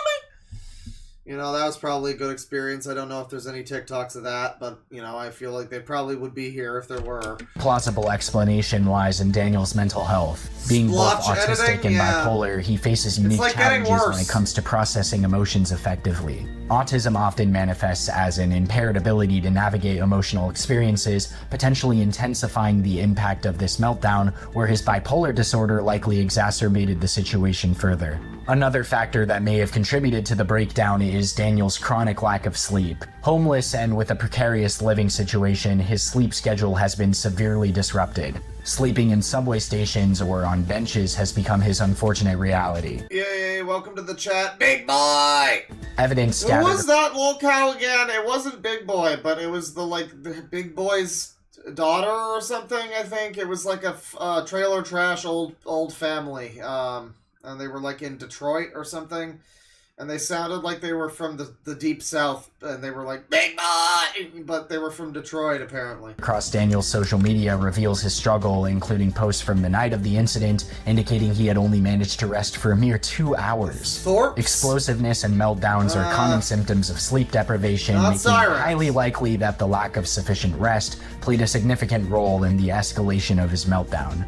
Even Daniel's aspirations and dreams could have fueled the intensity of this breakdown. Missing the bus represented a significant setback in his pursuit of financial stability and recognition. Daniel had harbored hopes of generating income at Disney, and the bus was meant to be the catalyst. I think Daniel Larson might be, like, basically the closest thing to a real-life version of The Fanatic with John Travolta. Poppycock! You know, where he wants to be... He doesn't recognize that just, like... I don't know, he just doesn't live in reality, basically. When he mentioned, like, getting famous at Disney, I'm like, yeah, what are you gonna do? Dress up as an English Bobby and start shouting, Poppycock! Moose is in the house! For that endeavor. And that guy also wound up, like, in trouble with the authorities in one way or another. Although the specifics of his plan remain unclear, it is evident that this delay severely impacted his access to a crucial resource to him. Believing in his potential as a renowned singer, Daniel had planned to record a new studio album upon reaching Denver. Despite previous indications of a severed connection with Bob, Daniel disclosed on the 17th that Bob would finance at least 2 more songs if he managed to secure a record deal. With the bus delaying both aspects of his grand plan, it undoubtedly contributed to the worsening of his emotional state and definitely served as a catalyst for the meltdown. On May 18th, a YouTuber by the name of John Jam began tailing Daniel, purposefully engaging in provocative behavior and taunting him near the One World Trade Center. This relentless trolling intensified Daniel's distress, leaving him highly upset and distraught. The events surrounding Daniel Larson's meltdown paint a complex picture of a vulnerable individual grappling with a multitude of challenges. Or just a big-time F-slur. Interplay between missed opportunities, mental health struggles, sleep deprivation, and external provocations culminated in a catastrophic emotional breakdown that captivated the attention of viewers worldwide. Oh, I don't know if he broke the screen. I hope he did. That'd be epic. Epic and based. Another nose just hit the tower. Here lies Daniel's hopes and dreams. On May 19th, 2023, Daniel Larson took to YouTube and uploaded a series of videos and community posts, urgently appealing for donations to support his journey back to Colorado. In one revealing... I believe someone says they're gonna make a video with editing like this that's like exposing Rich Evans or something. That would be pretty funny. I think there's one that's sort of like this, but it's like a true crime editing type of thing instead of, you know, this type of editing. It's very similar, but slightly different, and it's about the finale of Seinfeld. You know, as a real... We watched it on stream as like a real-world thing, the true crime event where the Seinfeld gang did not help a guy who was fat who was being harassed by someone, and then they went to jail, and... yeah, so people have done stuff like that. You could definitely make like a fucking expose on Rich Evans.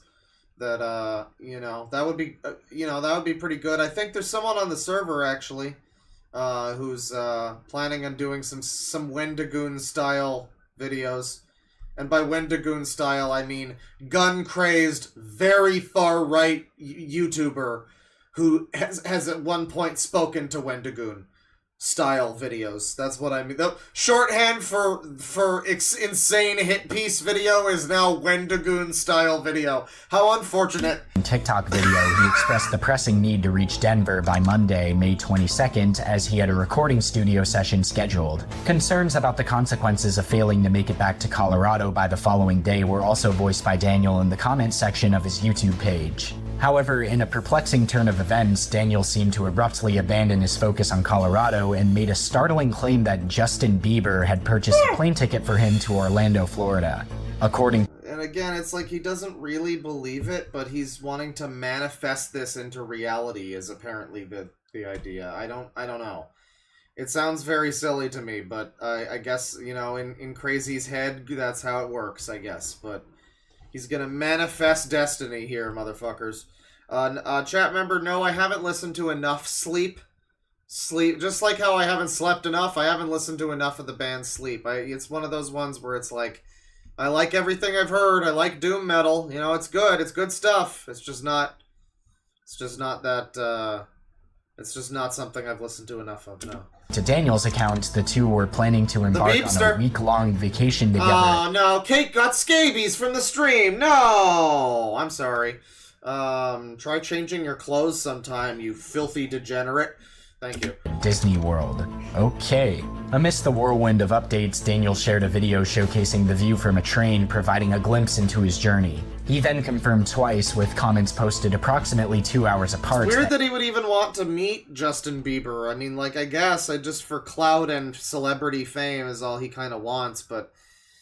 Justin Bieber, is that your path to glory? Alright, I mean, I guess. He had successfully arrived at JFK Airport. Still waters However, an unexpected revelation followed as Daniel candidly admitted to being intoxicated and... pizza's almost here. It's gonna be in the next couple of minutes, actually. We're about to have to take a little break. In fact, actually, let's just do that right now. They're approaching with the order. Alright. Let me just, hang on. Hold on. Hold the fort. Okay. And we just, yeah, I'll just take some of this cool music I made like 10 years ago. Enjoy. I'll be right back. This is the theme of the desert pizza.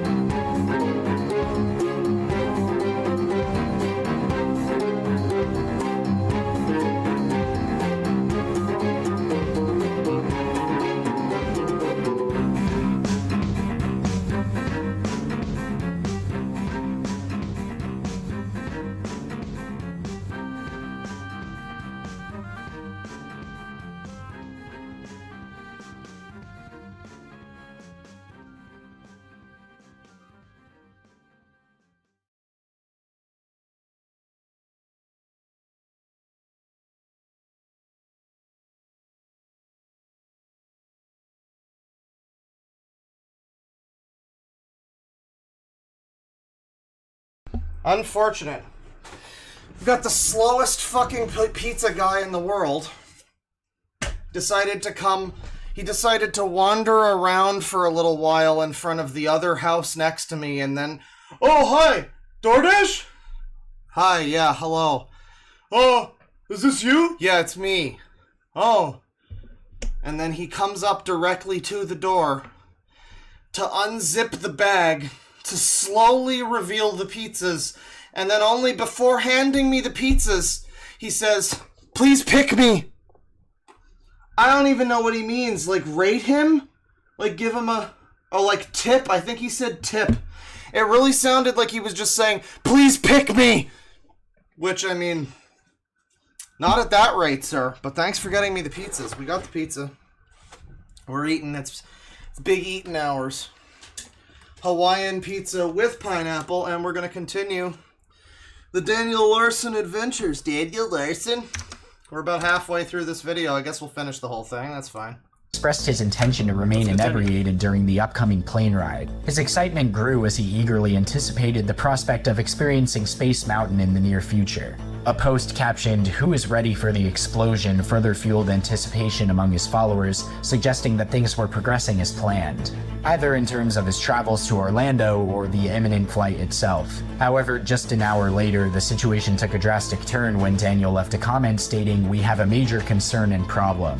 While his We've got a new enemy in town. Comments briefly reverted to a positive tone as he thanked a fan for a music sale, Daniel swiftly shifted back to a negative mindset, blaming trolls for ruining everything and expressing a sense of frustration over a supposed major issue. He went on to claim that he had been fired and that a significant misunderstanding had occurred. Fueled by anger, he even threatened legal action against anyone who dared to contact the airport he was in. Another hour passed. No, we don't need Daniel Larson to start fucking suing people too. That would just be the worst. Before Daniel announced a fan meetup at the Statue of Liberty, scheduled for 10 p.m. Eastern Time. As expected, however, he failed to show up, leaving his followers disappointed and questioning his reliability. Given that all the information regarding the events of May 19th is derived solely from Daniel Larson's own statements, the accuracy and true sequence of events remains speculative. Consequently, fans have pieced together various narratives and theories in an attempt to make sense of the limited information provided by Daniel. One prevailing theory revolves around the main theory is that he's insane and this is all a bunch of crazy bullshit. Notion that Daniel fell victim to deception either by his current management or by an elaborate troll. This theory suggests that Daniel was misled into believing that Justin Bieber had gifted him a plane ticket to Orlando, Florida. What the Debates fuck? persist as to whether Daniel What is this editing? Stop it! What the fuck? received a counterfeit ticket or if he was never can't even fucking read the thing! You're seizing me out, dude! given a ticket at all. Some speculators have even suggested that Daniel was expelled from JFK Airport due to his ill-advised comment about an explosion. However, there is no concrete evidence to support such claims. Nevertheless, many agree that Daniel's remark was foolhardy and could have potentially caused him trouble. Considering that the last ferry to the Statue of Liberty departs at 3:30 p.m., it is widely believed that Daniel would have been unable to reach the iconic landmark as he claimed.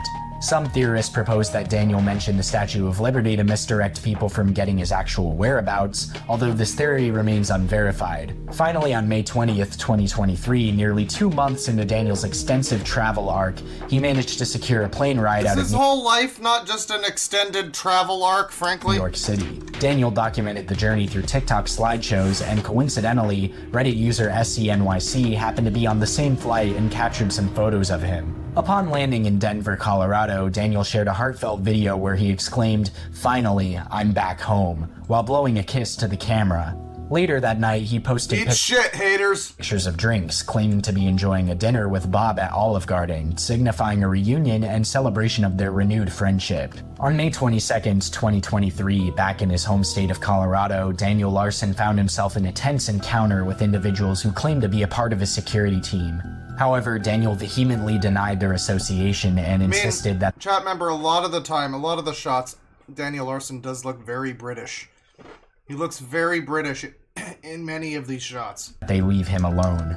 This incident unfolded in a rather remarkable fashion as both parties recorded the encounter, providing a unique perspective on the situation. Amidst the heated exchange, Daniel decided to share his side of the story through a series of YouTube videos. In one of the longer videos, he can be seen trying to convince the two individuals that they are not his security team. Despite his efforts, they remained adamant, asserting that they were hired by someone named John Summit and had been paid a substantial sum of $30,000. They even went so far as to make a phone call to John Summit, allowing Daniel to hear his voice. Eventually, upon learning that Daniel was running late for a meeting with his friend Bob, the individuals reluctantly allowed him to leave. All these fucking, like, Gen Alphas or Zoomers or whatever these are, these skibbity toilet looking motherfuckers, they really circle around fucking Daniel. It's wild. There's two fucking He really is the normie lolcow. I mean, he is. guys walking that go to a goddamn college, okay? Daniel, we have no idea what we're talking about. I've asked you guys to fucking leave. We're contacting the police. It's illegal to follow somebody around and harass the living fuck out of them. John Summons sent us here. John Summons is fake. Yes, he is. Show me the picture. Show us some cameras so everyone knows. Look, John Summit, he sent us. That's so fake, dude. Okay. I love where he draws the line, and finally he actually calls something fake for once. He draws the line there. Okay, what is your badge number? My badge number? For security. They name a badge number! They have a badge number! 019365. I got you. What company? What company? I just looked John Summit Incorporated. John Summit Incorporated. Okay, and what's your badge number? 52378 RL91. Okay, and what's the website? We really are just doing 1A auditing now. This is pretty good. Hey, JohnSummit.com. JohnSummit.co.cock. JohnSummitSecurity.com. Would you call it the call? Here, hold on, let me call. Yeah, call. You want to talk to John Summit? We're sending out police. Yeah, apparently this guy's an EDM artist. Uh-huh. Alright, John Summit's here to save you, Daniel. If you could please put it on FaceTime, that would be great, because, yes, please. Well, I can't, because he's an Android. I can't Android. You know what I mean? You know what I mean? Listen, though, this is John Summit. Say hi to John Summit. Hello? This There's is no real proof that it's him, but say hi to John Summit. Daniel? Curses. Android strikes again, goddammit. Can I ask why you are sending people to my location? Okay, my management and my record label is asking that you guys Holy shit, stop. I'm not gonna lie, bro. You smell like shit. God, bro. Oh my Okay? God. We're asking that you guys stop, okay? Yeah, these weens are pretty epic, don't you? You guys don't think the weens are epic? My management has called out the police. They're on their way. These guys are epically owning him right now by being super fucking annoying. They will check to make sure that there is a website and that there is a legal contract that you guys have. You're the one who hired us, aren't you? You asked for security. That's why John Summit sent us. Come on, John Summit. Back us up. He's talking to you. I can hear, but I don't have a contract with them at all. Then who made the contract with us? Yeah, we have a contract. We already got paid. I got paid $30,000 for this thing. So Send proof. Where's your proof? from the contract? No, I can't right now. I don't have it on me. Okay. It was a paper contract. It wasn't a photo of it? No, I didn't. If you guys Like, what is keeping him here? Nothing, right? He could very easily just walk away, right? I'm zoning out a bit on, like, what exactly, you know, like, why, what is he expecting to fucking get out of whatever he's doing here? I mean, obviously, something with Justin Bieber, you know, this is all just a bunch of fucking nonsense, but, like, damn. If you guys literally got paid that much money, Yeah, it's 30 grand. 30 grand? John Summit's a rich man. How do you think you got those? How do you think I got these? I just bought them with my money, 30 grand. Yeah, that's like a $30 pair of pants. $85. 85? Okay, but still.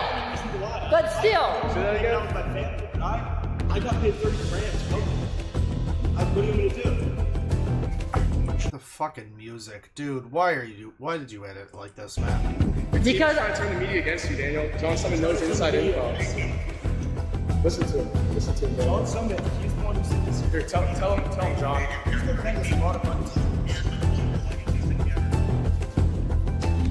Listen, I went to New York City and I went to Sony Music Entertainment. I went to their office. I have a contract with them. They're asking that you guys step down. Yeah, it's the stupid fucking contract thing. Again, it's like it all runs together. That's why I'm like, oh, I lost track of what's happening, because it's like, yeah, everything.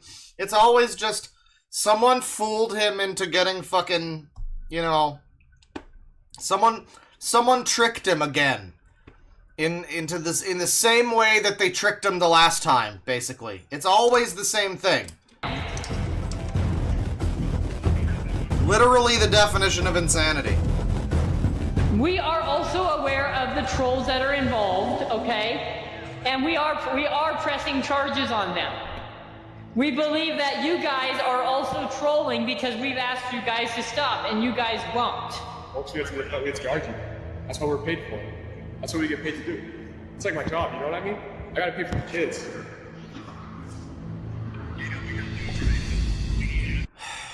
This is so obnoxious. How much longer is this? Oh, Jesus Christ. Okay, there's a Haagen-Dazs incident. That sounds good. Okay, what is it? You have 30 seconds.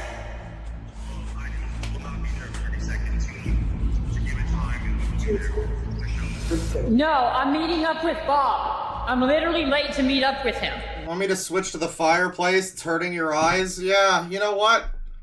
This is bullshit. You have to go meet him right now? Yes. Alright, we'll let you go. Alright, thank you. I'll let you know though, if anything happens, okay? John Summit Security. Give us one call. I will look you guys up on Google and I will call, okay? Alright. But until then, I ask you guys to leave. You saw how good we protect you. Don't lie about it.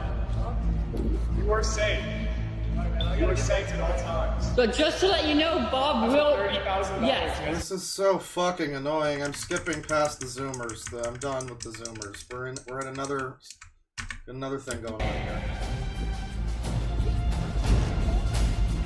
Sorry. You're gonna have to see the video again because it looks like there's a new scenario happening. No, that is the fucking public defender's office and the Shut up! Just get out of here! Yeah, the echo and everything too. I didn't even notice that. Holy fuck! Why do we need the echo? I need fucking armed security for goddamn motherfucking shit. It's like a Call of Duty trailer, yeah. I will be pressing charges. It's gonna be this shit is now over. Interestingly, the perspective of the so-called security team was also documented and shared on Reddit by user LunchAccomplished817. According to their accounts, the video was obtained from a Discord conversation where it was claimed to have been recorded by a friend of the security team. What's up, Daniel? I'm not allowed to take... No, they called us. They told us to come here. We're security. I don't have security. Here, I'm gonna send it to them. I'm on the phone with my security right now. No, we have to send it to them, Daniel. I'm on the phone with my security. I'm the security. No. Well, do you want me to call the police? Yeah, you guys excited for Black Ops 6? It's more Zoomers. It's the same thing again. We're jumping... I like how this is the most replayed part because everybody got sick of the fucking Zoomers. From an encounter at a Haagen-Dazs ice cream shop where he was ultimately asked to leave. This dramatic episode was captured by some of Daniel's fans and subsequently uploaded to Reddit by user DLarsTV. In one of the videos, a fan can be heard asking about John Summit, the same individual referenced in the fake security incident, and inquiring about Daniel's recent The pizza has been at showers. Despite Daniel's repeated requests for them to leave and his mention of contacting the police, the fans... This whole lunch during stream thing is pretty successful, I think. I don't think that wasn't too interrupting. Maybe a little bit. Probably a lot, actually. But that's fine. It's fine. It's my stream. Go fuck yourself. Persisted in recording him. John Summit... Police are on their way. John Summit... Ask you to... Daniel, John Summit told me to ask you if you've showered anytime recently. Okay, I'm going to need to ask you guys to leave. You still smell like poop. Please leave! I am begging you at this point. Good God! Hey, don't charge me, Daniel. What can the Haagen-Dazs be? Like, what does that mean? He's gonna throw Haagen-Dazs at someone. That's what it's gonna be. Sir is leaving the premises. There's a Haagen-Dazs smoothie thing. Another video captures Daniel from outside the store as a store employee approaches and questions the fans about filming. Initially, one of the fans claimed The expectant Daniel, just like, are you gonna open the door? Come on, I'm waiting. Claimed that they were security, but upon further questioning, Daniel himself replied with an alarming statement confessing to being a pedophile. Oh my god, these fucking editing effects. It's so much extra effort on everything you edit just to make it look stupid. I'm security. No, I'm serious. Why are you taking pictures of this man? Leave him alone. I'm security. What? Upon learning about Daniel's trouble, the female employee took it upon herself to remove him from the premises. You know, maybe this is a comedy video. You gave me a fucking trigger warning for animal neglect, but where was the seizure warning? In response, according to D-Lars TV, Daniel retaliated by striking her. This prompted a male employee to intervene, resulting in subsequent events being recorded on video, which clearly show Daniel being forcefully thrown out of the ice cream shop. Hey! You want to start? Tell me to bring it! Okay, I'm on the phone. Get out! Now! You have a lawyer for your fucking arrest. Daniel Gerard Larson. Leviathans are editing this video. That's why it looks like shit. They don't have hands or thumbs. Holy shit!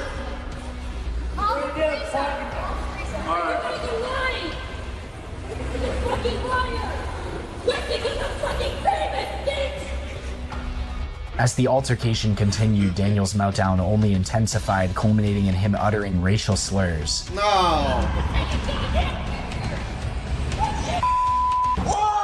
Whoa! There's no call for this sort of language, not outside of Discord. Not outside of Halo Night, Daniel. What are you doing? His behavior eventually escalated to self-harm and destruction of private property.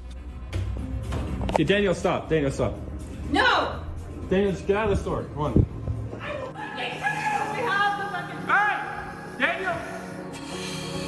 Damn, Daniel! These events, Daniel was approached by more fans to whom he shared his account of what had happened. We called police, we called security. No one was coming out. So the police literally said, well, we're not coming out because no crime is committed. So I didn't know what to do. So I literally, on public air pretty much, like on the media, literally, because I had to do something, right? To knock everything down and get everybody to stop. People were following me blocks. Fruity pose? You're the, I want to say in 10 minutes, you're the 6th person that spotted me. Holy shit. Yeah, that's a lot. I'm up there now. Like, I ain't coming down. I see. We are going media silent today. I see. I do not blame you. Media silent. Even if I go media silent, that's not going to help. No. Right? Those crazy Reddit. Right. So the issue is, I ended up basically, because we had 2 people in the area that yelled, "We have guns." I literally screamed, "I will murder everybody in this area." If you saying that stuff, man? But here's the thing. What am I supposed to do if somebody says they have a gun? I mean, I had to, you see what I mean? Yes, you want to say that. I had to protect myself. Yeah. The police we were on the phone with, because we called... Imagine if Daniel Larson became became Kyle Rittenhouse instead of Kyle Rittenhouse, Imagine how that court trial would have gone, Don't think he would have gotten off of those charges. I feel like that would have been a little bit... People would have had a little bit more of a... I feel like people would have generally not been on his side. I don't know. 911. They literally said there's still no crime committed. If the fans stop now, good. I'm sitting there going like, did I just get the fact that people are yelling guns and all this stuff, and yet I'm like threatening murder? That's on public media, and they're saying no crime is committed? What am I supposed to do? Yeah, I mean, you're gonna wind up behind the bars. Yeah. Like, it's of that level now that, nobody, not even the label, the label's just learning my families. Really? Just now? Just now. Just now? The next morning, Daniel took to TikTok to address the situation, starting by refuting D-Lars TV's claim that he had assaulted the employee. He also expressed how the events of May 25th had deeply affected him, as that day held significant meaning for him due to his grandmother's birthday. Daniel subsequently posted a comprehensive explanation of the video on social media. In his own words, Daniel recounted the events, saying, So, this is why yesterday Oh god, I am getting a headache watching this. I mean, people say, like, joke, haha, seizure, but, you know, as annoying as it can be to get a fucking seizure warning on every YouTube video you ever watch that has two colors next to each other for a second, or whatever, you know, like any moving picture has a seizure warning these days. But, you know, sometimes it really does just hurt my fucking eyes. Like, it's just, I'm getting a fucking headache. This is annoying. This is genuinely very annoying. I raised my fist, and I knocked over those things in public, inside the store. So, those trolls that were videotaping me were trying to get me kicked out of the restaurant for something that I didn't do. Kicked out of the restaurant! Okay. They were asking me very, very inappropriate questions. They were also impersonating to be my security when I said I don't have security and I don't know their company, so they need to please leave. They refused to. And it's like he adds every effect to every clip too. It's not. It's like it's the same effect. It's the one with the red, green, blue, and like the rip, and like it's all the same ones on every single one of these. Every clip in the timeline has the same fucking effects on it. And they basically started creating a scene to where other people in the location started What's this spooky theremin music? Yeah, what is going on? It caught the attention of the restaurant manager. I mean, I put Wheel of Time by Blind Guardian in my fucking video about pedophiles, so I guess who's to really complain? The restaurant manager then got involved, went over, you could see it on video, went over to the trolls that were claiming they were AKA security, which is not true, and asked them to leave me alone. God! They refused to leave me alone, and they said that I touched children. There's not proof of that. There's never been proof of that. It's all... There's been a lot of things you've said, though. I guess nothing about touching children, but wanting to. Okay. So what they did was they got on their phone, they showed this person, literally the subreddit, the Daniel Larson subreddit, this manager at this restaurant.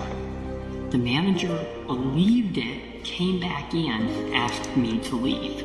When I said why, I didn't do anything, they said that I was a pedophile and that I touched children live. Like, yeah, this video was edited by Nobunga, that's correct. Publicly. I don't think it was as bad in the first one. I don't remember it being this fucking intense in the first one. To where everybody in the entire location could hear.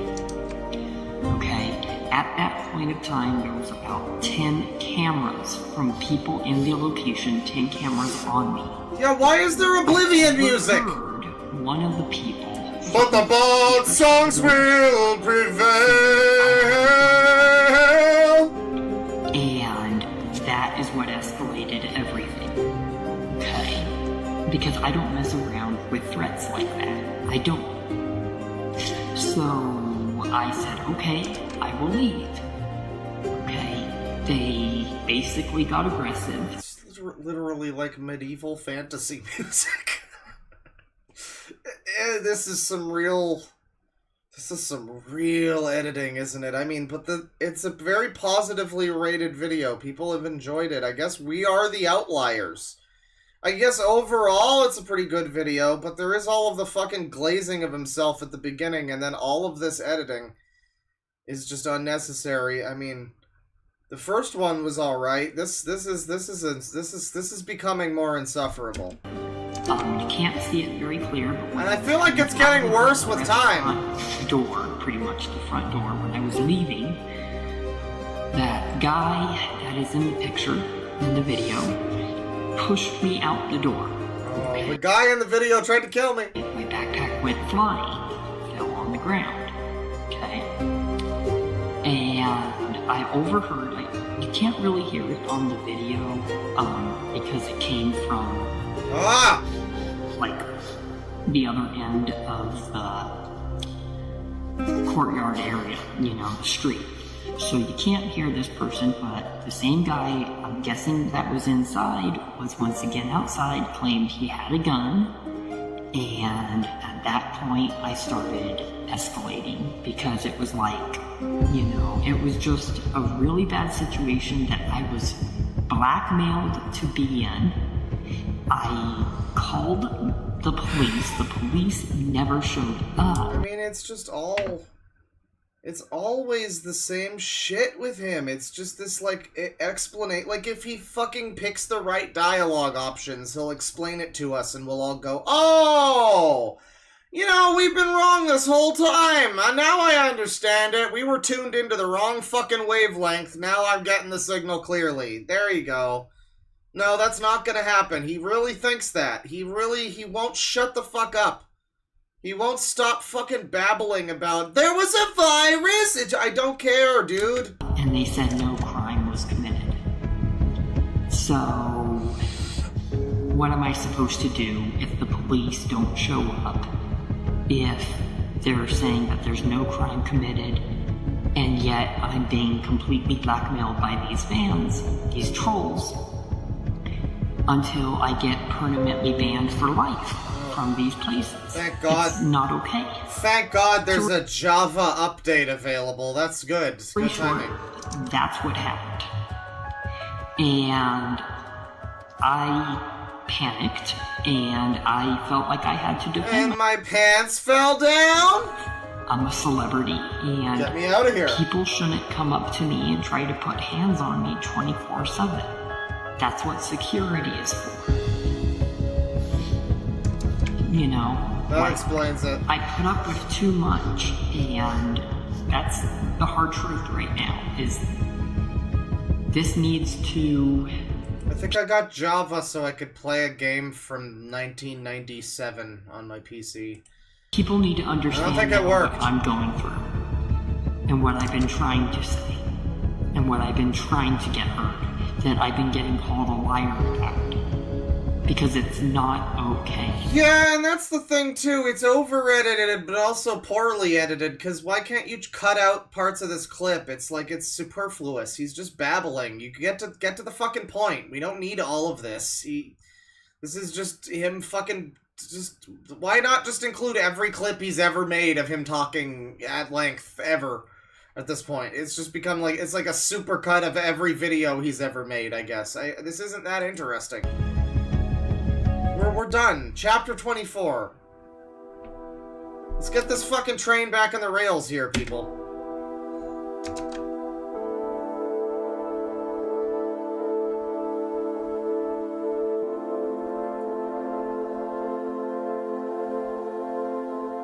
Cameo. Oh, good. Yeah, I really miss Katie and Tyler right now. On May 31st, 2023, Daniel Larson took a momentous step towards expanding his online presence and income by venturing into the world of Cameo. The decision was heavily influenced by his devoted fans who had observed the success of other celebrities like World of T-Shirts had achieved on the platform. Eager to seize the opportunity, Daniel excitedly announced the launch of his very own Cameo page on his YouTube community page, generating a wave of anticipation among his loyal followers. I'm sure no one will ever abuse this with him. No one's gonna do that, that's for sure. The platform, which allowed fans to request personalized video messages from their favorite celebrities in exchange for payment, appeared to hold great potential for Daniel's we can speed it up, that's fine. Financial prospects. At first, Daniel priced his Cameo videos at $20.99. However, after carefully assessing the market and gauging the response to his initial videos, he made several adjustments to the pricing. The price increased to $24.99 and then made a significant jump to $59.99, and rumors even circulated that it soared as high as $85. Unfortunately, the higher price points failed to attract a substantial number of buyers, prompting Daniel to reconsider and search for the optimal pricing sweet spot. Despite the rollercoaster ride of his Cameo pricing, Daniel remained actively engaged with his fans. On June 6, 2023, he attended a Colorado Rockies baseball game, eager to share the experience with his followers through a series of YouTube videos, shorts, and TikTok clips. Throughout the event, Daniel took great delight in documenting his interactions with fans he had encountered at the game. However, it was an unfortunate day for the Rockies as they suffered a disappointing 10-4 Great job, Daniel. This is all your fault. defeat against the Giants. As Daniel's Cameo page gained traction and his popularity soared, he continued to fine-tune his pricing strategy. On June 16, 2023, a Reddit user by the name of u/TMZ_news posted a video allegedly sourced from Grace Vanderwall's Instagram Not again. account. The video, created through the use of AI, featured a fake Grace vehemently Oh, the AI is really gonna fuck up a lot of crazy people, isn't it? I mean, we think a lot about how AI is gonna affect, you know, the justice system, the ability to take anything seriously ever, like whatever. AI is really gonna fuck with a lot of crazy people. Daniel to leave her and her family alone, adamantly asserting that Daniel had never been in contact with any member of the Vanderwall family. This is a message to Daniel Larson. Please leave me and my family alone. You are not in contact with me and have never been. Daniel addressed this unsettling video on the community. Oh, that's good. Yeah. I mean, but that's great though. I kind of like that as trolling though. It's hands off enough where I'm like, yeah. I mean, that's a little bit funny. I don't know. Community section of his YouTube Give him a fake Grace Vanderwall. page, revealing his panicked reaction and unintentionally falling prey to the elaborate prank. That's In stupid response, he effect. swiftly raised the minimum price of his Cameo videos to $50, citing the need to filter out Well, nonsensical obviously requests. it's fake. However, just 2 days later, on June 18th, Daniel made a drastic leap by increasing the price to a staggering $500 for a personal cameo. In a clarifying statement posted on his YouTube community page, he cited legal concerns and the ongoing situation as factors influencing his decision. With an additional booking fee of $99, the total cost for a cameo skyrocketed to nearly $600. Surprisingly, Daniel's experimentation with pricing did not end there. Does he have a microphone effect? Is it like Mama Max's voice changer? I can't really hear it. Further raised the price to I think $830 it's just like a farty synth pad in the background. on the same day, then to $1,069 before eventually settling at around $900. The fluctuating prices continued until June 19th, when Daniel ultimately reduced the cost back to $50, only to increase it once more to $100 shortly after. Despite these price adjustments, the number of reviews for his Cameo videos remained relatively stagnant at 42, although it remains uncertain whether each purchase resulted in a review. Despite the ambiguity surrounding the exact revenue generated Yeah, $1,000 cameo. That sounds like a fucking deal. from his Cameo venture, Daniel managed to amass a significant amount of money. With 42 reviews taken into account and conservative estimations of $30 per purchase, it can be inferred that Daniel earned a minimum of $1,260 from video sales alone. Taking into consideration additional revenue from $3 messages and the likelihood of unreviewed purchases, his overall Cameo sales likely exceeded $1,300. Despite Yeah, I mean, like, Cameo would be a great thing for him if he couldn't get himself fucking banned from it, which is probably what winds up happening. I don't know, no spoilers, but whatever happens to him, Cameo, you know, would be a great, a good thing for him, because he can just go on there and people can just pay him to basically just be a wacky retard. And that's literally all it is, and that's, that would be awesome. If only he could make it on Cameo, you know? efforts by certain individuals, including Flexburger, to have Daniel banned from Cameo by reporting alleged violations of the platform's terms of service, Cameo confirmed that he had not breached any guidelines, thus ensuring his continued presence and the maintenance of his income stream on the platform. With the influx of funds, Daniel began to adjust his online behavior. He gradually reduced his promotion of his Cash App on YouTube and TikTok, signaling a newfound financial stability. As a result, he indulged in small luxuries such as quesadillas, alcoholic drinks, and beer, enjoying the fruits of his success. Why he doesn't use any of this money for more important things like, I don't know, finding a place to stay? I don't know. I don't fucking know, dude. As the availability of money fluctuated, Daniel adapted his approach to receiving donations. Instead of actively promoting his Cash App, he started redirecting fans to his Cameo page, demonstrating a shift in his financial expectations. By June 20th, 2023, Daniel seldom shared his Cash App information, suggesting a greater reliance on Cameo as his primary source of financial support. While it remains unclear whether Daniel had any direct contact with Grace, on June 21st, 2023, the aforementioned u/TMZ_news allegedly reached out to Grace to inquire about her knowledge of Daniel and whether she had ever been in contact with him. In response, Grace emphatically stated that she had never contacted him and expressed her intense disdain, urging him to cease mentioning her. This is the real Grace, then? This is the actual Grace Vanderwall, who actually also doesn't want anything to do with him. Allegedly! I maintain that she maintains... I believe that she has a secret trolling alt. I think that she has a secret trolling alt that she uses to fucking...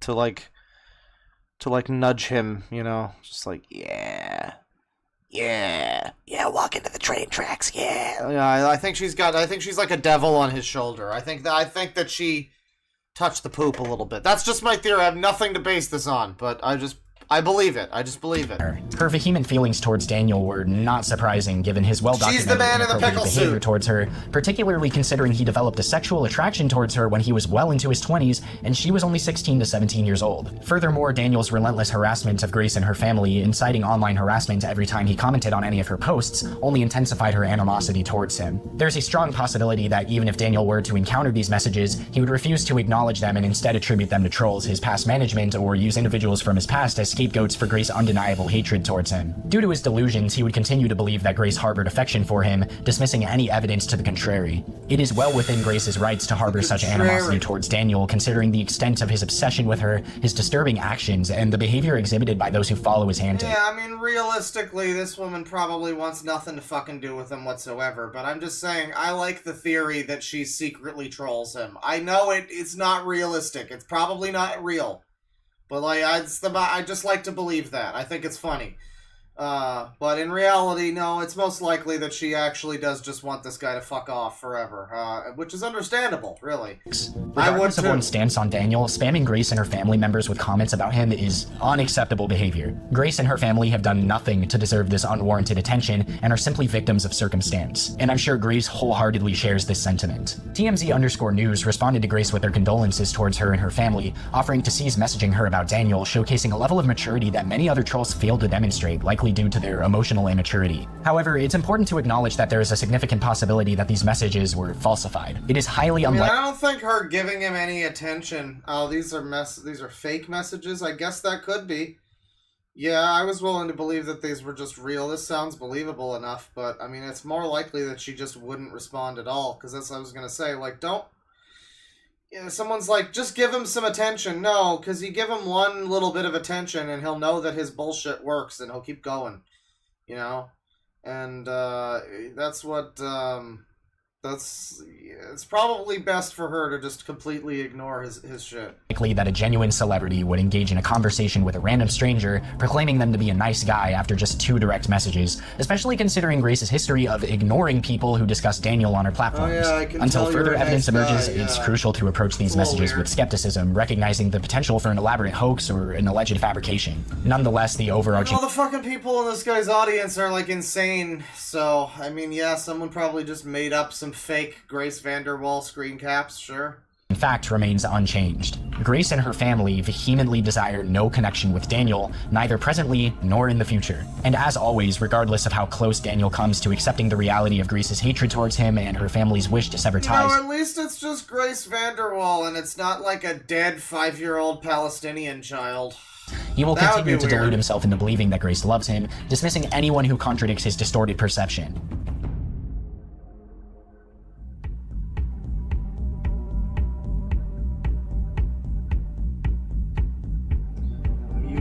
Rescue. On July 9th, 2023, Daniel made a significant decision that would send shockwaves throughout the online community. He adopted a dog named Music from the Longmont Humane Society in Longmont, Colorado. However, the news of Music's adoption... so it's not him making funny new music. This is the animal neglect chapter, I see. ...by Daniel sparked a wave of outrage on the subreddit. Many users vehemently voiced their concerns about Daniel's ability to take care of himself, let alone an animal, given his financial struggles, violent tendencies, and history of damaging property during meltdowns. It was evident that Daniel was ill-suited to be a responsible pet owner, and the subreddit members demanded that Music be returned to the shelter for her own safety. The outcry grew so intense that the Longmont Humane Society felt compelled to issue a public statement addressing the situation. In their statement, they acknowledged the concerns raised by the community and assured the public that they were taking the matter seriously. They stated that they were collaborating with local law enforcement to investigate the allegations of falsified records and the well-being of Music. The God, this editing. So they gave him a dog. They shouldn't have probably fucking given him a dog, and now people have... I would say that's a good thing to let them know they probably gave him a dog and they shouldn't have, yeah. This is good that they're trying to do something about it, I suppose. The organization also expressed a commitment to reviewing and improving their screening processes for potential adopters. Their primary focus was ensuring the welfare of all animals under their care, and they encouraged anyone with relevant information to come forward and share it. It was clear to everyone, except Daniel, that he was utterly unfit to take care of a dog. During the short period that Music spent with him, Daniel demonstrated time and time again why he was ill-equipped to provide proper care and could not be trusted around animals. Daniel's reasons for adopting Music were questionable, to say the least. He claimed that he wanted her to be a guard dog, apparently under the delusion that she possessed specialized training to protect him. Hey. She's a German Shepherd. It's her job. She's like I said, she's got the guard doggish attitude. Yeah. I got him to be a guard. Well, you know, he needs to have security because he is a celebrity, so the guard dog really comes as no surprise. Dog. That's why I got him. Adding to the concern was the fact that Daniel frequently misgendered Music, often referring to her as a male. This lack of awareness about the dog's gender raised doubts about Daniel's ability to even meet Music's basic needs, let alone provide proper medical care if required. Additionally, the only water Daniel provided for Music came in the form of small cups from fast food chains like Starbucks and McDonald's, which was grossly insufficient for a dog, what about a especially pup one cup? as large as Music. In terms of food, Daniel's efforts were equally inadequate. He claimed to have a bag of dry food for Music, likely provided by the Longmont Humane Society. However, according to Daniel, Music refused to eat. This refusal to eat was often Did assigned. he say misgendered the dog? Did he misgender the dog? He misgendered the dog. I'm surprised we didn't get a transphobia warning. Of stressing dogs. Furthermore, in the videos Daniel uploaded featuring Music, the dog could be seen whimpering audibly with her ears pinned back, indicating anxiety and distress.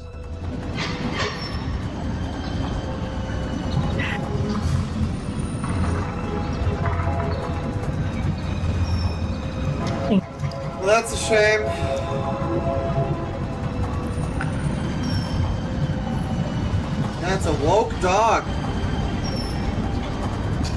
Well, yeah, no, he doesn't understand the The dog's only gender. food Daniel Yeah. claimed to have given Music was a puppuccino, which is a Oh god, it's not a pup cup, it's a puppuccino.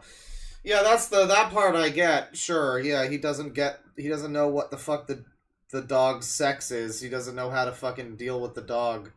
Well, isn't it easy enough to check if a dog's got a penis or not? I mean, that's like a... You know, it kind of sticks out there. I guess maybe not. small cup of whipped cream. This raised serious concerns about Daniel's ability to meet Music's nutritional needs and ensure her overall well-being. In a YouTube comment, Daniel even mentioned considering giving Music nachos, which is a really dangerous choice, as certain ingredients in nachos, such as jalapenos and onions, are incredibly toxic and sometimes fatal to dogs. Daniel's actions and comments made it clear that he posed a significant threat to Music's health and safety. The community's outcry caught the attention of Ox, who took it upon himself to rescue Music. Ox made a post requesting Daniel's location so that he could intervene and save the dog. He expressed his intention to travel to Colorado by motorcycle, demonstrating his commitment to ensuring Music's safety. Ox's dedication resonated with the community, and they eagerly awaited updates on his mission. On July 10th, Ox posted that he had arrived in We Colorado really can't fucking get out of Ox territory, can we? and was actively searching for This guy's Daniel. always However, back. despite his best efforts, Ox was unable to locate Daniel and Music. At least Ox is trying to fucking find the dog and help the dog. Disappointed but undeterred, Ox decided to call off his search and return to Los Angeles, expressing his hope that someone in Denver would confront Daniel and help secure Music's return to safety. Shortly after Ox's departure, another Reddit user named Keanu Reeves with the Gun expressed their determination to continue the rescue mission. Yeah, it's probably actually for the best that he isn't taking a vested interest in the dog's genitals. That's a good point. Because again, someone said earlier that he was found pants down with a caregiver's cat or something at one point in time. So I mean, yeah, it's maybe that's his best. It's better this way. They resided close to Longmont and Could be pledged to worse. find Daniel and Music. On July 10th, YouTuber Goated Minds, also known as Goated Piston on Reddit, uploaded a video titled "Daniel Larson Got a Dog. We Need to Save It." In the video, he revealed that he had reached out to Animal Control and the Longmont Humane Society, taking action to ensure Music's rescue. Additionally, Goated Minds announced a $100 reward for anyone who call could was successfully fake? retrieve Music from Daniel's Not possession. real? Meanwhile, a Discord group named SEAL Team 6 was formed, led by Goated Minds and including other members like Wheaton. Their mission was to track down and Literal save Wheaton! Music. Over the course of Literal 2 days, they Wheaton! meticulously located and pinpointed Daniel's whereabouts. Their efforts led them to the bridge featured in one of Daniel's previous music videos, and eventually to the park where he had spent the previous night. The team's determination paid off when Wheaton successfully rescued Music from Daniel's custody. Wheaton approached Daniel under the pretense of checking on the dog's well-being, swiftly took custody of Music, and placed her safely in her car. Goated Minds posted an image. This absolutely is getting worse. I mean, like, well-being, swiftly. All these random fucking. It's supposed to be like film grain, like burns in the fucking film or something, but it's just these random fucking dots everywhere. This is so dumb and bad and dumb. Swiftly took custody of Music and placed her safely in her car. Goated Minds posted an image of Music on Reddit accompanied by the caption "Music is safe," providing visual proof of the dog's rescue. In response to requests for additional evidence, Goated Minds later shared a video featuring Music. Wheaton also posted updates on Reddit reassuring everyone that Music was doing well and expressing gratitude for the support received. While Music was safely on her way back to the Longmont Humane Society with one of the animal caretakers, Daniel resumed activity on his YouTube community page. Yeah, no, we have to shout out the guy, the literal person named Wheaton, who actually saved the dog from Daniel. Good job, Wheaton. You wouldn't have I mean, I guess the name was ironic. Maybe they knew. They were like, you know what, I'm gonna be the counter Wheaton.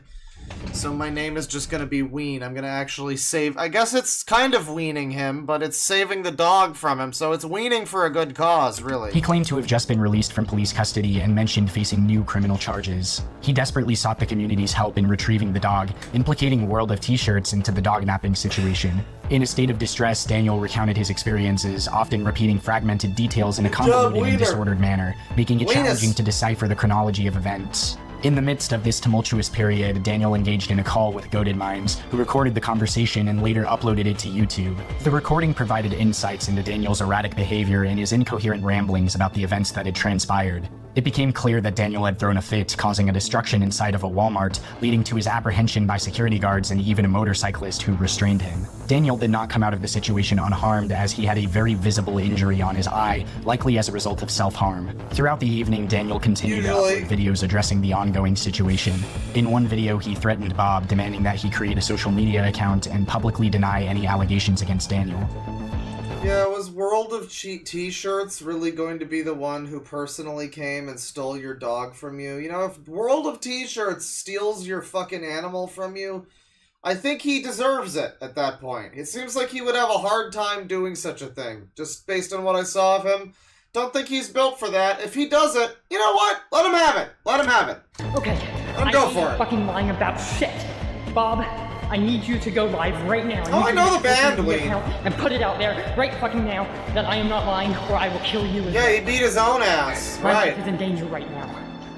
In another video, Daniel expressed his intention to take the matter to the Supreme Court, lamenting that security companies refused to believe his claims. His distress was palpable as he made repeated calls to emergency services. Well, okay, so this is 6/11/2023.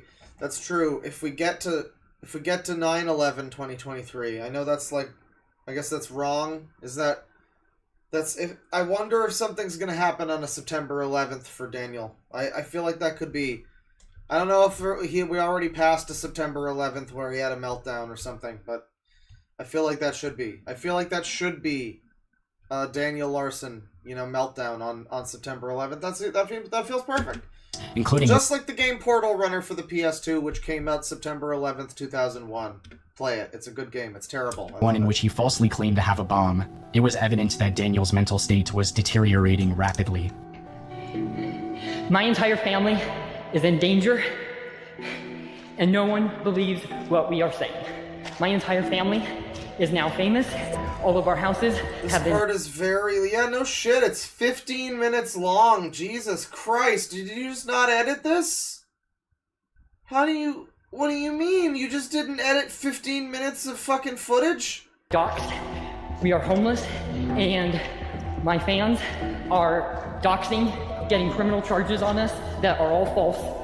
We will take this all the way to fucking Supreme Court. We are not playing around. We have contacted security companies, and they've all refused to work with us. Don't skip Pete Larson, okay? Because they don't believe what we are saying about our popularity. I am done, and I... Listen, I'm way too famous for that shit you just accused me of, okay? Listen, you give me back my dog, alright? I saw Grace Vanderwall once. I'm pretty famous. I'm a big deal. I will not stop until the White House is blown up. The White House. Oh. Okay, so I just called 911. Is this when it happened? Is this the specific... Oh. This might have been what it was that got him in jail, actually. Yeah, this might be the actual thing that gets him in prison. And I just literally just screamed, I have a bomb, on the 911 number and randomly hung up in hopes to get this situation heard and to get my family to get it heard that they deserve. And you know, usually when you shout, I have a bomb, people are willing to listen to you and, well, sometimes they are. When you shout it on the phone, I mean, you're on the phone.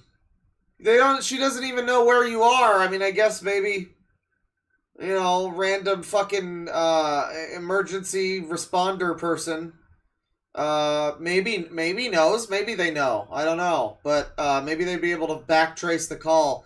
But it seems, I mean, it doesn't seem like it's gonna do much for your family, dude. Security and protection. His family means Music, the dog, I guess. I'm sick and tired and Grace of fans assaulting, harassing, beating up my family, injuring people, stealing dogs, doxing, and stealing money, fraudulent shit, blaming it on me and my family, and then to make everything... My family, is he a system now? What other family? Who's the family? Worse. Say that it's my fault. I'm done, I'm sick and tired of this, and I will, like I said, take it all the way until this gets heard. And if charges will be pressed, I will sue the entire U.S. government and Supreme Court. Right.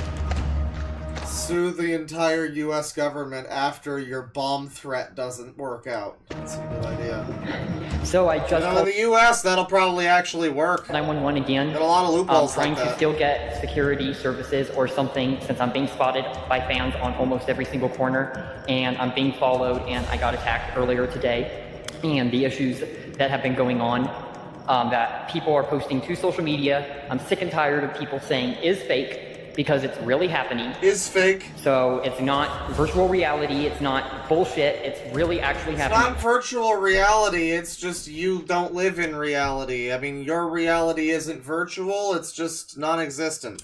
And it's serious. I just subjective. called 911 for a second time in under an hour, and they still don't believe what I'm saying.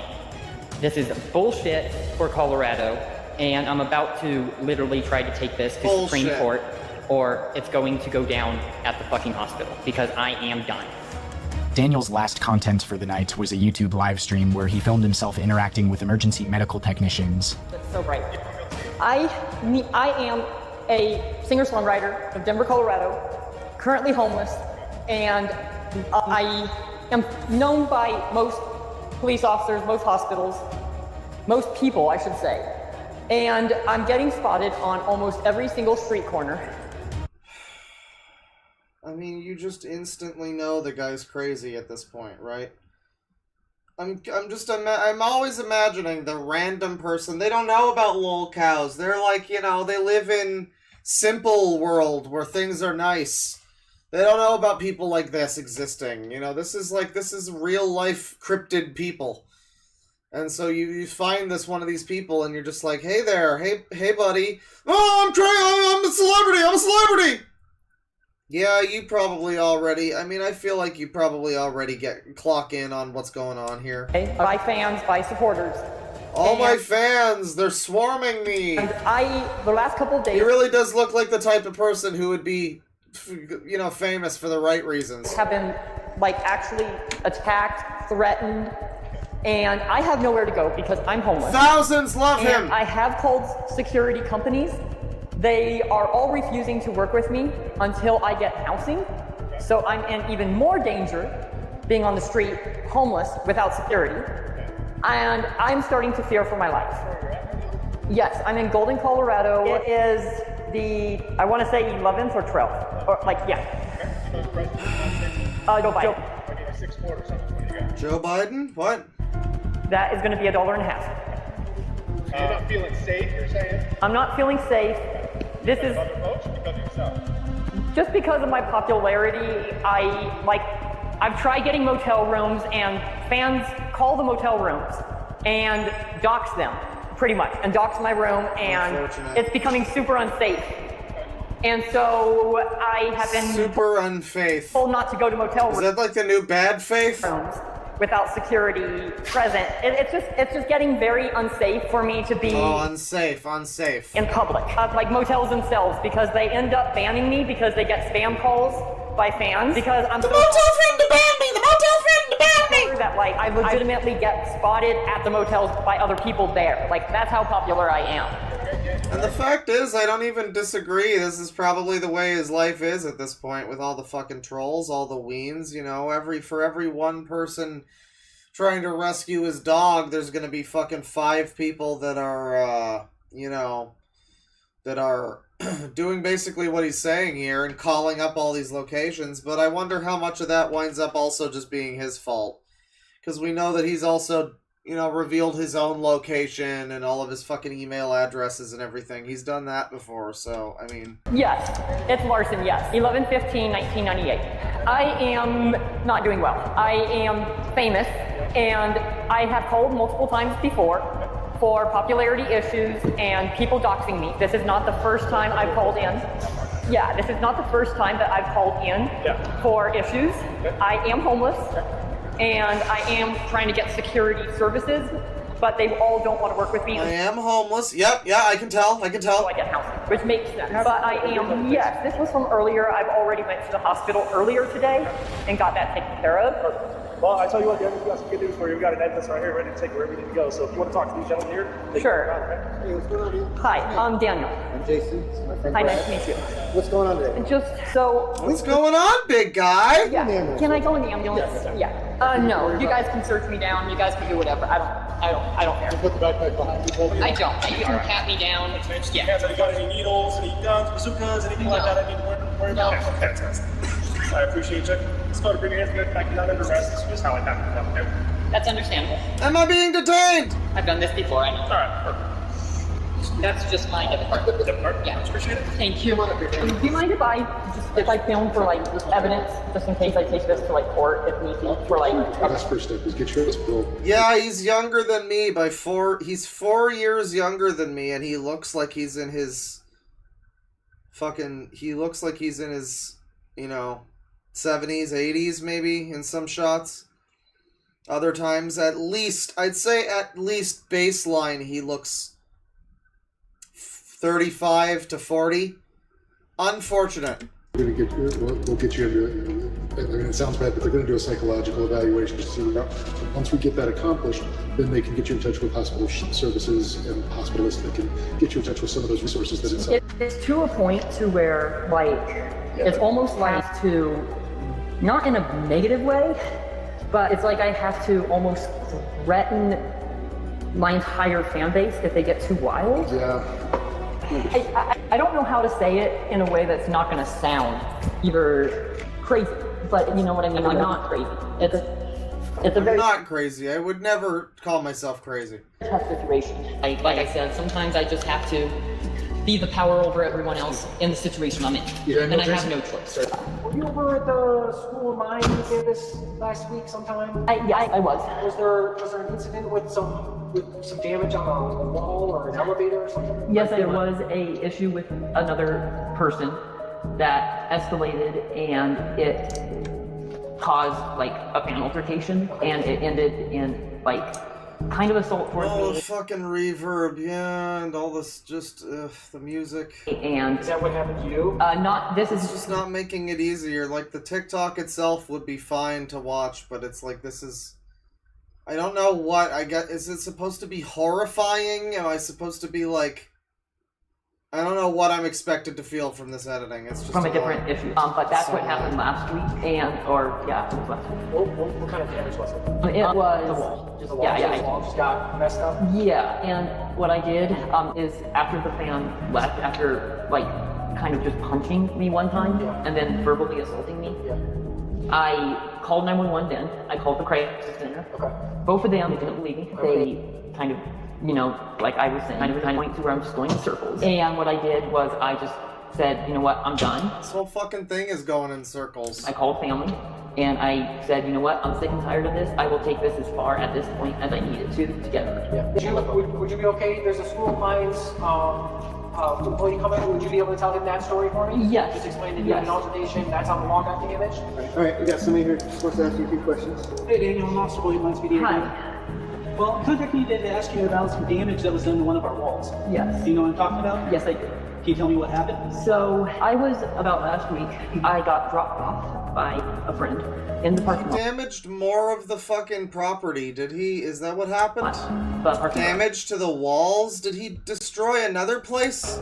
And was walking through the building where the stairwell is. And I'm a singer-songwriter. I already kind of talked to them about everything, gave them I've seen your YouTube. Yes. So I got spotted by a troll.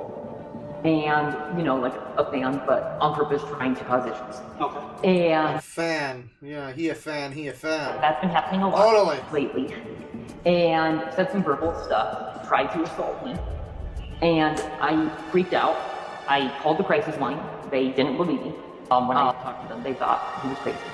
Because some people are still not believing my popularity, which I'm trying to get heard right now. Some people just don't believe my that's a great outlook. I actually really like his outlook. I mean, maybe it's a toxic positivity type of thing, because now he's crazy and he won't take no for an answer that he's not famous. But yeah, you know, some people just don't appreciate my popularity.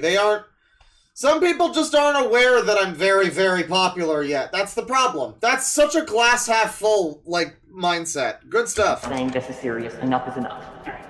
And I panicked and I freaked out. And I decided I was gonna kill them. And so that was me, and I did that out of fear. And at the time, what I was thinking in my mind was like, I really don't care right now what happens, because I've had enough with the trolling, I've had enough with what is going on. I care more about my safety, and I care more about, like, my family's safety, and I want to get this heard, So I guess he is seemingly talking about other people in his family, I guess. That's what the edit... it sounds like he's fucking talking backwards for a second. He's probably naming his family members or something. When he says family, I forgot, does he have family?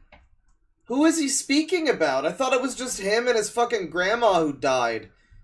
What family? I thought is that what it is? It sounds like a fucking... I care more about, like, my family's safety. Yeah, that's like a name distortion, like someone he knows safety is what that sounds like. So who the fuck is in his family? The dog? I guess Bob? Grace and her family? Yeah, I mean, Bob the dog and fucking Delusions of Grace. That's his family. Fuck, that's depressing. And I want to get this heard, and that was my motive. I knew I was going to get caught. Okay. I knew the consequences. I'm sorry. And if you want to charge me, that's okay. I don't care. But I'm trying to, at this point, just do anything I can right now to just put the message out, like, look, this is real stuff that's going on, not a joke anymore. These fans are trolling too much. It's everywhere I go, not just one. These troll fans they've just spread too far. And again, yeah, his trolls are very, like, parasocial about trolling him. There's something about the Daniel Larson fans. It's, like, apparently worse than Chris Chan trolls or whatever.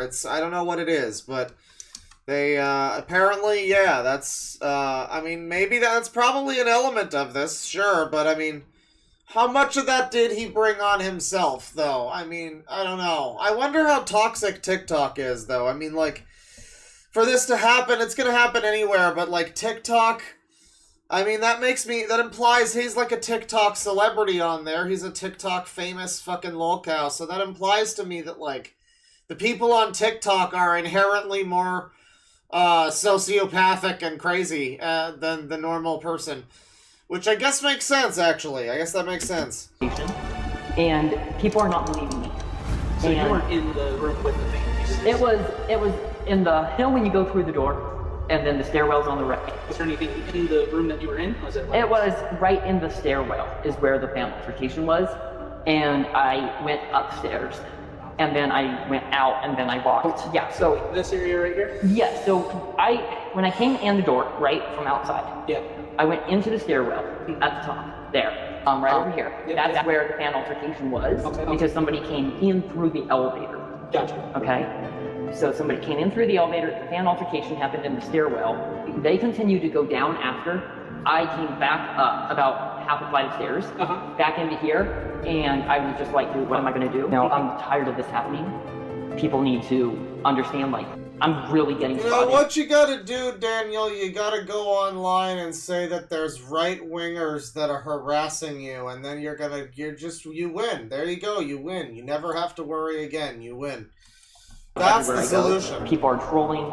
I need to get to a point to where I am safe from these altercations. So you kind of freaked out? And I freaked out, going like, I need to get this heard. I freaked out, and I kicked all. So, I mean, I understand, and, you know, I just want to... $5 from Frank Hensel. Daniel should have just made music. If you look at people like Wesley Willis and Tonetta, I think he could have actually been accepted by the internet. Yeah, exactly. I mean, I already said he's kind of like Mark Gormley, who died recently, by the way, F. But Mark Gormley, you know, or a lot of the other kind of Phil Thomas Cat, Uncharted Zone, you know, crooners that he's got in his stable. Some of that type of lolcow, you know, music. That could have been his thing. I mean, the music that he does have fits that genre so well, and he just doesn't have enough of it. He did not focus enough on it. He was so focused on the fame that he didn't worry about what he would do to make himself famous, even for a fucking second. That wasn't even a concept. See what's the deal with the wall? All right, so I'll write you a ticket for the criminal initiative, but I'm gonna let Sheldon help you, right? Because it's more important right now. So I'll ask them where they're going, and I'll just meet you up there. Okay? Yeah, and I will also. So I'll give you a ticket. It's like a $500 damage thing, right? So you know I can understand freaking out because of the fans and all. Does your body cam record as well? Okay. Can you also help with trying to get this issue as well out there any way you can? Or I can't get it out anywhere. It just goes to a report. So can you help expedite that into a report? I need you to get them to stop trolling me, officer. Say that like this is like a real issue, and that like I am starting to fear for my life to some degree. And like earlier today, I literally have to make videos going like, I will do anything to where this will go to Supreme Court if it has to, and I will do something if I have to get it to Supreme Court. He's gonna do something. It's not good if I have to do something like that. You know what I mean? So that's what he's like. He's gonna fucking bomb the White House to get his trolling to stop. To get it. He threatens to bomb the White House. So it is. I mean, it is. In that regard, you could say it's partially the fucking... it is partially the fans' fault, I guess. The quote-unquote fans. That I guess kind of pushed him into this fucking thing. Where I mean, it's not really their fault. They couldn't have known he'd do this, but like... yeah, they're semi a little bit responsible for it, I guess. You know, him just deciding, you know what, this'll make them take my case seriously. If I blow up the White House, then they'll force my trolls to stop being mean to me. Well, I don't know if that will work, but I think you'd have some bigger problems, you know? Of that severity of a level. My wife? Talking to officers, okay. He has not posted anything since. He is believed to be under psychiatric hold at the center, where he awaits numerous criminal charges. The exact nature of his criminal charges remain unknown. In the midst of these dramatic events, it became increasingly apparent that Daniel's situation was spiraling out of control. The uncertainty surrounding his future loomed, raising questions about potential arrests, imprisonment, or involuntary psychiatric commitment. That's such another good image of Daniel here. This is a very fierce, fuckable, fabulous kind of Daniel. The cycle of mayhem, madness, and destruction that defines the Daniel Larson story seems to persist unabated. As the dust settles, the next steps Where did all those other teeth come from? Is this AI? Leaving everyone to These speculate. are AI versions of Daniel Larson. Why does he have AI Daniel Larsons? Where did this... maybe it's just an AI cleanup, but it looks like... the TikTok logo is also not real English, and then it gives him extra teeth, too. That's fake Daniel Larson. What's going on here? What is this video? Speculate about what awaits Daniel in the days to come.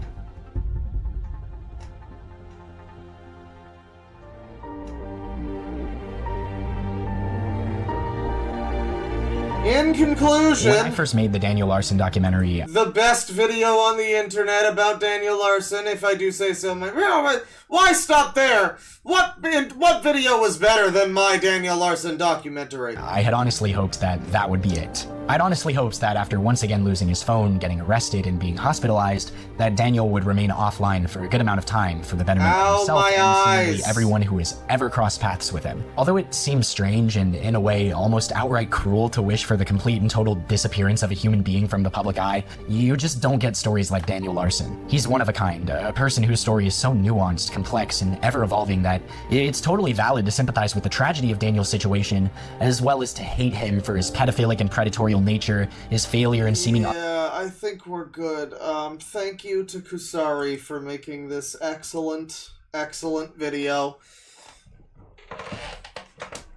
That's, it's quite a fucking video, wasn't it? Good video. It's not a terrible video. I'm gonna clean up my room a tiny bit for the fucking cameras, because I'm gonna do some guitar now. You can leave if you don't want to watch a disabled arm retard play bass guitar reasonably decently well. There's gonna be some mistakes, but yeah, it was an okay video. It wasn't like terrible. I mean, you know, he got all the thing is, I didn't notice how annoying the fucking video was when I was watching it the last time when I was just watching it on my own time, because I think I was busy playing fucking Kingdom Hearts or something when I was doing that, so I just wasn't even fucking paying attention, you know? But you watch it closely, and boy howdy McFuck shit, is it ever bad? Is it ever annoying and bad? And annoying a couple more times. There you go. Turn on the AC. Gonna need it. For some reason, I only ever fucking play this instrument in the summertime. Good for me. We got a bunch of fans going. It's gonna sound like fucking shit. But that's just the way you do it. I've been posting some guitar bass videos over on the Tweetars. And it's been fun doing that again. I stopped playing for a long time because I don't know, I have fucking ADHD or whatever, and I can't stick with one thing for a while. But, oh, we're back. So I can fucking plug this thing in, god damn it, cunt. We're back. And, well, shit, I don't know how, shit. I don't know how I look, actually. Am I, like, camera ready? Let me see. Hang on. What do I look like? Well, we have just been watching Daniel Larson, so, like, I mean... it can't be worse than Daniel Larson. You know, I'm fine. It's fine. Sure, that's fine. I don't need to wear a hat. It's fine. You don't want to have... I don't want to go live with, like, penis hair. You don't want penis hair. I gotta change the fucking title. Get the fuck out of here if you don't want to watch music stuff. You know, it's all over. Daniel Larson time. We will see part 3 of the Kusari Daniel Larson documentary another time. I hope the editing is even worse. It's gonna be so exciting. Bass guitar stream, and you know what? The motel is still trying to kill us. That's fine. Oh, and I gotta change the fucking... Hang on. I gotta change the thing now. Come on now. See, the problem here is this is going to fucking nuke the stream for copyright, so I'll have to re-upload the Daniel Larson segment as like a clip or something. I think that should be okay. You know, we want to have the whole thing up on the channel, so... I had a picture. I had a fucking... Oh yeah, right here. Is this guitar or bass? Where was the one? I had one that was bass and one that was guitar. Oh, that was guitar solo. This is bass. Okay.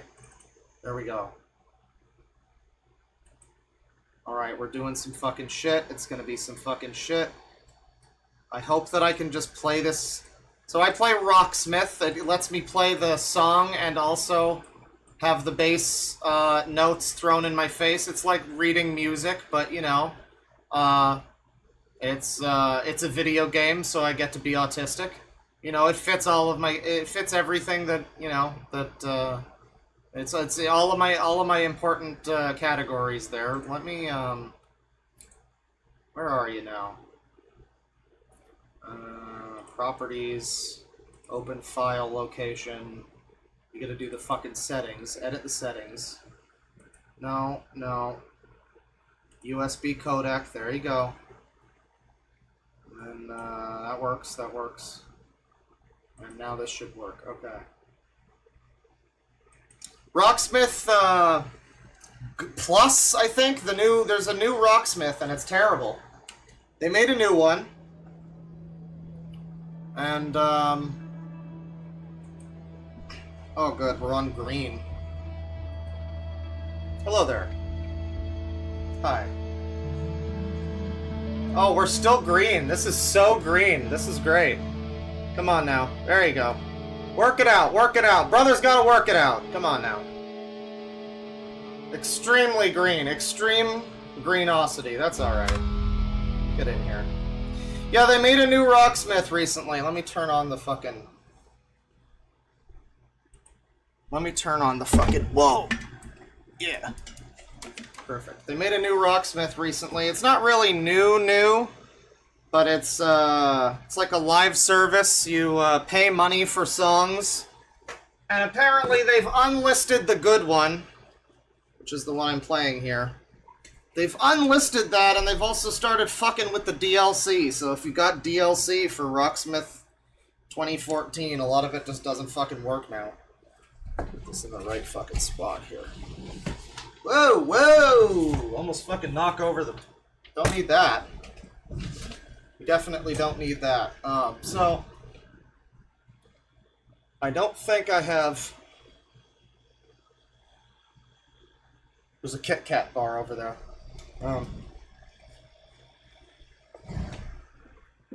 Yeah. There we go. Where's the fucking game? Let's get it going here. Yeah, they made the new Rocksmith. It's very unfortunate. It looks like a pile of shit. It looks like a huge pile of shit. It's a live service. Rocksmith. And apparently some of the DLC for the old game is no longer functioning, so that sucks ass. You hate to see it. But, I think it's working for me. They haven't updated the old... Okay, I have to fix this now. They haven't updated this version of it yet to, like, completely break everything. They probably will. There we go. Alright. I think we're all set. God, that's gonna be some loud, annoying fucking background noise. Auto. Yeah, grab Rocksmith, dude. What are you doing? Capture. There you go. Not gonna do it, huh? Wow. Where is it? Oh, I'm in front of Rocksmith. Very cool. How'd that happen?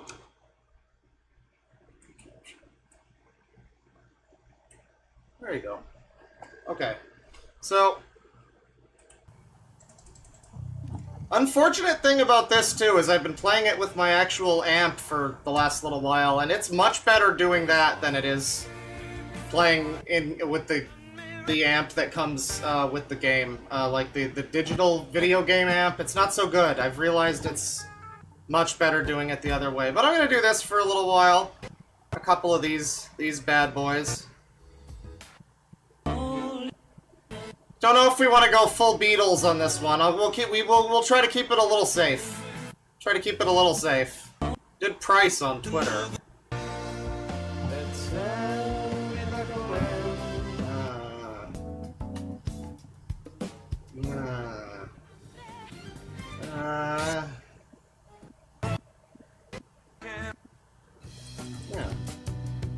Alright, we're starting with Radiohead, so you know I'm an F-slur. There you go. We gotta do this every time? God damn it. I really prefer playing this on my amp. It's just like, hey, tune up! Alright, you good? Alright, great. I guess it's actually more annoying that way. It tells you to do it every time. If you play it on the real amp that's down there, it's much better sound. Here, the sound's always... It's not a great virtual amp. It's not great, but it works. It gets the job done. So if we get copyright blocked, that's just gonna happen. Where's the fucking chat? It's over here? Alright, cool. Someone is telling someone else in chat to never speak to them again. I'm a fundamentalist? Sure. I'm a Rich Evans fundamentalist. Well, if I did split the connection, it would just sound shit on mic.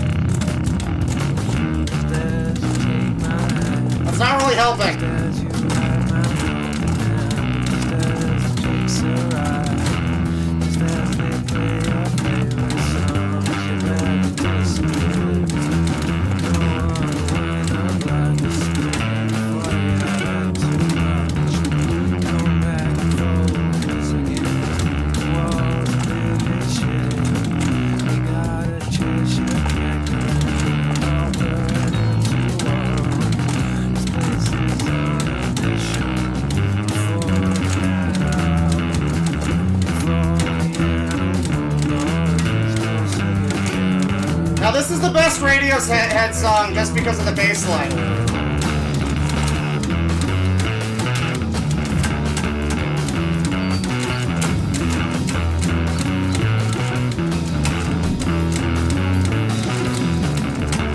I'm fucking it up. I did not practice.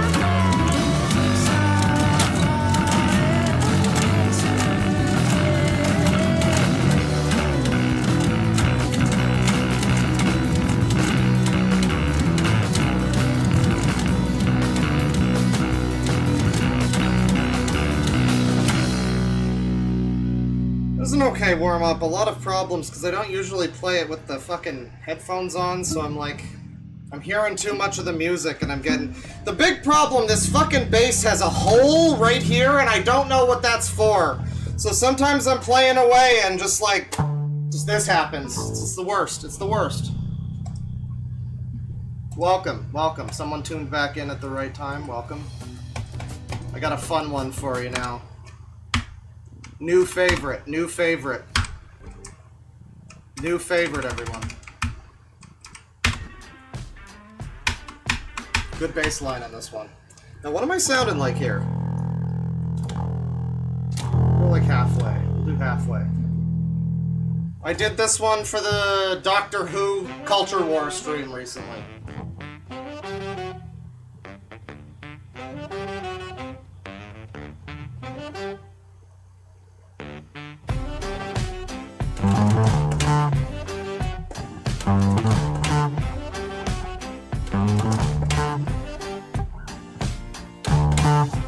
Who'll be my Valentine?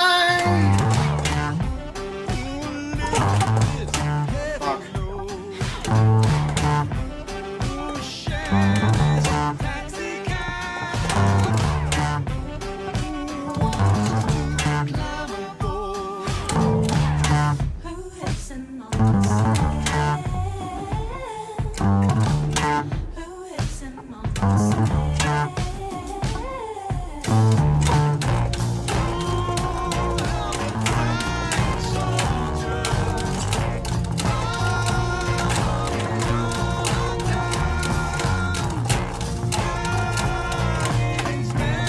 It's happening again.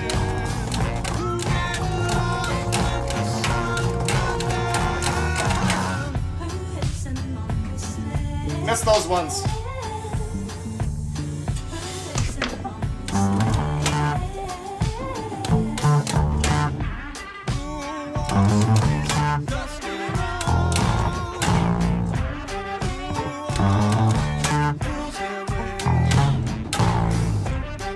Who's this?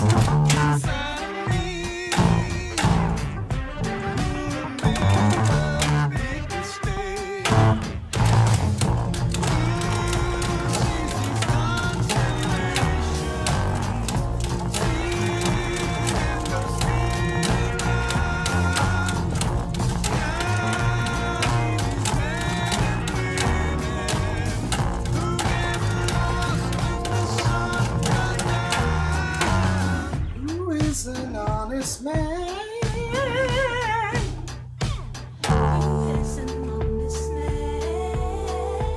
This album got me back into St. Vincent and generally into David Byrne.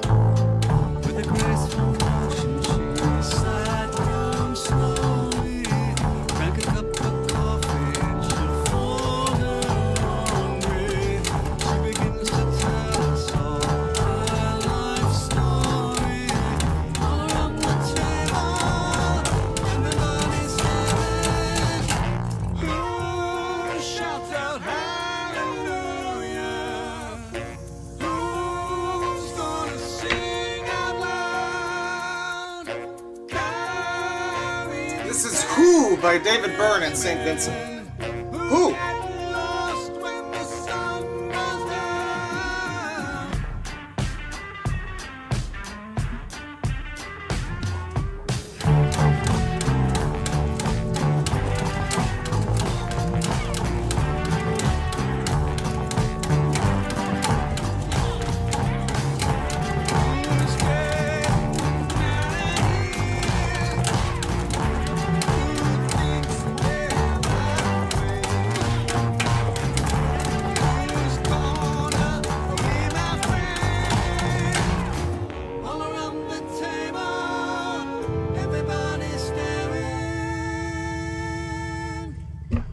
Good song.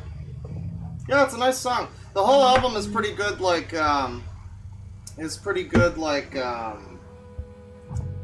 in orchestral pop, I guess, orchestral rock, art rock, whatever you call it.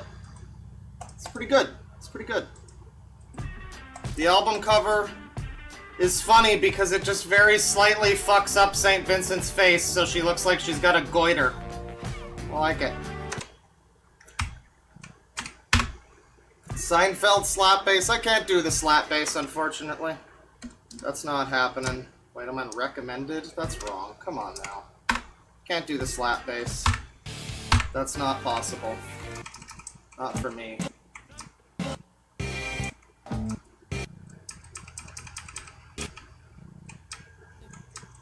We're gonna find one. We did this one on Twitter, too. It's a good one. Do we want to get Finnish on people? Let's let's finish the chat. The chat's about to finish. I'm gonna make sure you guys finish. I know I've been edging you for a bit, but...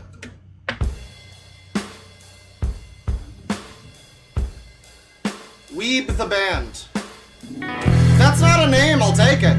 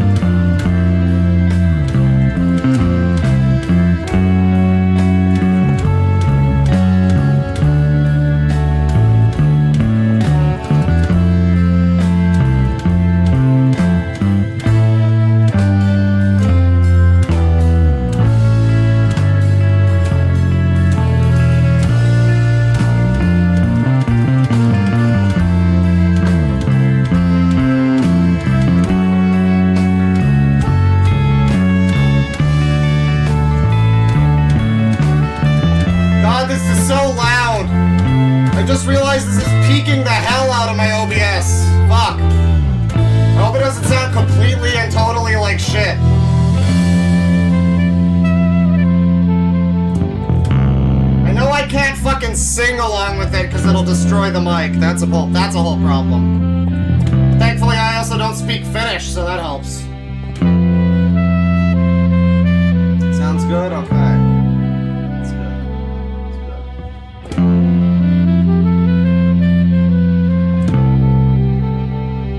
good. Problem with the pick bass, it's too loud.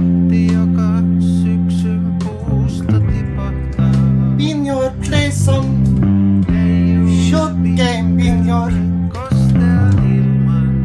play baby game in your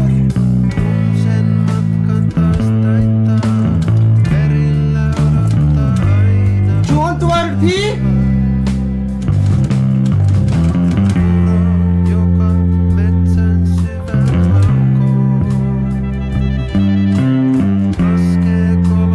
Please. Does kind of sound like the RP guy.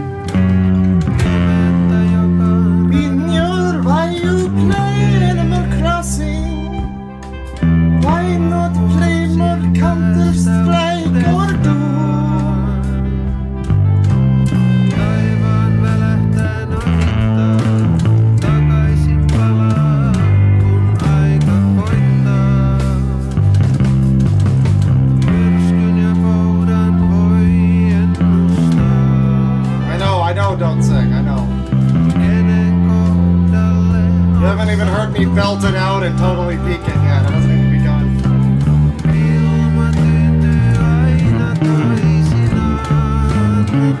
Oh, I lost it. At least that's how you know I'm not faking. I wouldn't leave that in if this was fake.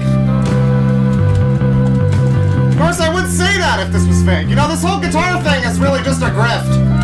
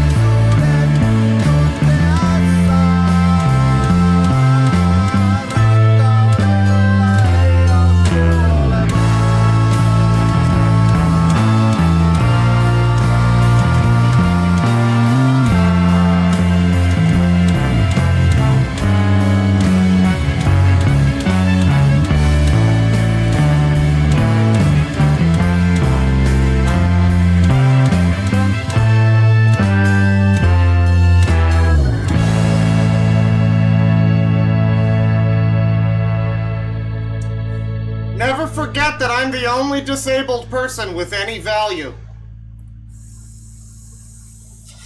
Thank you. Aina Vihanta. Sure. Masterful performance. I got that from those lyrics, yeah. Primus isn't happening. There's no... I'm not doing Primus. I can't do Primus. I'd love to do Primus. It would be great if I could do Primus. It's not really happening.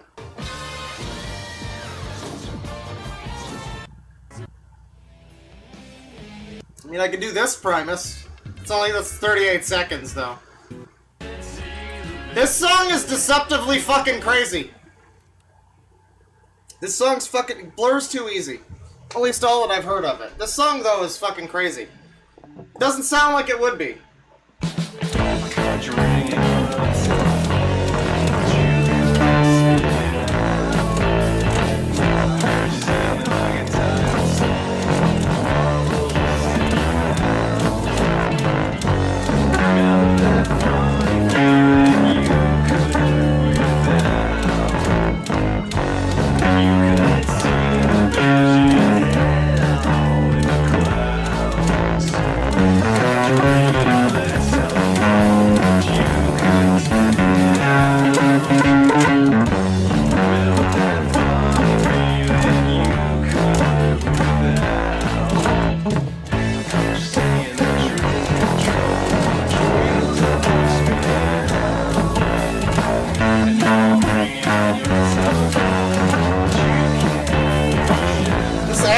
Like shit.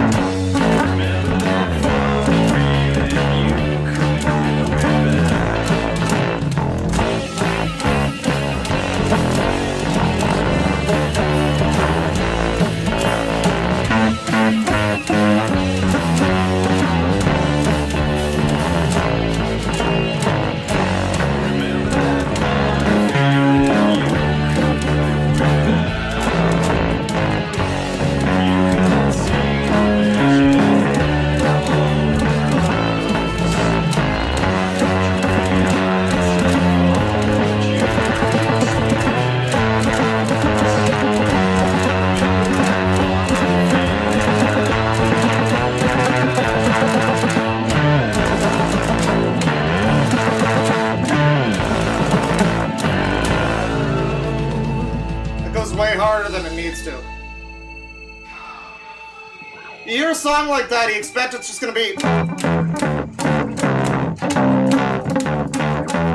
But no, it's all this... Good job, Vinny Band. Masterful performance. Yeah, the compression, it's not great. It's not good. I mean, I don't like it either. That's terrible. I forgot how bad the actual fucking Rocksmith bass was, because again, I've been playing bass on this fucking amp over here. Can you even fucking see it? Yeah, it's over there somewhere. I've been playing on that fucking thing. I really got a good angle on this now, though. Oh, usually the angle's fucking terrible. Usually it totally cuts off the top of this thing. I guess now my head is being chopped off over here, but only if I go this way. That's good. Yeah, and then it starts to desync is also the problem. Yeah, I'm probably desyncing hard, but you do what you can. Nah, not right now.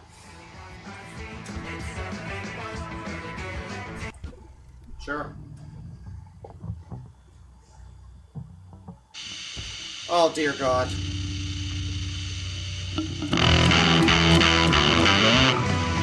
No. It ruins the whole experience. It's this. Listen to this. Look. No. No, get me off of that.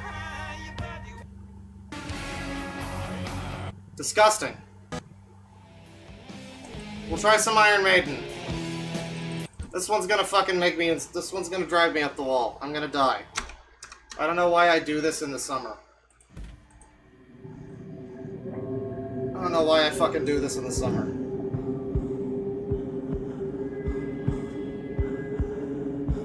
What caused that buzz? Bass...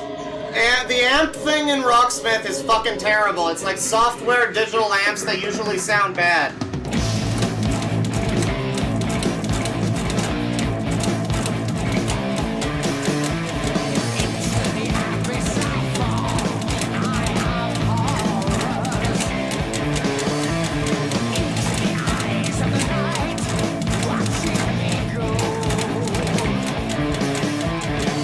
You can barely hear it now! Listen to this!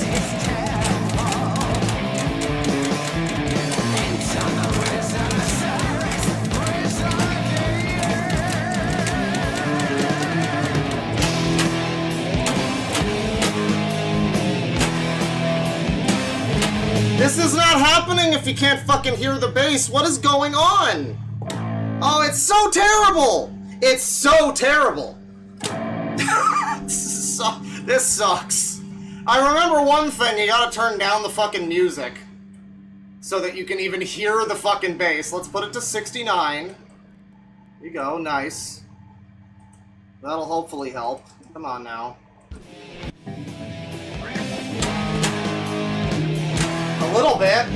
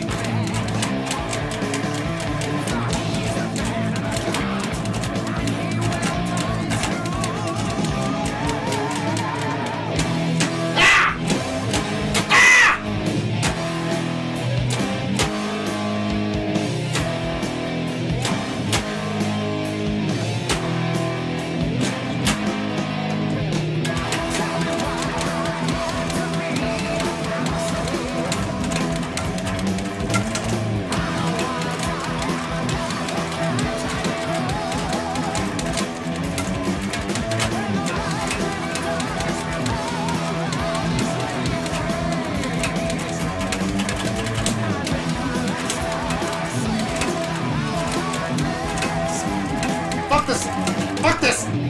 Fuck this!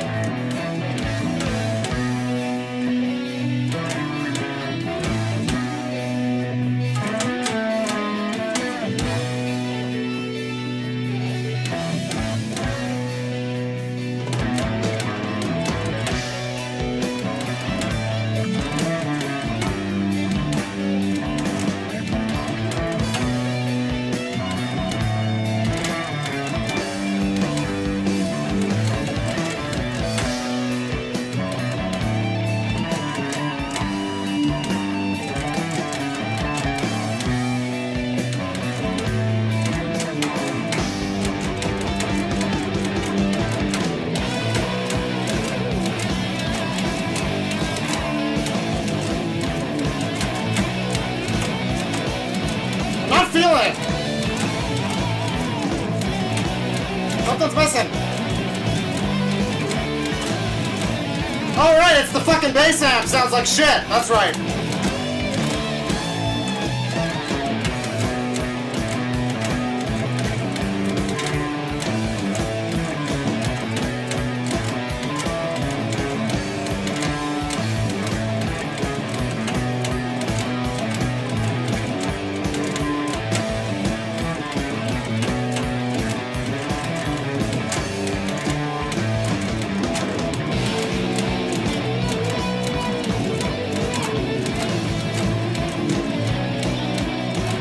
Part. I can't do this part. What's wrong?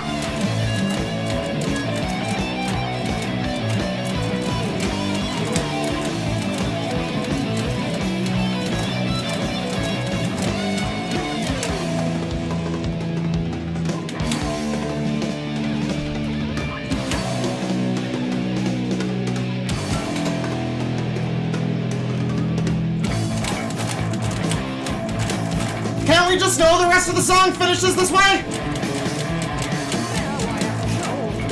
Oh boy.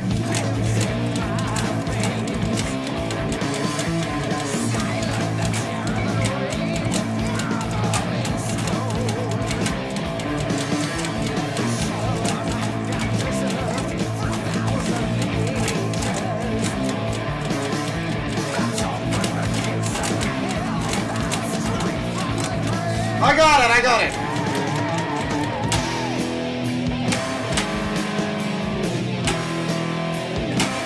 I'm just doing the two notes. The two screens technology.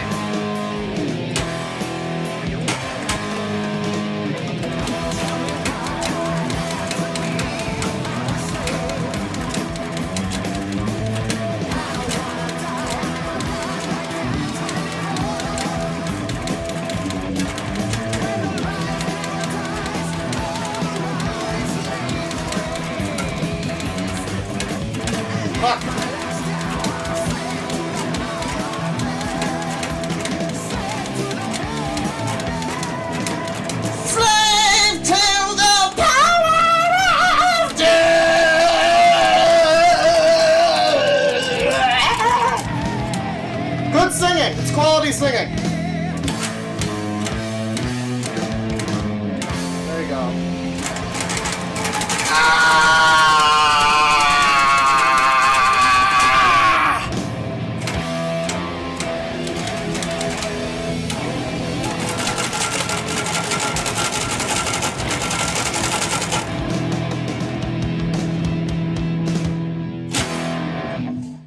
There you go. That was, quite a lot. Exemplary performance. I knew what I was getting in for. It's the summer. It's not even hot right now particularly, but it's hot enough. Learn a song. That I shouldn't have done that one. But I did. And I kind of regret it. It was a lot. It was a lot. Let's do another one. No, don't back out now. Learn a song.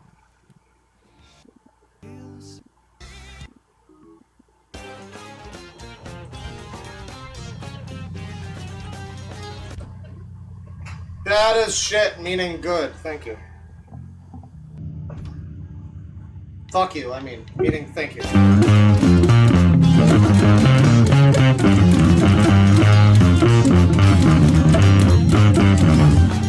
Alright, well, not this one. No, I'm good. Thanks. I don't think I have any Motorhead. But, I'm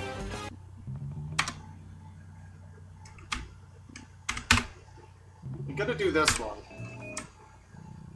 This one which doesn't show up properly by count, even though it's one of the ones I play a lot of. Let's do 10 minutes of progressive rock! Yay! I'm gonna die!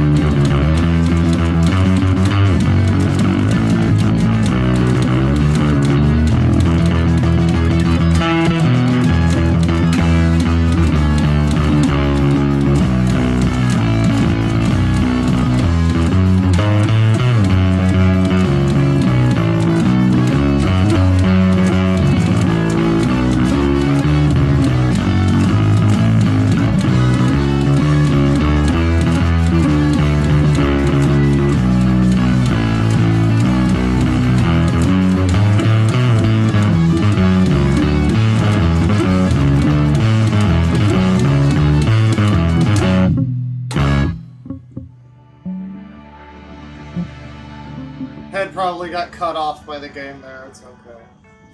Welcome to the song. Yeah, the compression isn't great, is it? I mean, it's not. I can try. The only option I have is to turn the knob the other way. Doesn't sound better.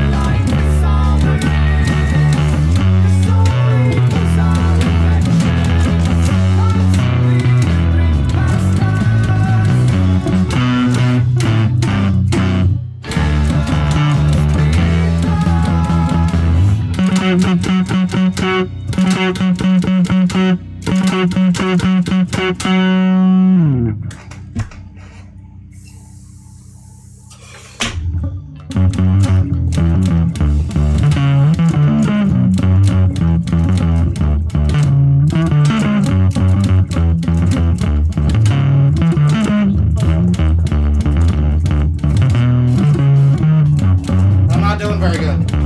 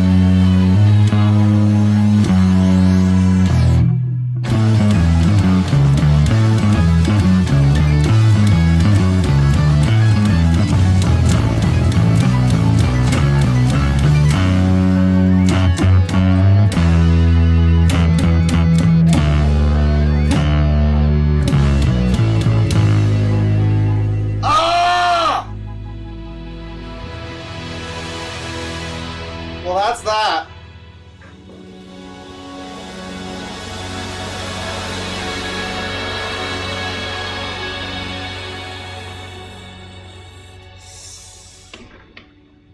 Thank you everybody for watching. I hope you're enjoying. I see the nice words in chat, the W streams, I appreciate it. I'm having fun. I complain, but it's fine. Yeah, the band was Wobbler. Unfortunately, I can't play this song, which is one of my favorite songs, because if I do, it'll crash the game. It's very sad. But I can play this song. What did she just say? What's the swear? What? There is an anger person? What did she just say?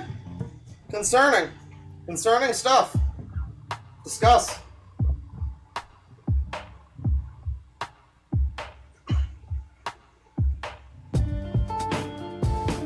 Yeah, I didn't expect a lot of the normies to stick around from Daniel Larson over to this. The normies get filtered. That's what has to happen. It's natural.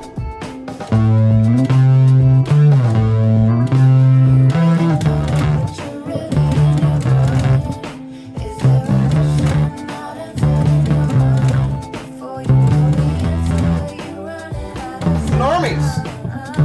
The N-word.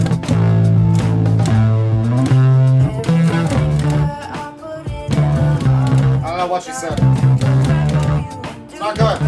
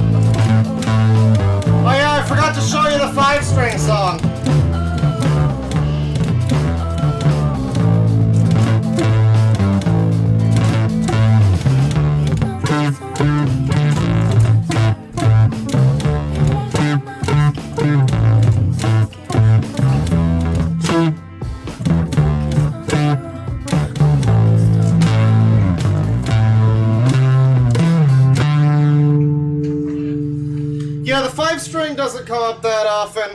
The other band I just played, Wobbler, they have some songs on 5-string, but more importantly, 5-string is good because it's extremely low-pitched. It's the B string, and so anytime I want to play most songs by Arion here, This one, in fact, is new. This one's newly charted by someone on the Customs Forge website. Shoutouts. You want custom Rocksmith charts. That's where you go. Come on now. So technically my bass is always in 2 different tunings at once. Or 1 tuning if you play a song that has all 5 strings.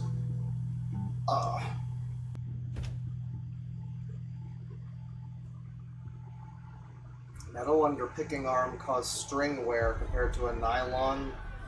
I don't know, man, but what I know is I gotta fucking change this thing soon. We're down to the nub. I'm worried about changing it. I think I'm gonna fucking break it or something. I don't know. It's gonna be a whole thing. Oh, all of these have been custom. I mean, I don't think I played... The problem is I can't play any songs from actual bass Rocksmith because the amp... You think the amp is bad now on most of these? You ain't heard shit. It gets a lot worse. A lot quieter than the default Rocksmith songs. The frame is running on our systems. No way to shut it down. I had the guy who voices the frame compliment one of my bass solos on Twitter. That's how you know I'm the real OG. Outcries of panic in the distance. Fear all around.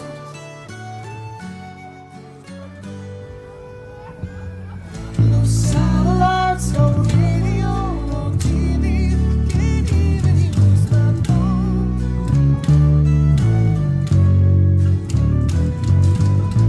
We need to wake up from this bad dream. We're not alone.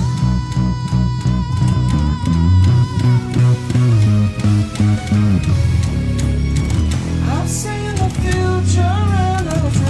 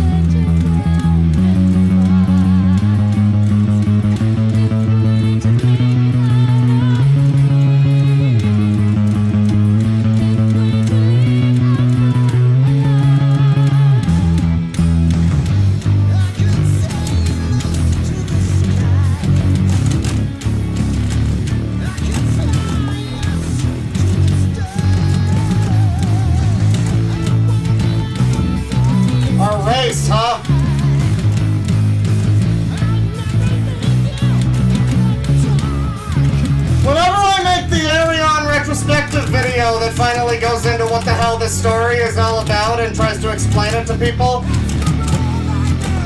There's gonna have to be a whole section about, is it slightly, I don't know, problematic? This mostly Northern European white group of people talking about saving our race? Probably not. It's more than anything probably space alien cult bullshit. It comes across like literal, like, Ashtar shit. Like, I would not be very surprised to find out that Arjen Lucassen, the guy behind this band, was a legitimate follower of Ashtar.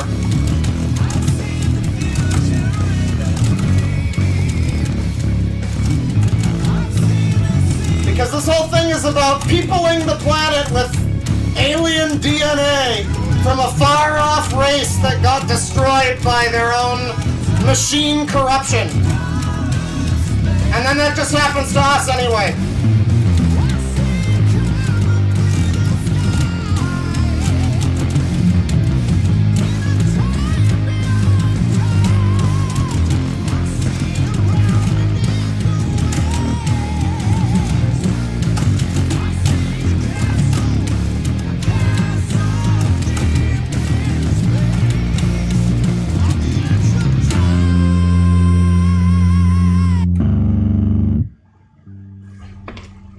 Some of them are Norwegians. They're mostly Dutch. I think the Dutch are okay. I don't know what the Dutch ever did to anyone. Norwegian, that might be a problem, yeah.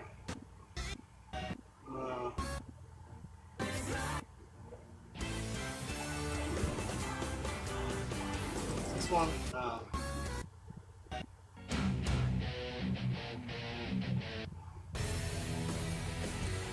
This one?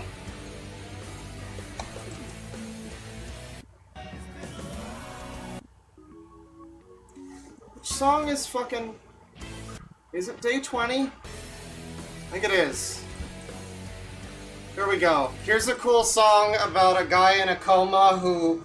His emotions force him to wake up out of the coma and realize that he loves his wife and forgives his best friend for cheating with his wife on him, or something. And then it turns out it's all a computer simulation. Spoilers. It's meant to make the alien people that their planet got destroyed by machine... Stop that. The alien Y people, they need to feel emotions, so they use this. This isn't the right song. No, it is. It is.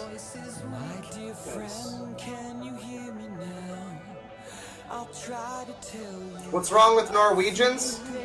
I don't know, at least they don't have James LaBrie. I'm from Canada. We got this guy. I don't like this guy. He's so weepy.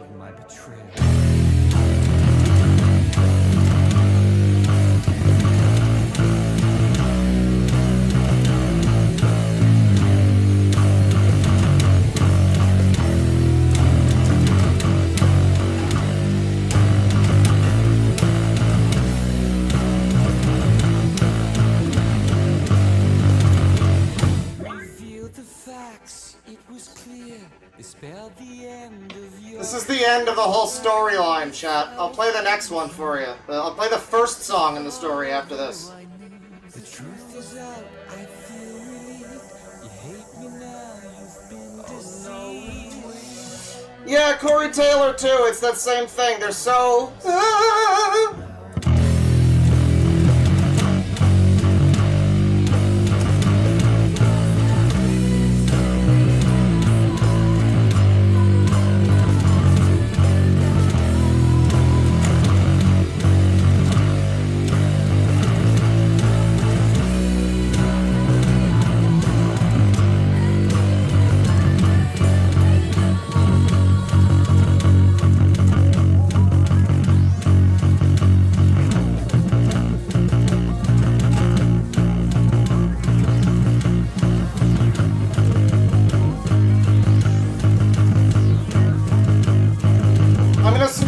The pain of listening to me sing the next part.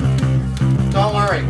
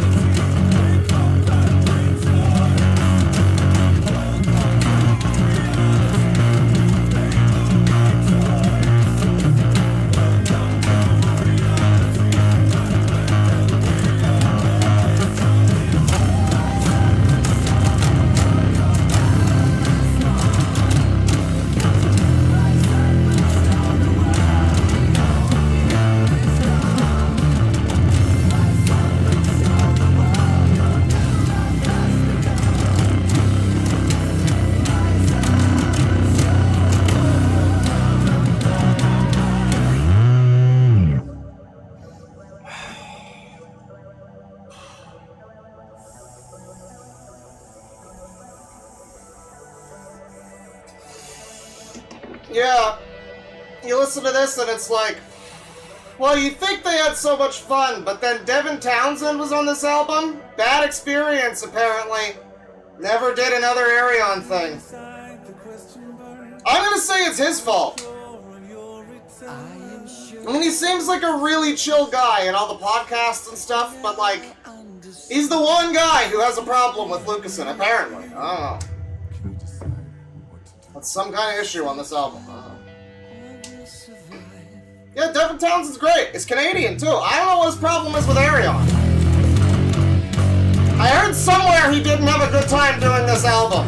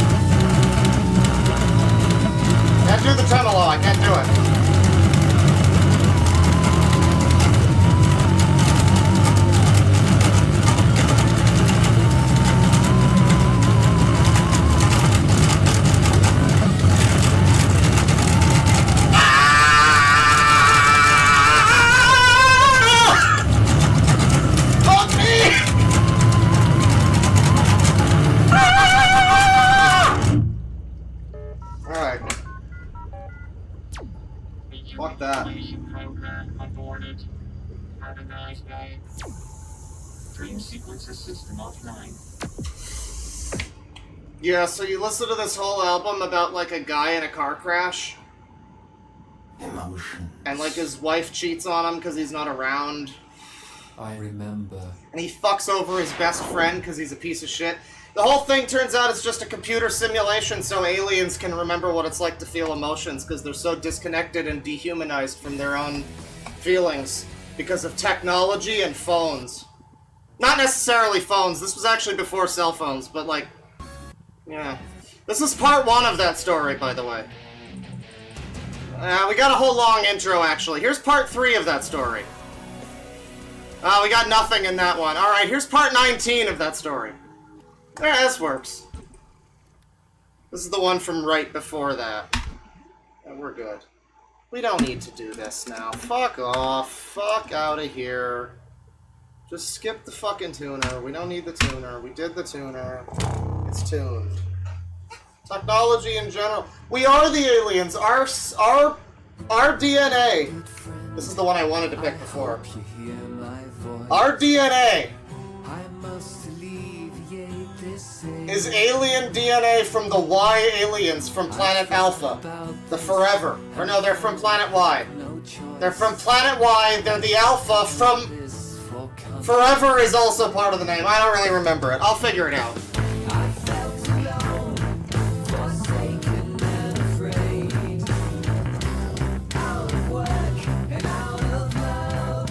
This is the best friend talking to the main character.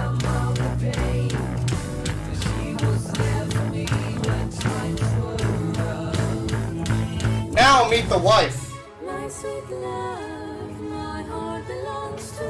Drama!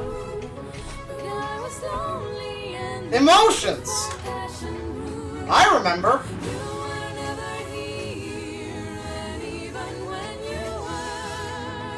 You should be stoned. Wife is Marcella Boville.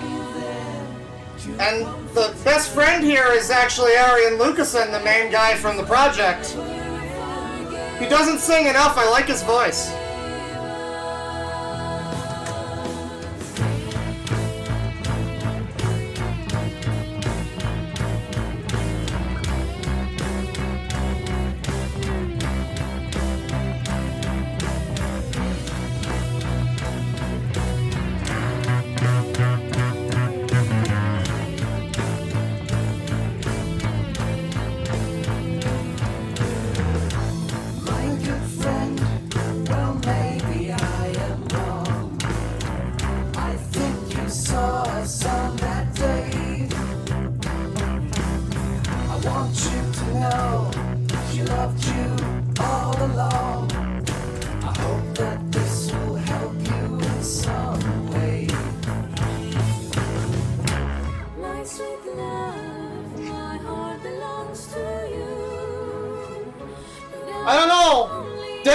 only did like the screams on day 3 and the screaming part on Loser, day 16. I don't know why we didn't get more of him. He was still fresh at the time, I think. He wasn't like a big deal yet.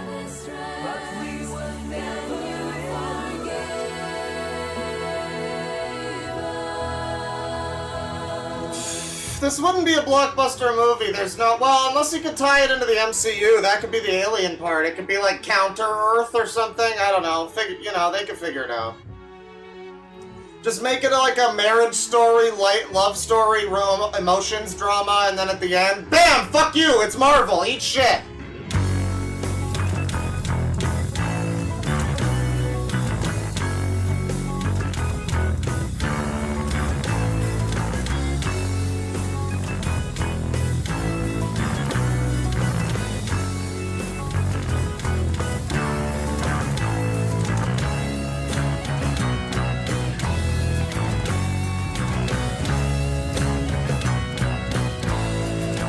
Don't make Jack Black sing this part. Peaches, peaches, peaches, peaches, peaches. No, it'd be terrible. You don't need that. You don't need that.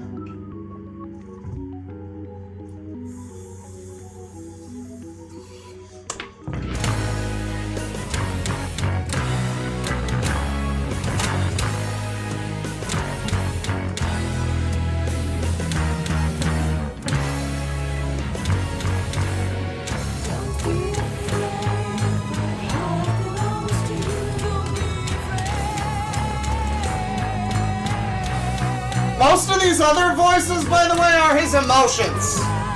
This is love and passion. I'll be there to comfort her. I'll come back to life. That's a good-ass song. Some nerd-ass shit, but it's a good-ass song. I mean, it's already dorky before you find out it's about aliens and shit. That just really sends it over the edge. Well, now we gotta also do this one. I'm not complete if I don't also do this one. Yeah, we're in tune. That's fine. We're good. This is from their best album. Allegedly. There is danger ahead. But do not be afraid, for I am with you, like breath itself. Everything will be okay. Darkness will lead to light. Everything will be okay, chat Color members. will bleed into the Sangi has been retired for the week. Beautiful colors, the like of which you have never seen. At least a week. Let the dream of confusion No lead Sangi. you into the virgin light. Be gone. Be all Everything will be seeing, okay. be brave. It'll all be nice.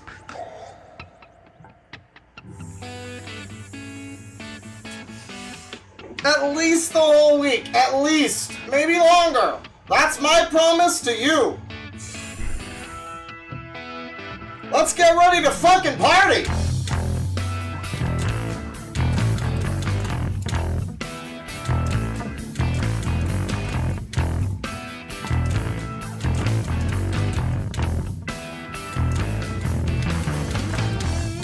Not doing so good.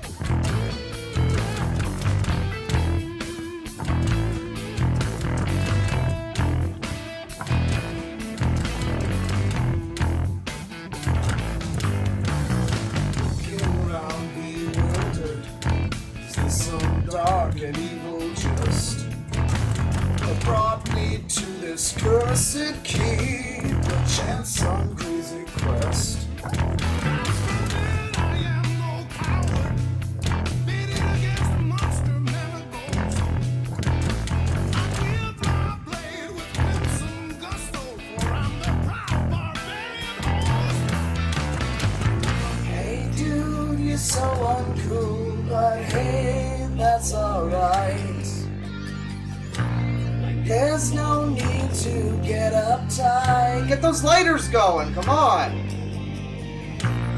Eyes reflect the stars and the smile lights up my face. We're on an amazing flight in space.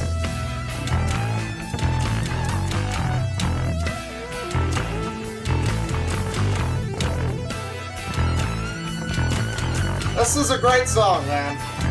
And I won't hear any shit about this being nerd music. It's true, but I won't hear it.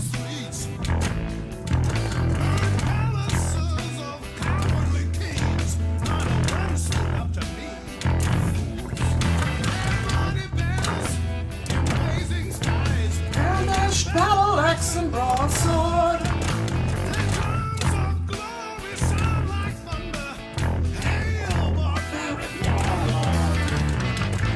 Hey dude, you're so uncool. Hey, that's alright. There's no need to get uptight.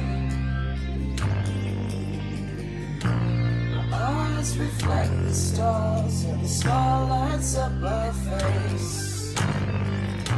Saying he's been retired for a week. Only good vibes this week, ladies and gentlemen. Only bad cooking. Doorman. Old commercials. Guitar maybe.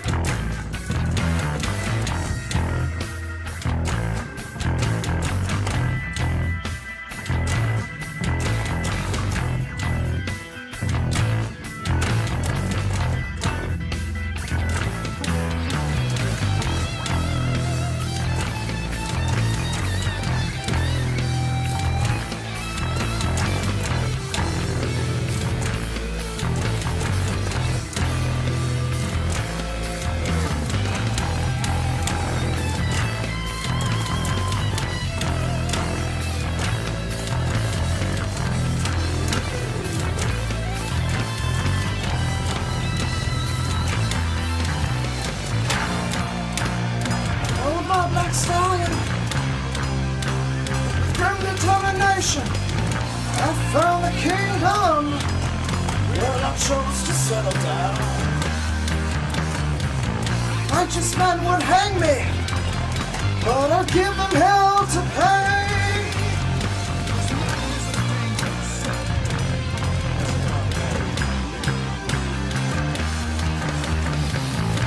I trained some of the minstrel men.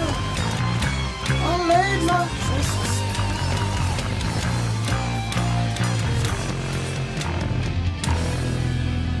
No one knows what he says there when he trails off. Something about for a barbarian warlord, but it doesn't sound like that. Nobody really knows. It's always transcribed wrong.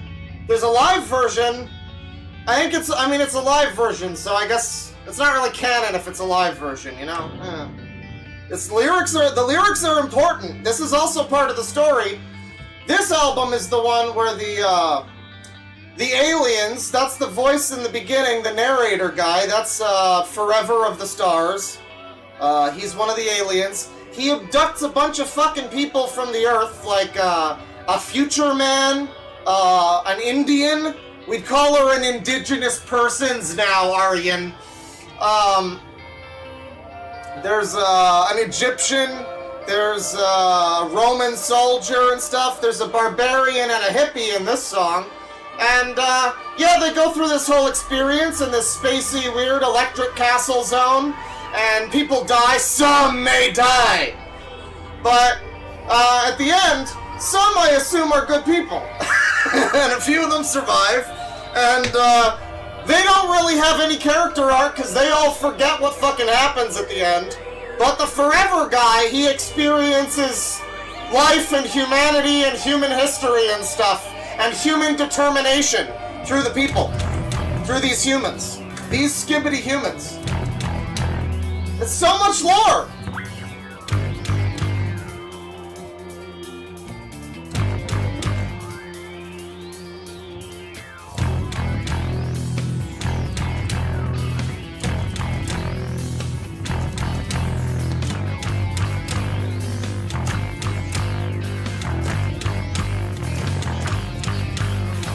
Welcome, Luke Felton.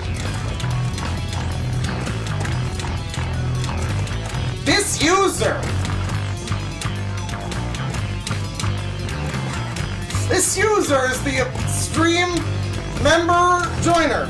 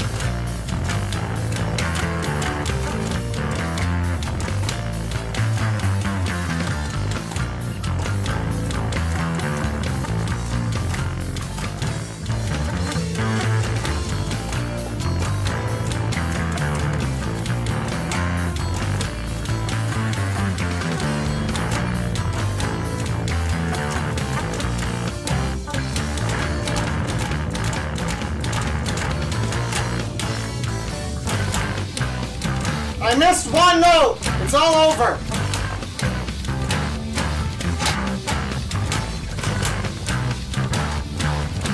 Put my arm down a little.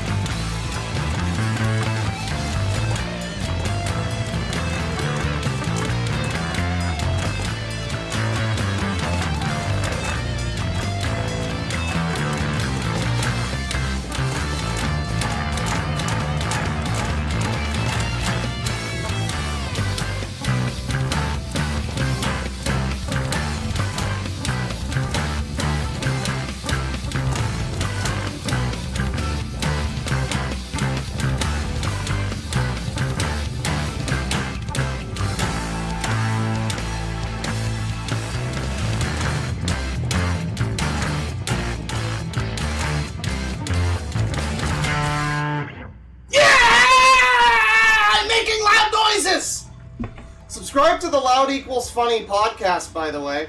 Last episode was a real, well, next episode, I guess. It was a real banger. We had our friend Tyler on, and it just... He became the bad technical issues fairy, basically. I mean, he was a real fairy in that episode. That's you can take that to the bank, Tyler. He became like a wizard of technical bad luck, basically. Tristan had to restart his computer like fucking 3 times. It was crazy. It was unheard of. Frankly, it was unheard of. We're gonna move along from, thank you, everybody, thank you. We're gonna move along from that, and, how about your daily dose of Black Sabbath, everybody? Hey, guess what song Library Dork hates because he's stupid and fucking dumb? Library Dork on the Discord server has been doing daily doses of Black Sabbath. And, because he's stupid, he's decided that he has a problem. Oh, my volume is high. Fuck you. Your volume is low. He has a problem with the tritone sound and the entire first ever Black Sabbath song, notably called Black Sabbath by Black Sabbath on the album Black Sabbath. And, I just don't see how any self-respecting person can say they don't like the first Black Sabbath song. I don't know what the fuck's wrong with you. Yeah, he's getting called out. It's just a stupid... It's like saying you don't like... Oh, I'm into... I don't know, fucking whatever, classical music, and I can't stand Beethoven. What are you doing? Well, not even Beethoven. Like, he likes Beethoven. It's like, no, I just can't stand the one most famous, like, the most famous ever Mozart piece. Like, come on. Not even the most famous, but like the first seminal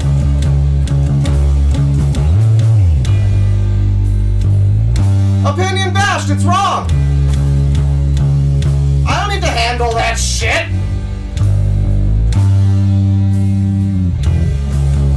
That's right, it's the evil Deadwing Dark Arc now, fuck you! Yeah, see, he hates this sound. What's wrong with that? It's a great sound.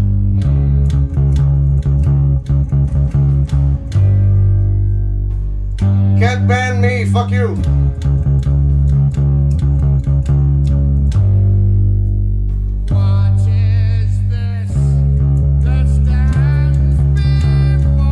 Now the problem with this though is that it is boring to play on bass. It is basically just this.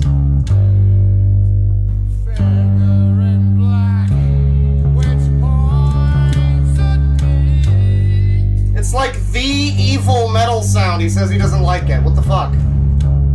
It's like saying, oh, I love metal, I just hate power chords and distortion and guitars.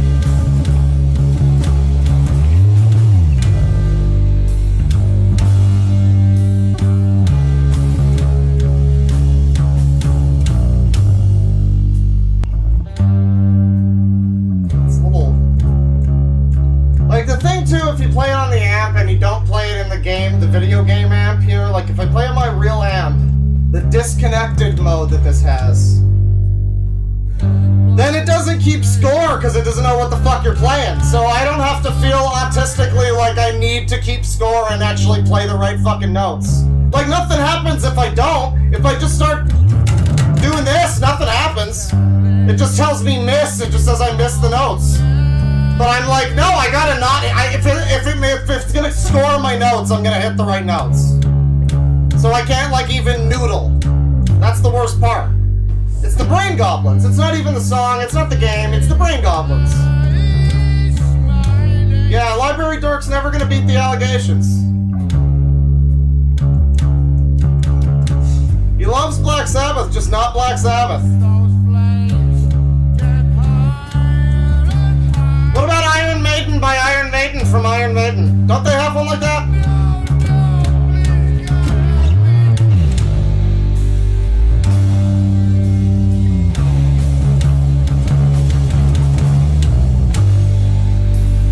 This is the good version of Rocksmith, yes. Not that new cucked fucked shit. They fucked it up! They done woked it up! I don't think it's woke. But it's not good. Meanwhile, Doctor Who is woke and it is good. Take that, chuds!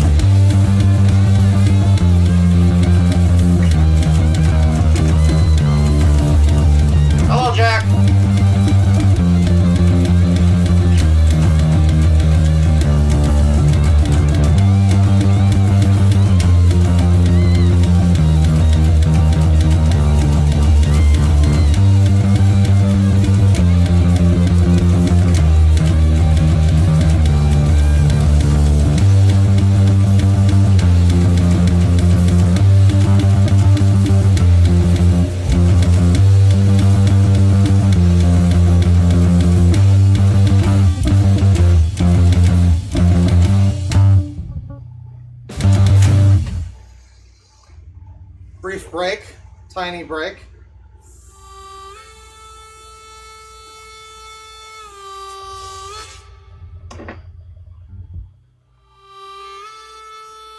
You know, the harmonica doesn't get used enough anymore. It's such a niche instrument now. It's just for, like, genre music.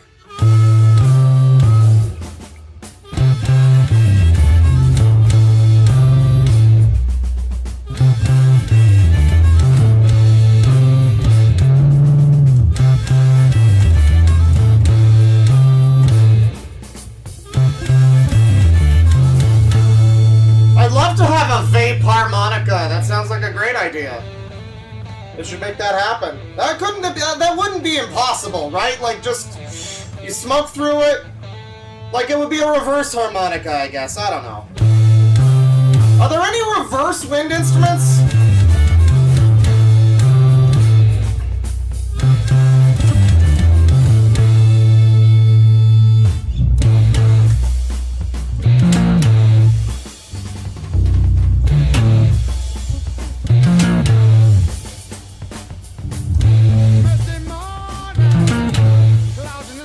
Freaking out!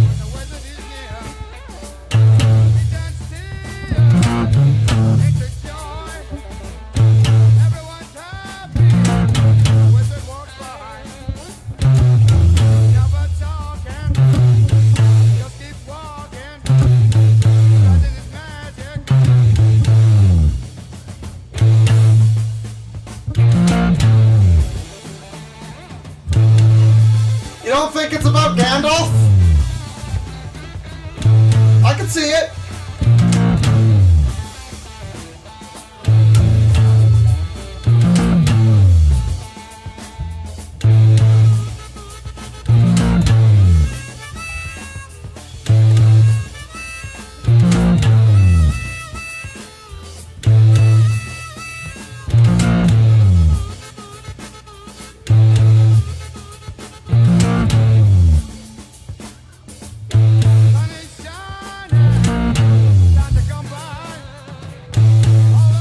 This isn't happening. It's just not. I can barely do this.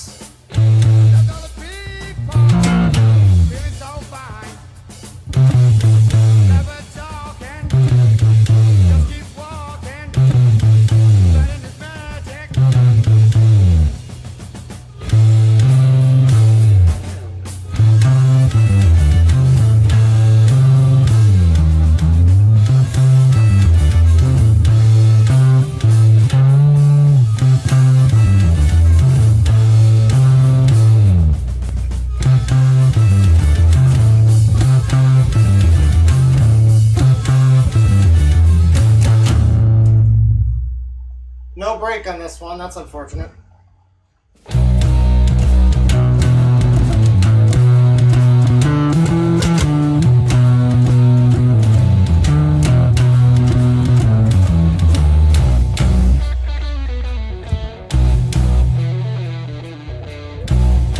Arion, start with the final experiment.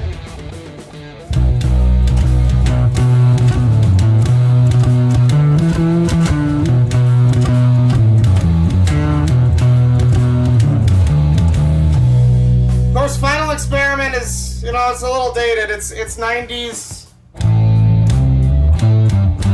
It's more prog rock than metal.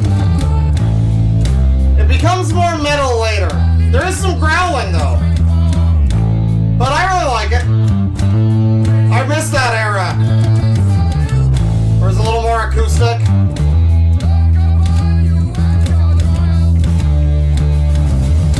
And then the second album is unrelated entirely. Actual Fantasy.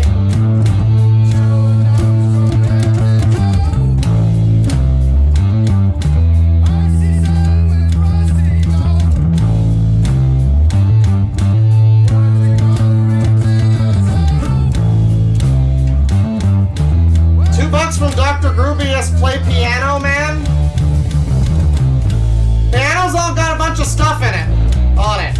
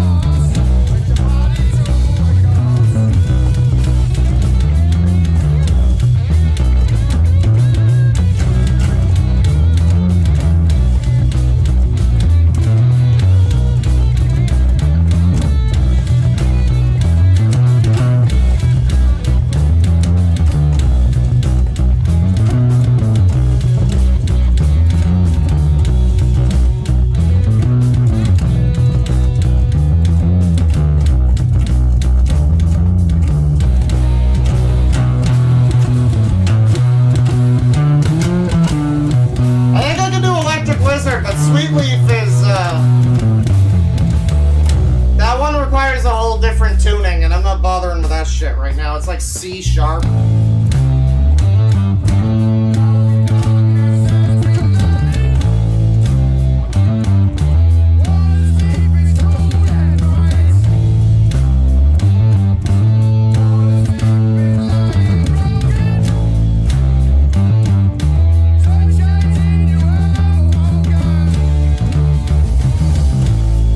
Actually, no, it's Electric Funeral, the Sabbath song I'm thinking of. I think I had... Somebody made, what's it called? Funeralopolis by Electric Wizard for this game. But it sounded like shit, and I don't think I have it anymore. They literally made it like 10 years ago. So, yeah, it's not very good. The game came out in 2014. 2014, I think. No, it was 2014 edition, and it came out in 2013, like the sports games do. That's right, that's right. Well, apparently I did a little better than last time, so that's always nice to hear. Electric Funeral! Electric Funeral! Let's do it.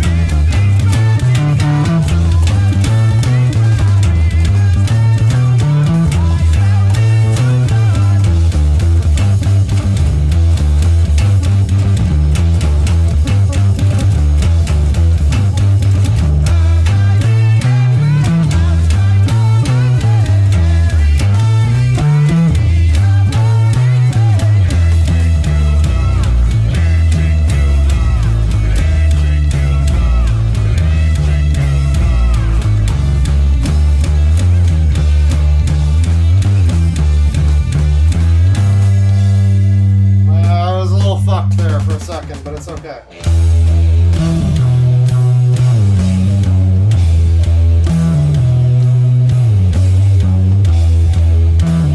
By the way, don't forget to guard our descendants or whatever.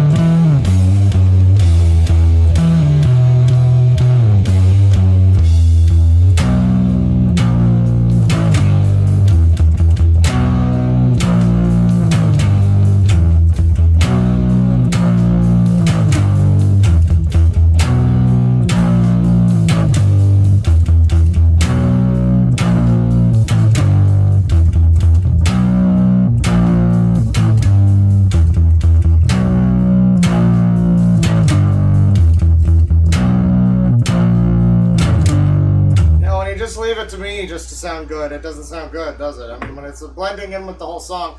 That's the great thing about the bass, is that if you play it like shit, people don't notice. Basically, I mean, you know, if you play the electric, if you play that fucking thing badly, everyone's gonna hear it. And it's a lot easier to play it badly. This thing, you don't even have to be the right key sometimes. I was like the wrong key, I didn't even fucking notice. You know, just crank up the fucking bass on the thing, it's fine, you're good. Electric Funeral, we did some Black Sabbath. Every Blind Guardian song's in B flat, no thanks. Not necessary right now.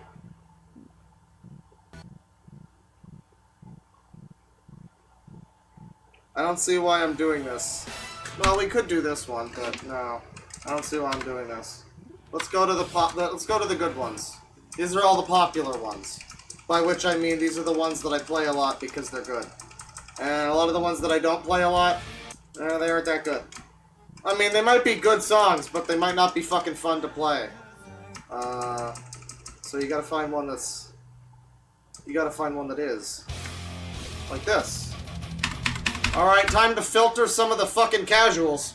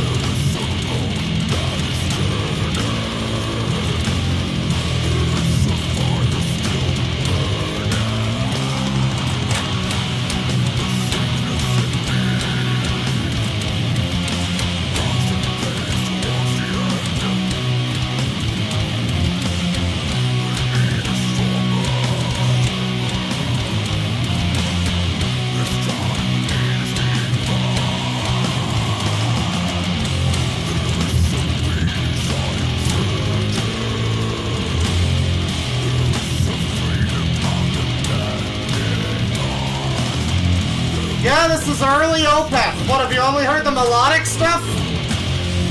I mean, it's like mid-era Opeth, I guess. This is from the dual album where the other half was the most melodic album they ever made. Half of it sounds like a fucking Dido song, but also depressing.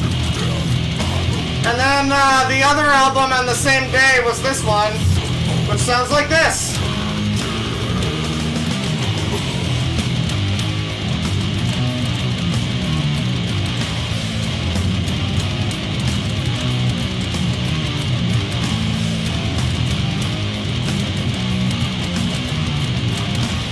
bass sounds like shit. I don't think that amp is great. Oh, it's not great. It's not so good.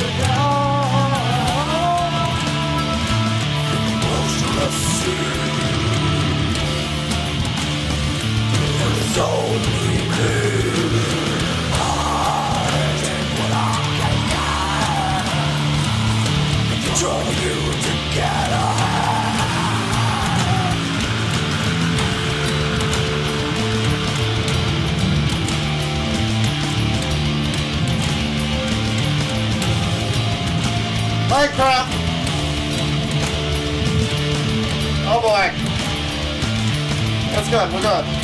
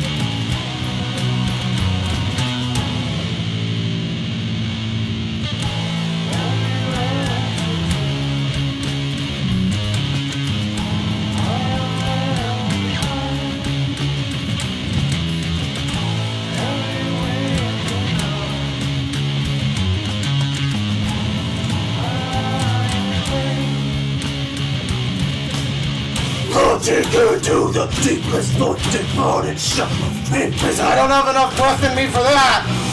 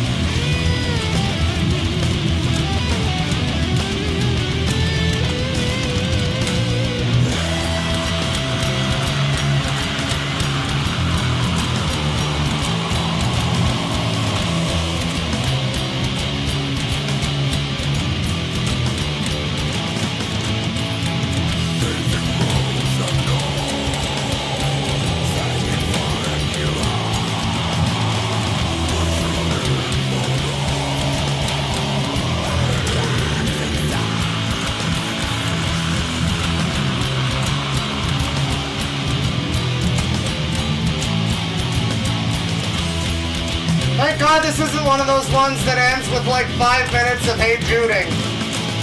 It's just this riff for like 10 minutes. It's this riff for like 1 minute.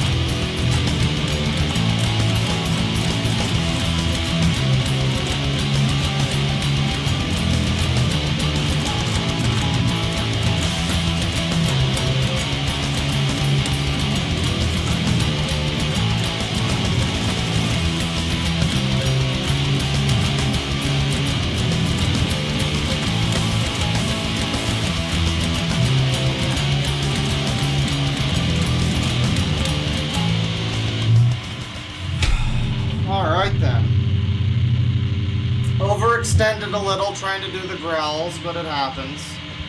It happens. So you gotta pace yourself. Masterful performance. Masterful performance of that. Yeah. 355 from XL Postman. I don't really have that much Slayer. I have some. It's mostly an E flat is the problem. 567 from Silly Palm. So a smokable woodwind instrument called a vape ocarina and a British band named Intrinsic Negativity. And my work here is truly Yiddished. Thank you. Yeah, I could see that, sure. Intrinsic Negativity, that's my, I mean, I'll steal it from you, that's gonna be my band name. I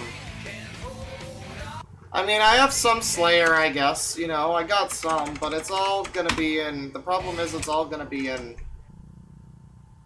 oh boy. Look how much of this is... Okay, there's a lot of scrolling past that. Yeah, it's all in E flat. It's all in E flat. I don't really want to fucking tune down. Although I guess if I do, that lets me fucking do, Carnival 9. You know, I really like doing Seasons in the Abyss, but,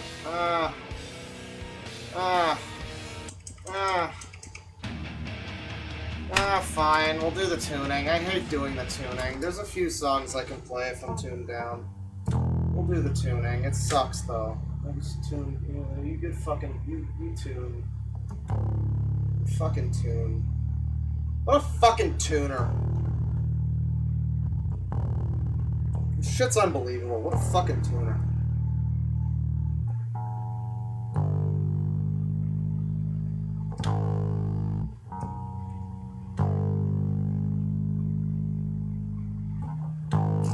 You're out of tune.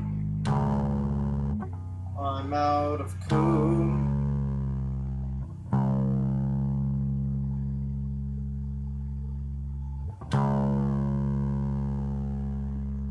No, it's bad. It's bad. It's bad.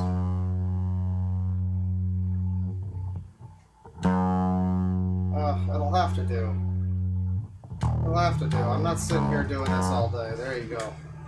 Your fucking beef, fucking flat, fucking E flat, whatever it is. I don't give a shit. Hang on. I gotta refresh the shit. It's not the Duma. Oh, you can't even fucking hear the bass. What is this AIDS? What is this shit? It's good. Good. Let's enjoy this song.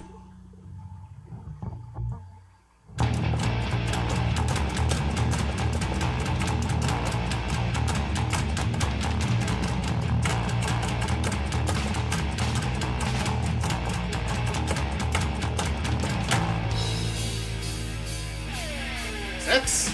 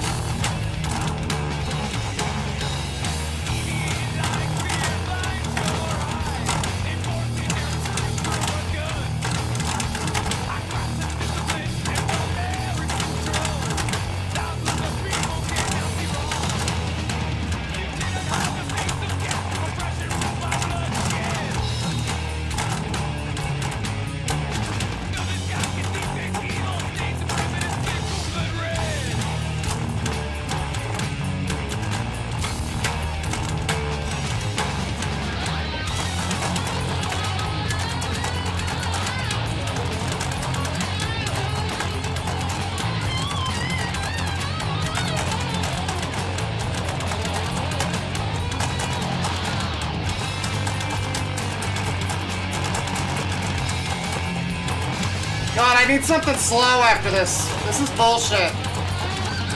Like what? I didn't have enough of my arm fall off?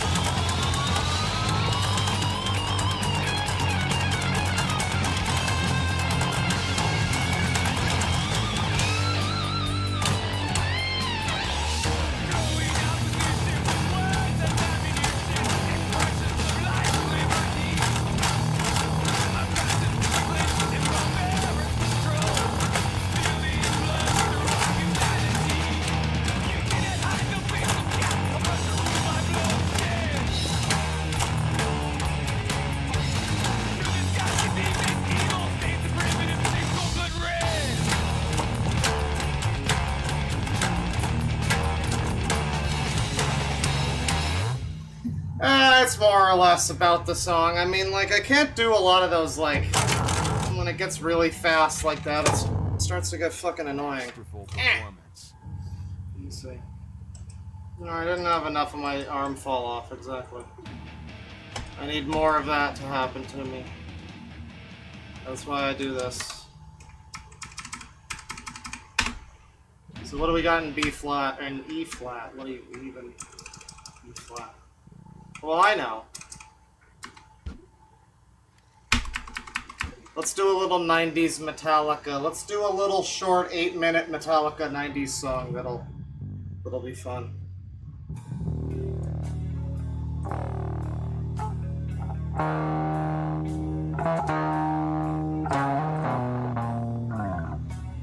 I think this one's more reasonably volumed. There you go.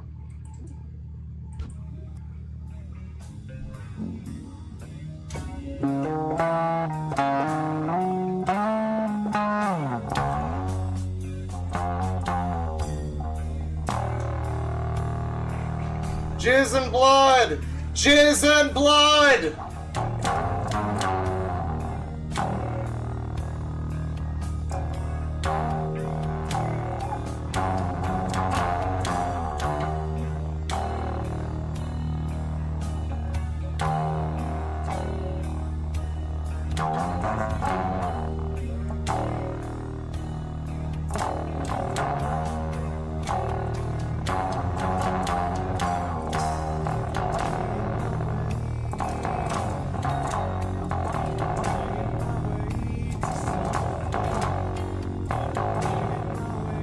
Black Hole Sun is another weird fucking tuning.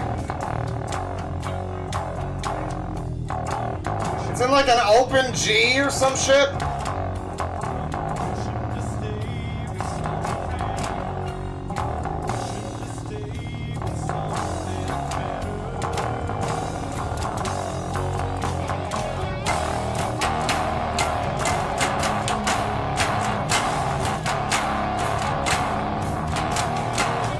Oh, that sounds so bad.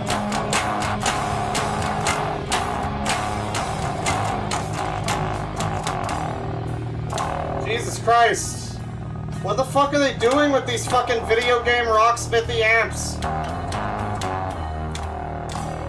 If I played it in that fucking thing, it would be way better. I should try that next.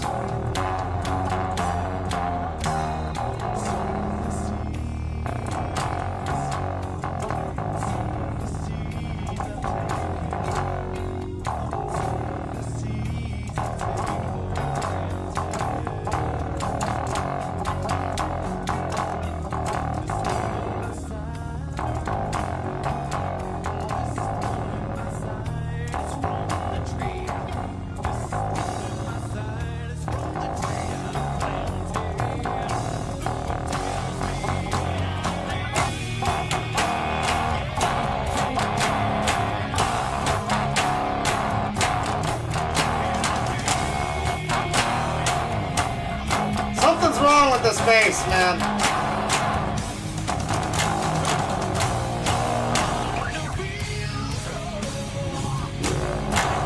That sounds wrong. I just hate it. I can't do it. It sounds like shit. It sounds wrong. I mean, I just don't know if it's the bass amp thing.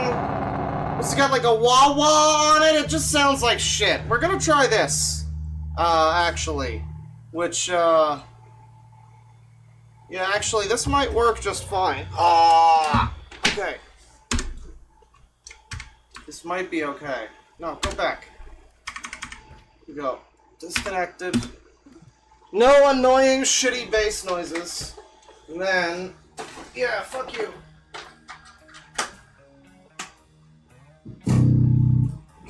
How does this sound?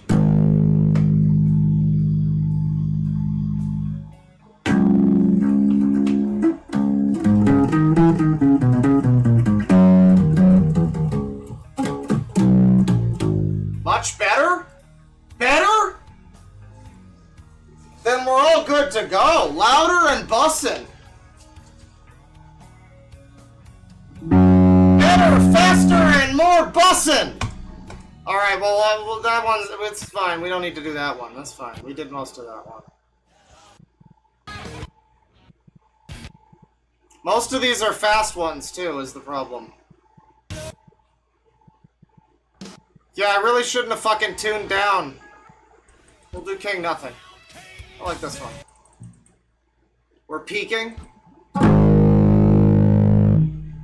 Well, I mean... yeah, it's gonna be kind of annoying. Louder and more bussin'. Those are the two genders, yes.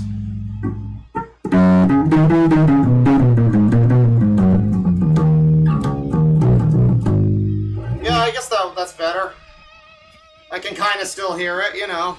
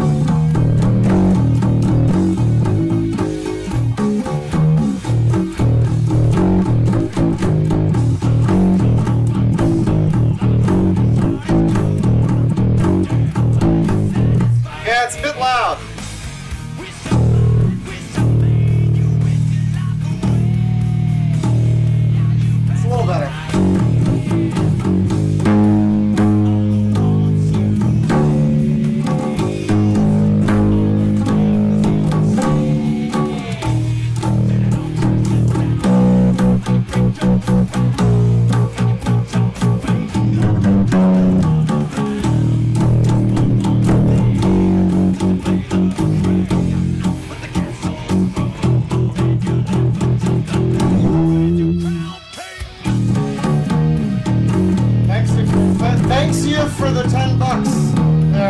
Friendship.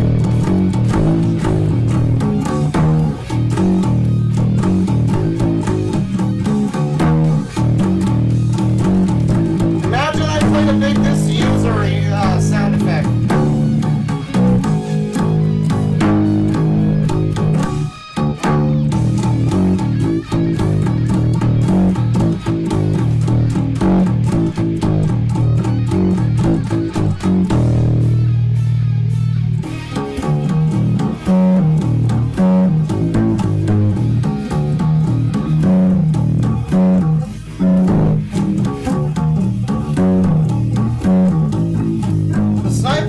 Watching me to protect me. Just in case I do anything stupid.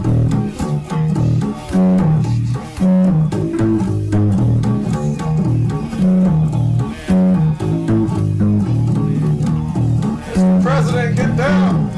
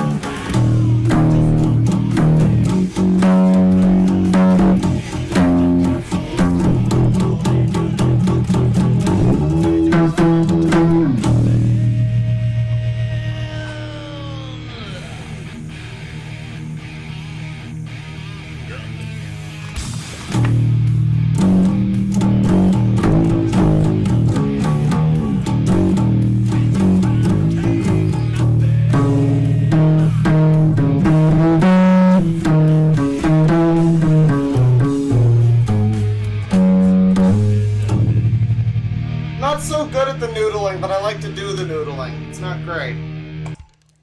It's not great though. Yeah, I'd much prefer doing it with the bass though. I mean, even hearing it like out of my ear like this, it's a lot better. It's a lot better doing it this way. I want to play this, but it's too fast.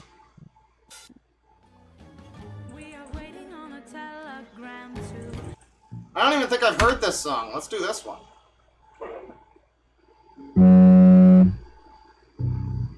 Peaking mic bad on those last few notes. Ugh. I'd like to get a good volume on this. I mean, like... I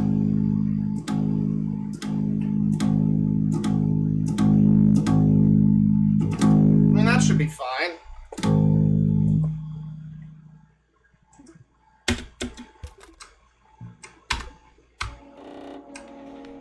Gotta make sure it's hard.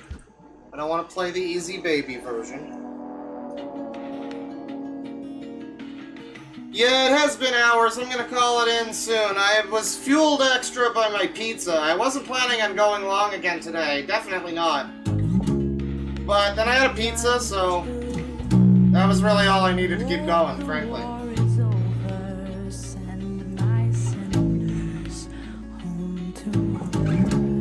Is that too low now?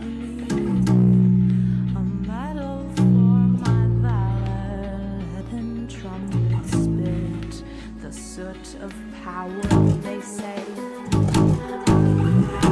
On your side when nobody is, 'cause nobody is. Fuck.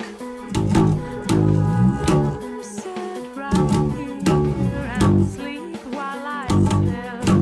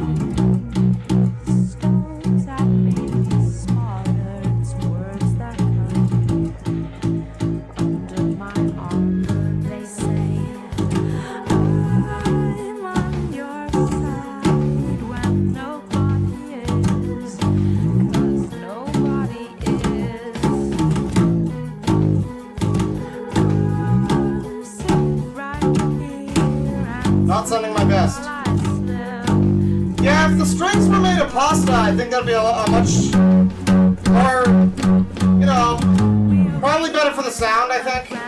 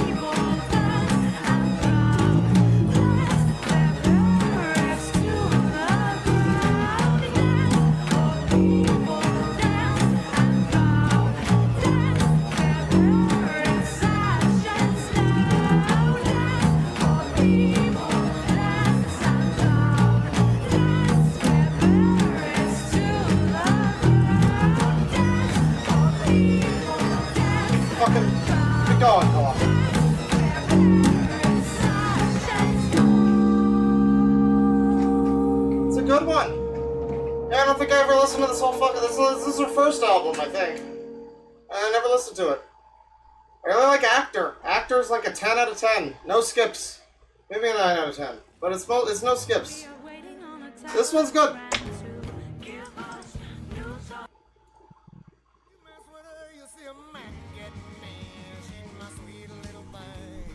I don't know if the bass is any good in a Stevie Ray Vaughan song. It's kind of more, you know, guitar focused, but I'm in the mood.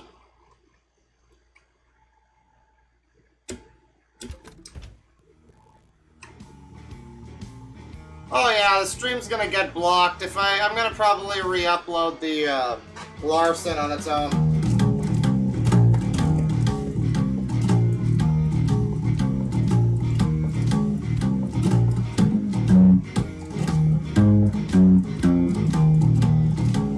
It's too boring.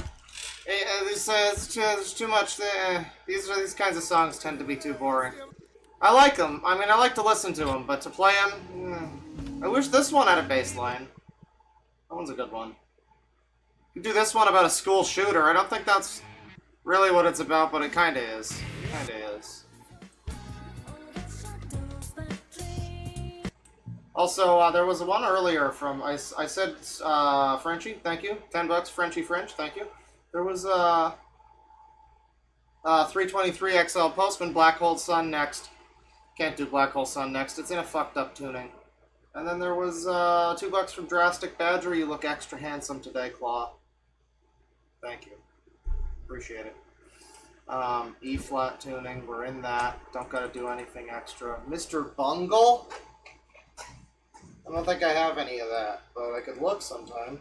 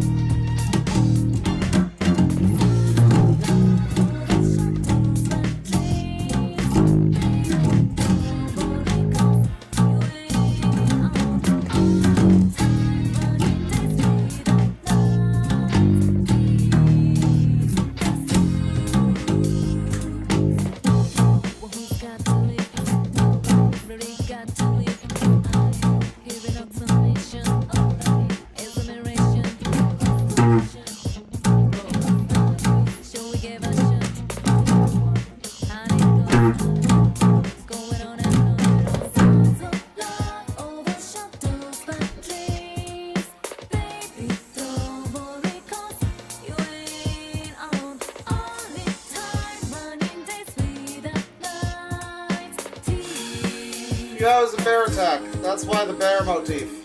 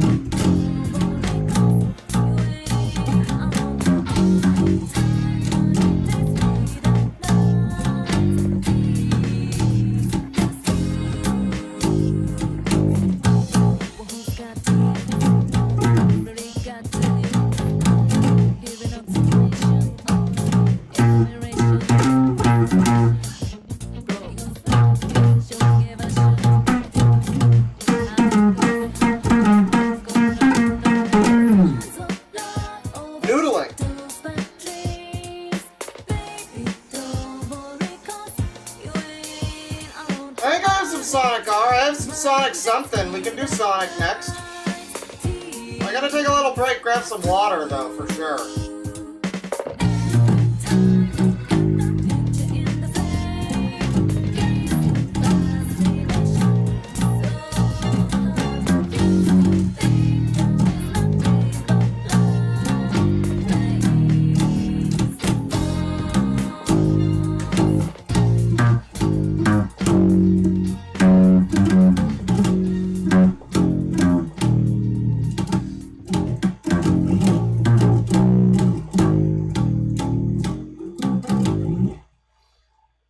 Indeed. It's not Persona 3, dumb chat member. It's Persona 4, sweetie.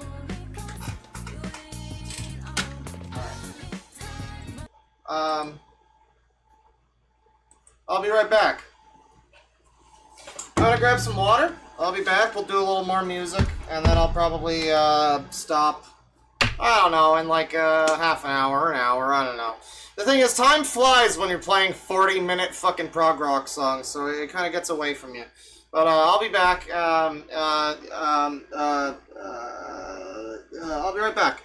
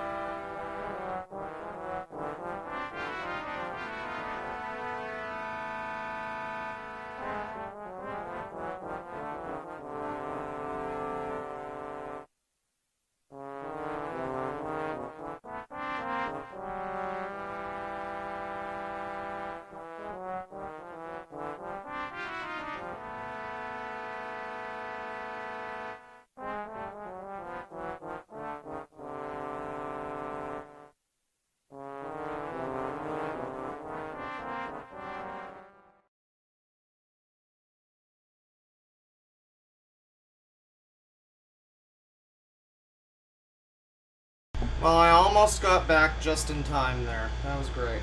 I saw the thing just as it was ending. Almost perfect. How you guys doing, chat? Spooky ghost!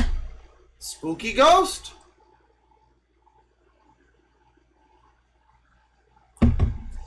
Take that nap. Well, I'm all energized now. You know, I woke up, I was like, oh, I want to sleep more, and then I started streaming. I was like, oh, I'll do a brief stream, and then I started eating, and then I was like, you know, now I'm awake, and I'm good.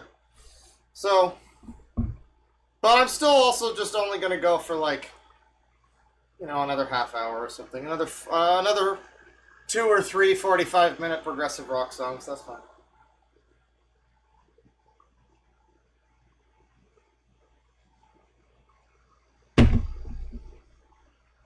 It's not a 10-hour stream. It's not. It's not. It isn't gonna be. It was never gonna be. And it still isn't. Look at the fucking... I got like 2 hairs. Look at that. I got 2 hairs sticking up. Good for me.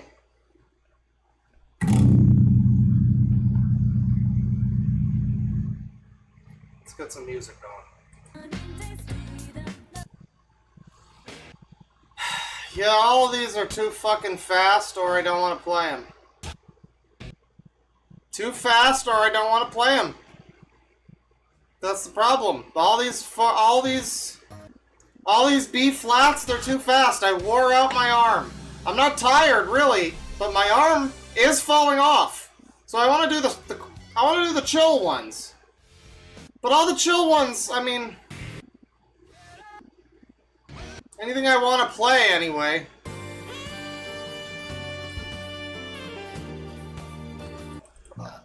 I'll take my chances on some East music.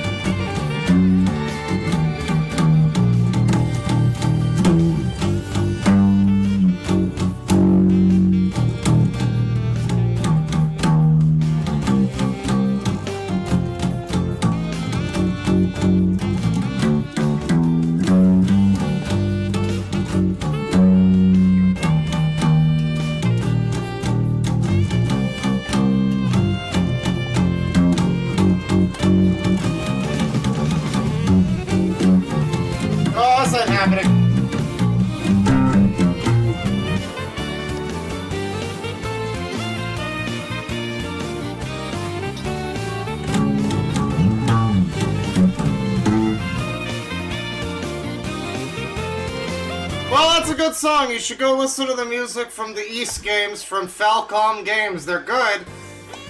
I can't play that. Not right now. That's not happening. That's what I'm saying. They're all too fast. They're all too fast. Let's play a good, nice, slow one by a cool band like Emerson, Lake, and Palmer here. Let's do a nice, slow one from this band. This is a good slow one. Again! Tubby Kaftan!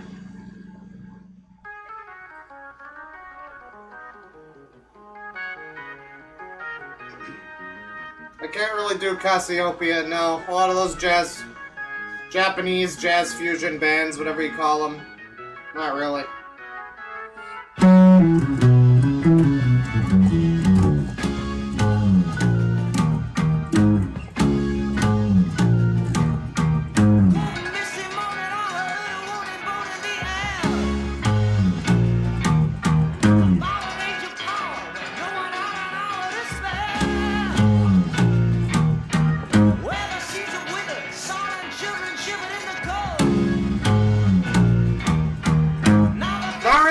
Fusion either. No, just in general, but a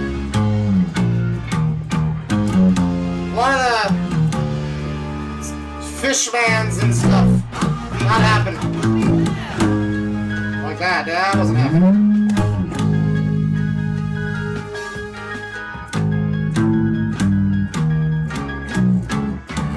Oh god. Got beans in it.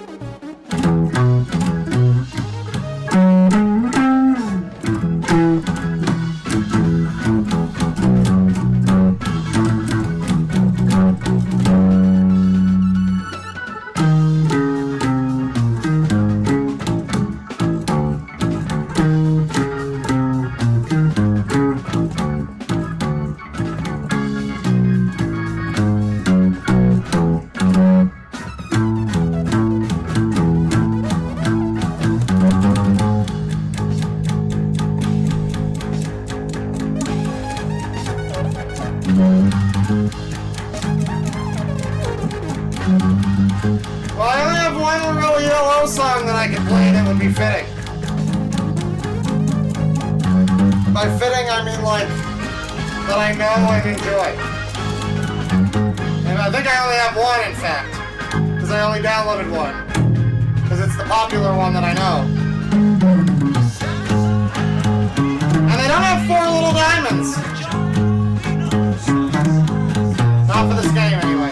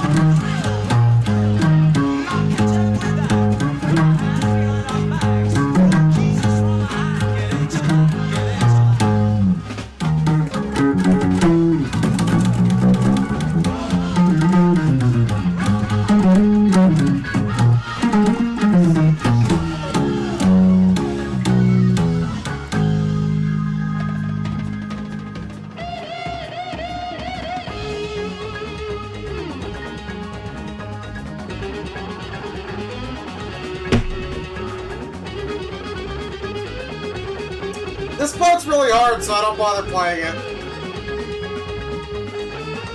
I mean, I could, it's just... doesn't sound very good, so... just listen to it, it's fine. It'll be over in a sec.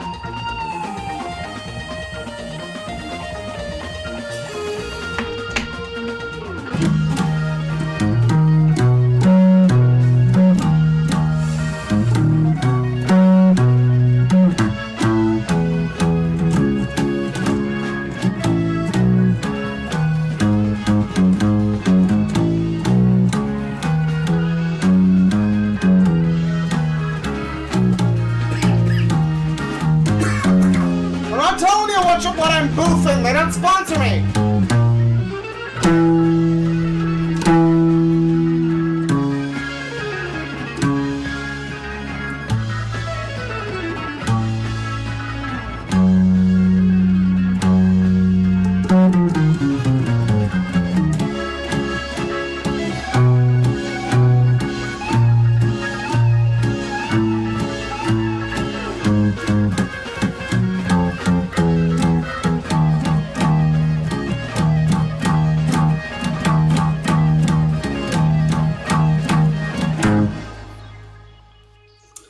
Let's do an incense. Somebody said it in chat. Now you got me wanting to do an incense. The headphones are gonna be... This is gonna be a problem. That's gonna be a problem. Hang on. Oh.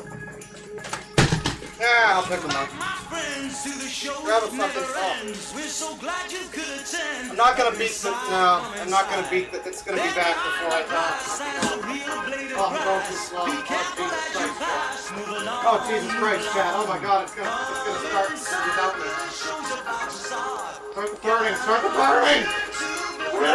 Oh god! No! No! Oh, I missed the cue!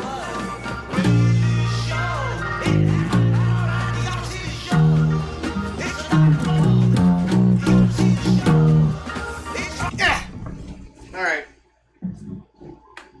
Well, I got it going. I thought I fucking failed the lighting process, but I did in fact get it happening. This is going. We got some rose incense. It's happening. We're good to go. We're good to go. Headphones are a little fucked. That's okay. We figured that out. We got it. And now the place is smelling like a bunch of roses. It's smelling great. Floral scents. Yeah, the whole stream is ruined. It's over.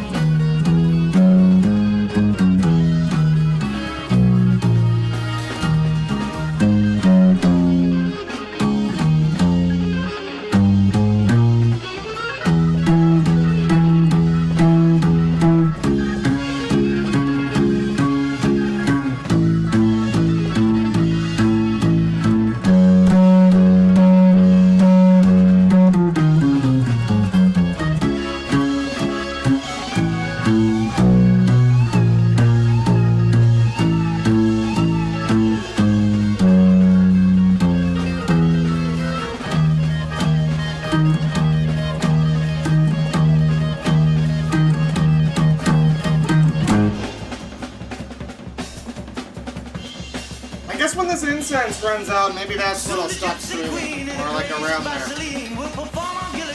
What a scene, what a scene.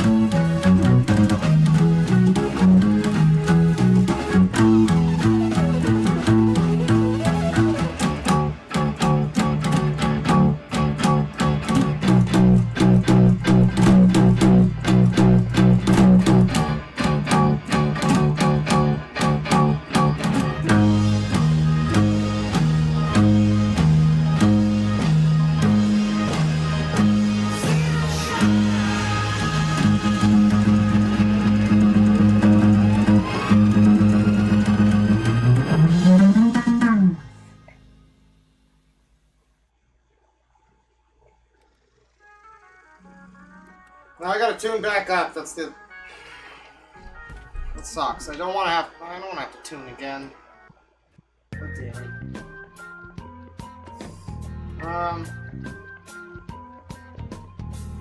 Well, I've been playing bass for a while.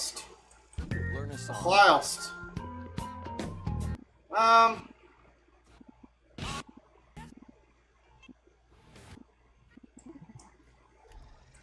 Learn a song. You know what? Let's get blocked. Let's get blocked. Problem is, I'm gonna have to break out my tuner too to. It's a whole fucking process. What a fucking tuner!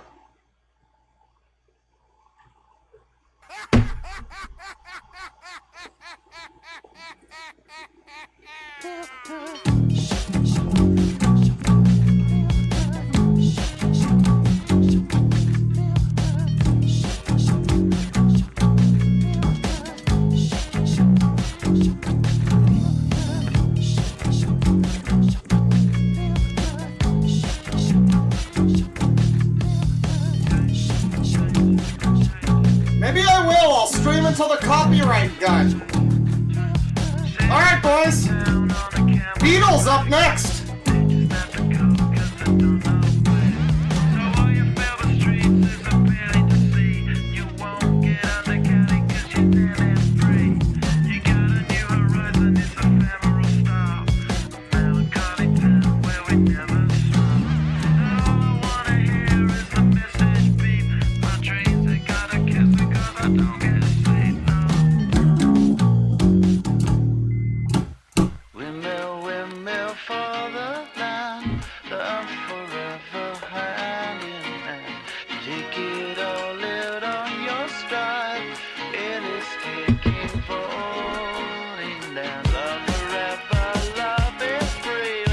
White boy dance, yeah! You guys see Sam Lake do that white boy dance for Remedy at that game show? He was just like, he went full white boy. He looked like Carlton. It was great.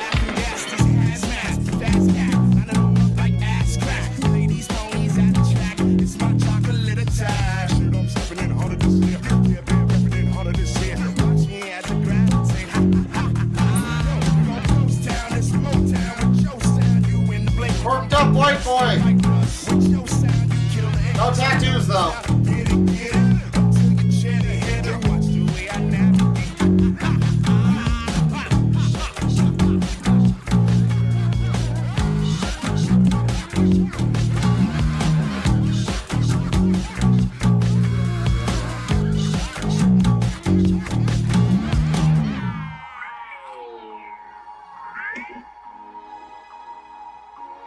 Buri?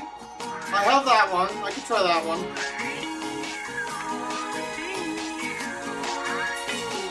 I mean, and not because you're calling me a pussy. You don't have to, like, challenge me to play Jethro Tull.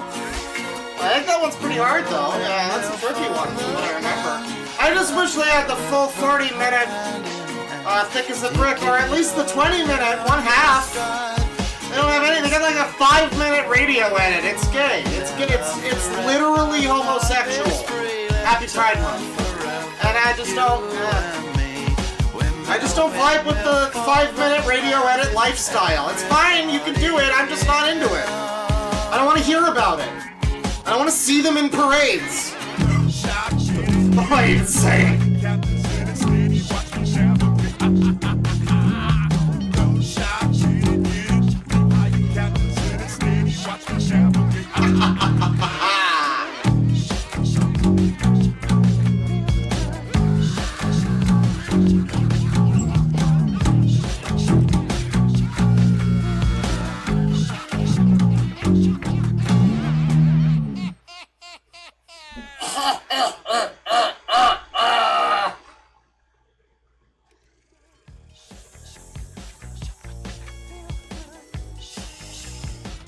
I've been happy during streams before. This next week, ladies and gentlemen, I want you all to know, though my quest against the pedophiles remains, and I'm still going to probably be talking about that fucking shit because it's pissing me off, I do think we're generally owed. I realized at a certain point, like, everything we're doing, it's just every stream, it winds up, somehow a Sangi shows up. And I'm frankly sick of it. We've gotten too deep into the users, and the users get too deep into the children. We don't, Sonic Sega Gamer really changed a lot of us, and so I think it's time we take a break and we just look at some K's cooking, some Darman, things like that, some fucking wholesome trash where there's no danger of being triggered. No trigger warning needed week. That's the week. It's no trigger warnings needed. I wonder what Library Dork thinks of this album. Yeah, deep into the animals, yeah. I don't know if I'll do a cooking stream. I gotta take a break from fucking all the streaming. So much content brain lately. Oh, it's probably a gay Darman video.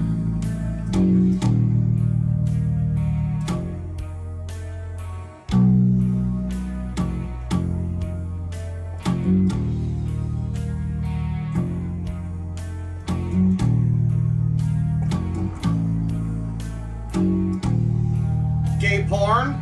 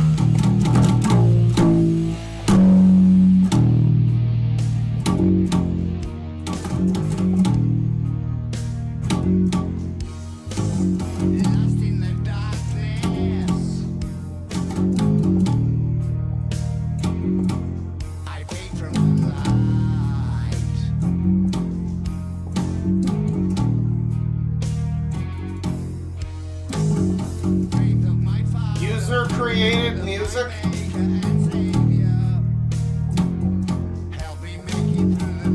Well, I mean, if there was a way that people could jam with me on over the interwebs with no latency, that would be pretty cool. Get just like a drummer guy coming in, you know? Have a few people do like a full band kind of deal.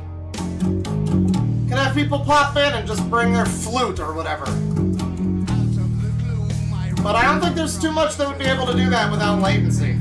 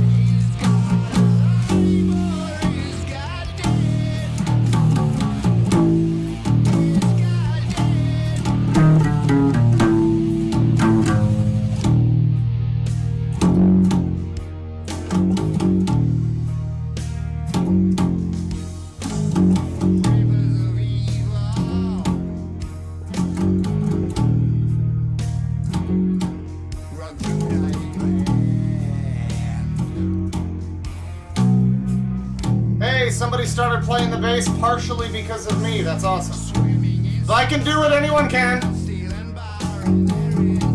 Or anyone can do whatever they set their mind to.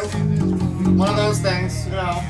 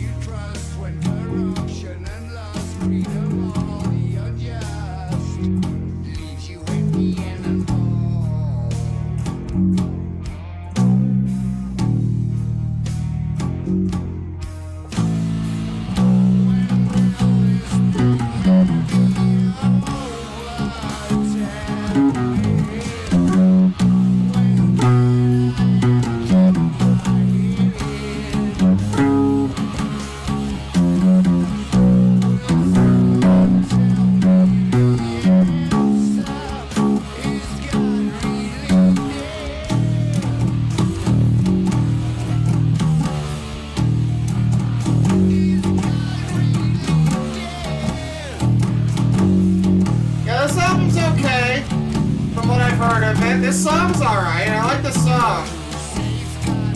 But it is late stage Aussie, so you can hear the auto-tune. It's auto-tune Aussie.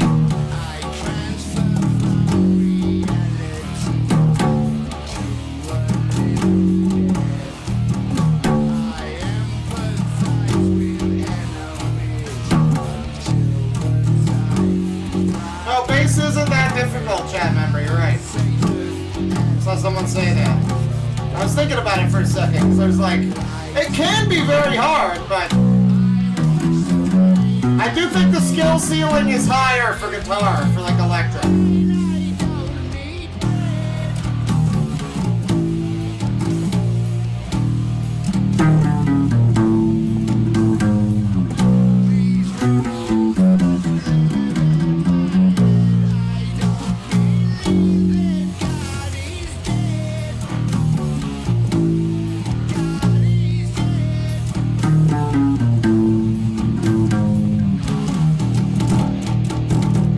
like a rollback netcode thing for like jamming with people. I don't know how that would work. But like fighting game netcode, where there's like there's no latency whatsoever.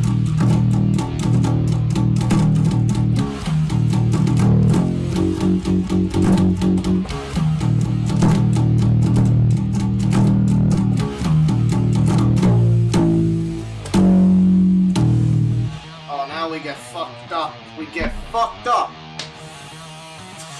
Nah, bro, that's him. That's the Joker.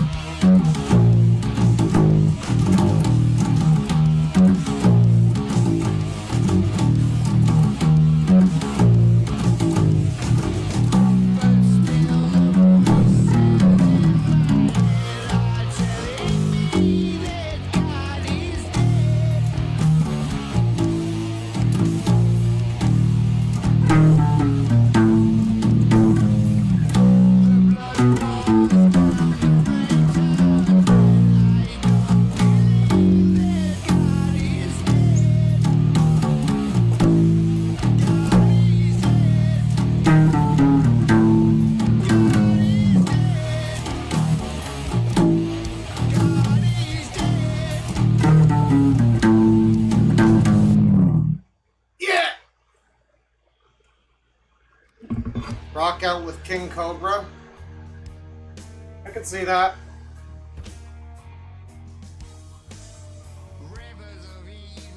I don't know if I've ever seen King Cobra rocking out with anyone. He's always kind of alone when he rocks out. So, I mean, so am I guess. So, you know. Seems like it would be a pretty good crossover, sure. Where's the other... Oh, where's the other fucking... The other Slayer one I wanted to do.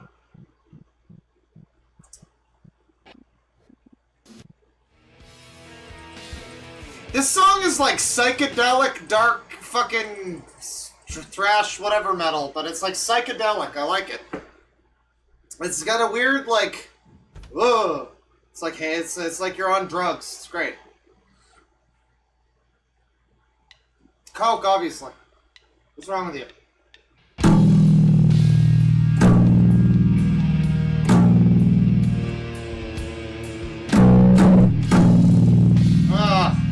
What's with these? These don't sound right. It's like too heavy on the upper note.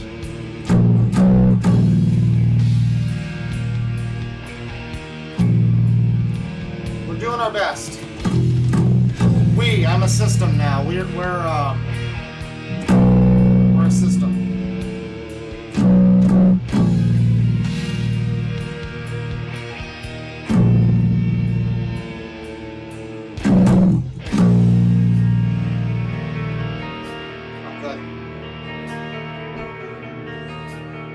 Dr. Pepper is yours.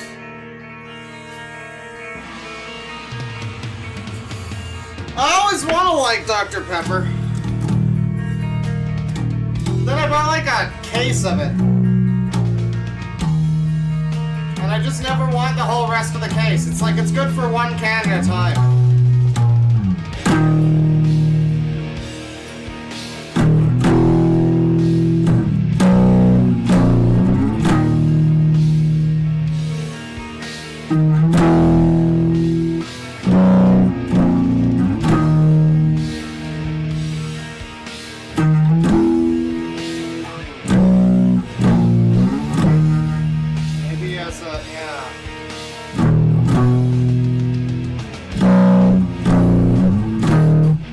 Bass chords.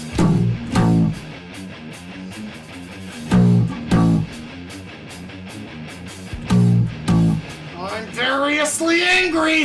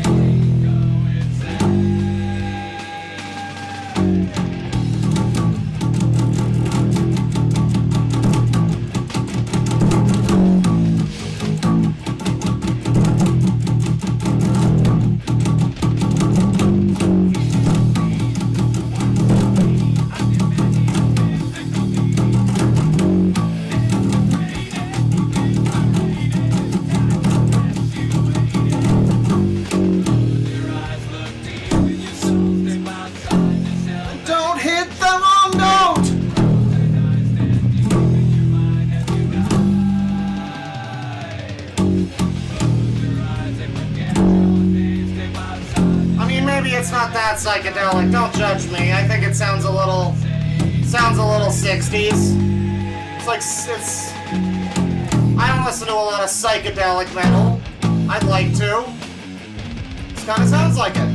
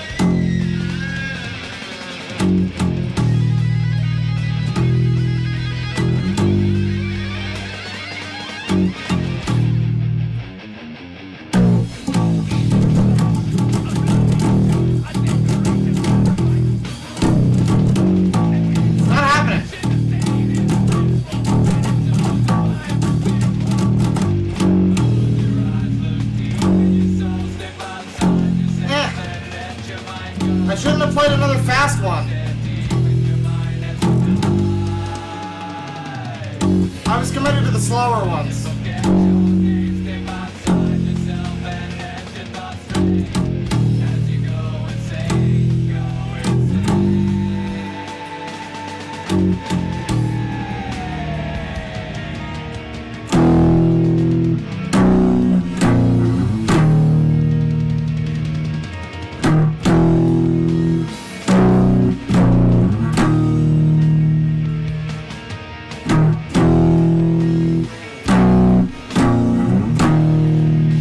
Pepper's not a cola. It's just its own thing. Closer to a root beer or a sarsaparilla. Oh.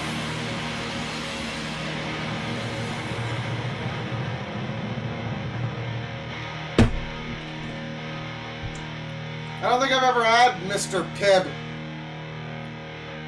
I've heard of it.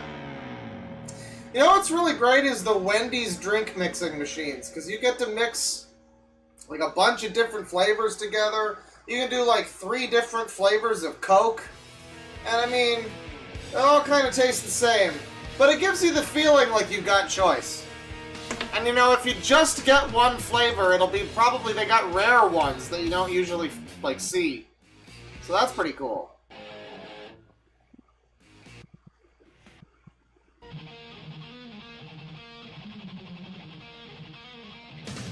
No, I'm good.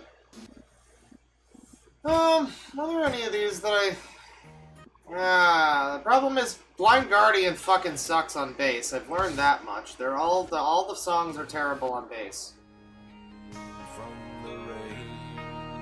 Metallica song about homelessness. You know, that's a great song for here's a great song for Daniel Larson, everybody. This is my ode to Daniel Larson. This is a serenade to the man himself. If you were here earlier, we started the stream with Daniel Larson, and now, you know, we got this.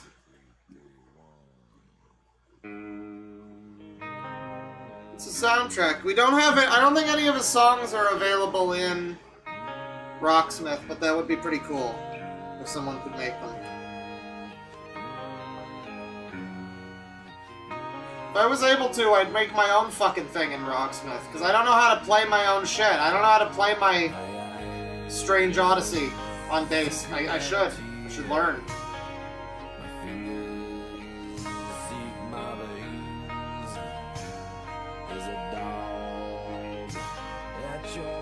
And her name is Music.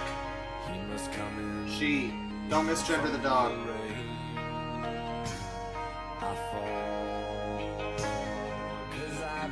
Grandma let go, really. You never really even had a chance, Daniel.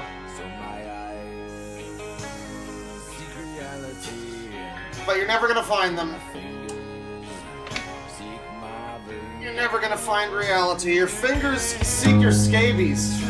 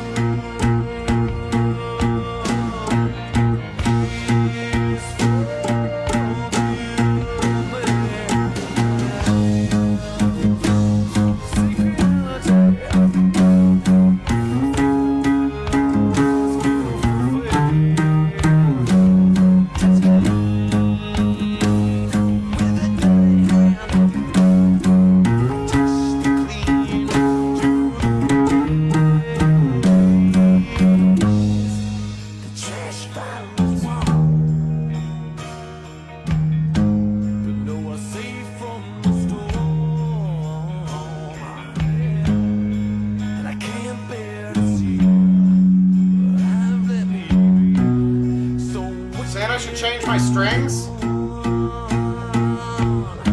mean, they're doing the job.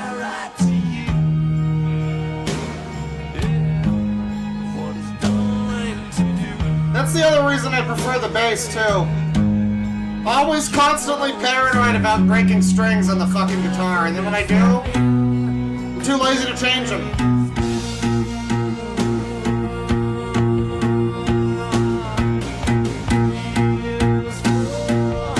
Brightness and sustain, huh?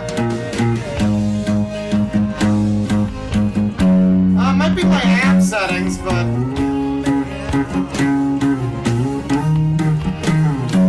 I had somebody tell me that my action on my strings was too high.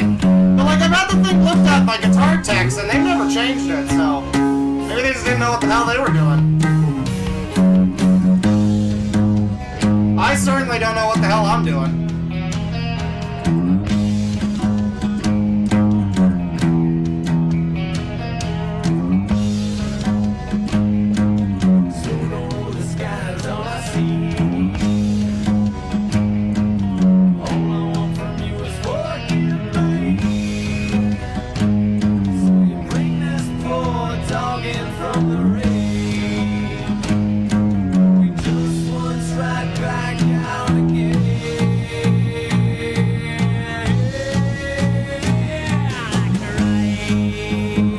These strings are like a year old.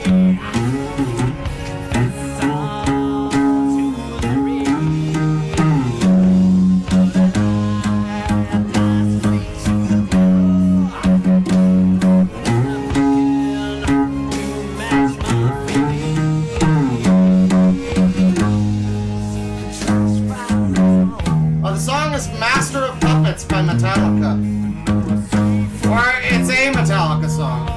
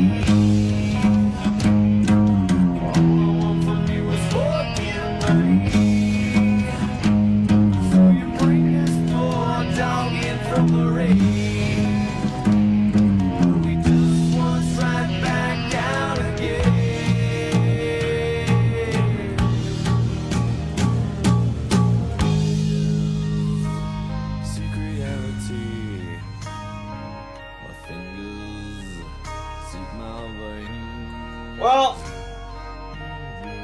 the incense has run dry, more or less. It's pretty close. And I'm getting pretty tired, so I think I'm going to call it here. That was your ballad for Daniel Larson. Daniel Larson? And if you didn't see that part, well, the stream's probably going to get fucking destroyed for copyright, so you can probably eat shit. But eventually I'll re-upload it. Probably whenever I do part 3 of Daniel Larson, I'll re-upload it.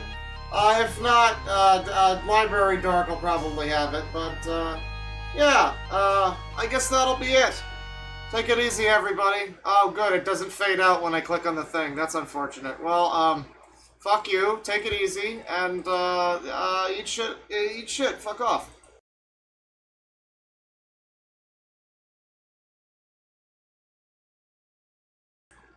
No, but thanks for watching, though. I hope everybody had fun. This was an enjoyable stream for me. It went a little too long. I did enjoy eating my pizza in the middle of the stream, though. That was fun. And then I did some guitars, the first bass stream I've done in a while, so that was great. I plan to do more like that, and, you know, I guess, stick around for the non-Sangi week without... Well, hopefully without too many dog rapists and stuff like that. You know, we're going to try our best to stay away from all of that. So, you know, I bid you all a penis, and I hope you all, wash your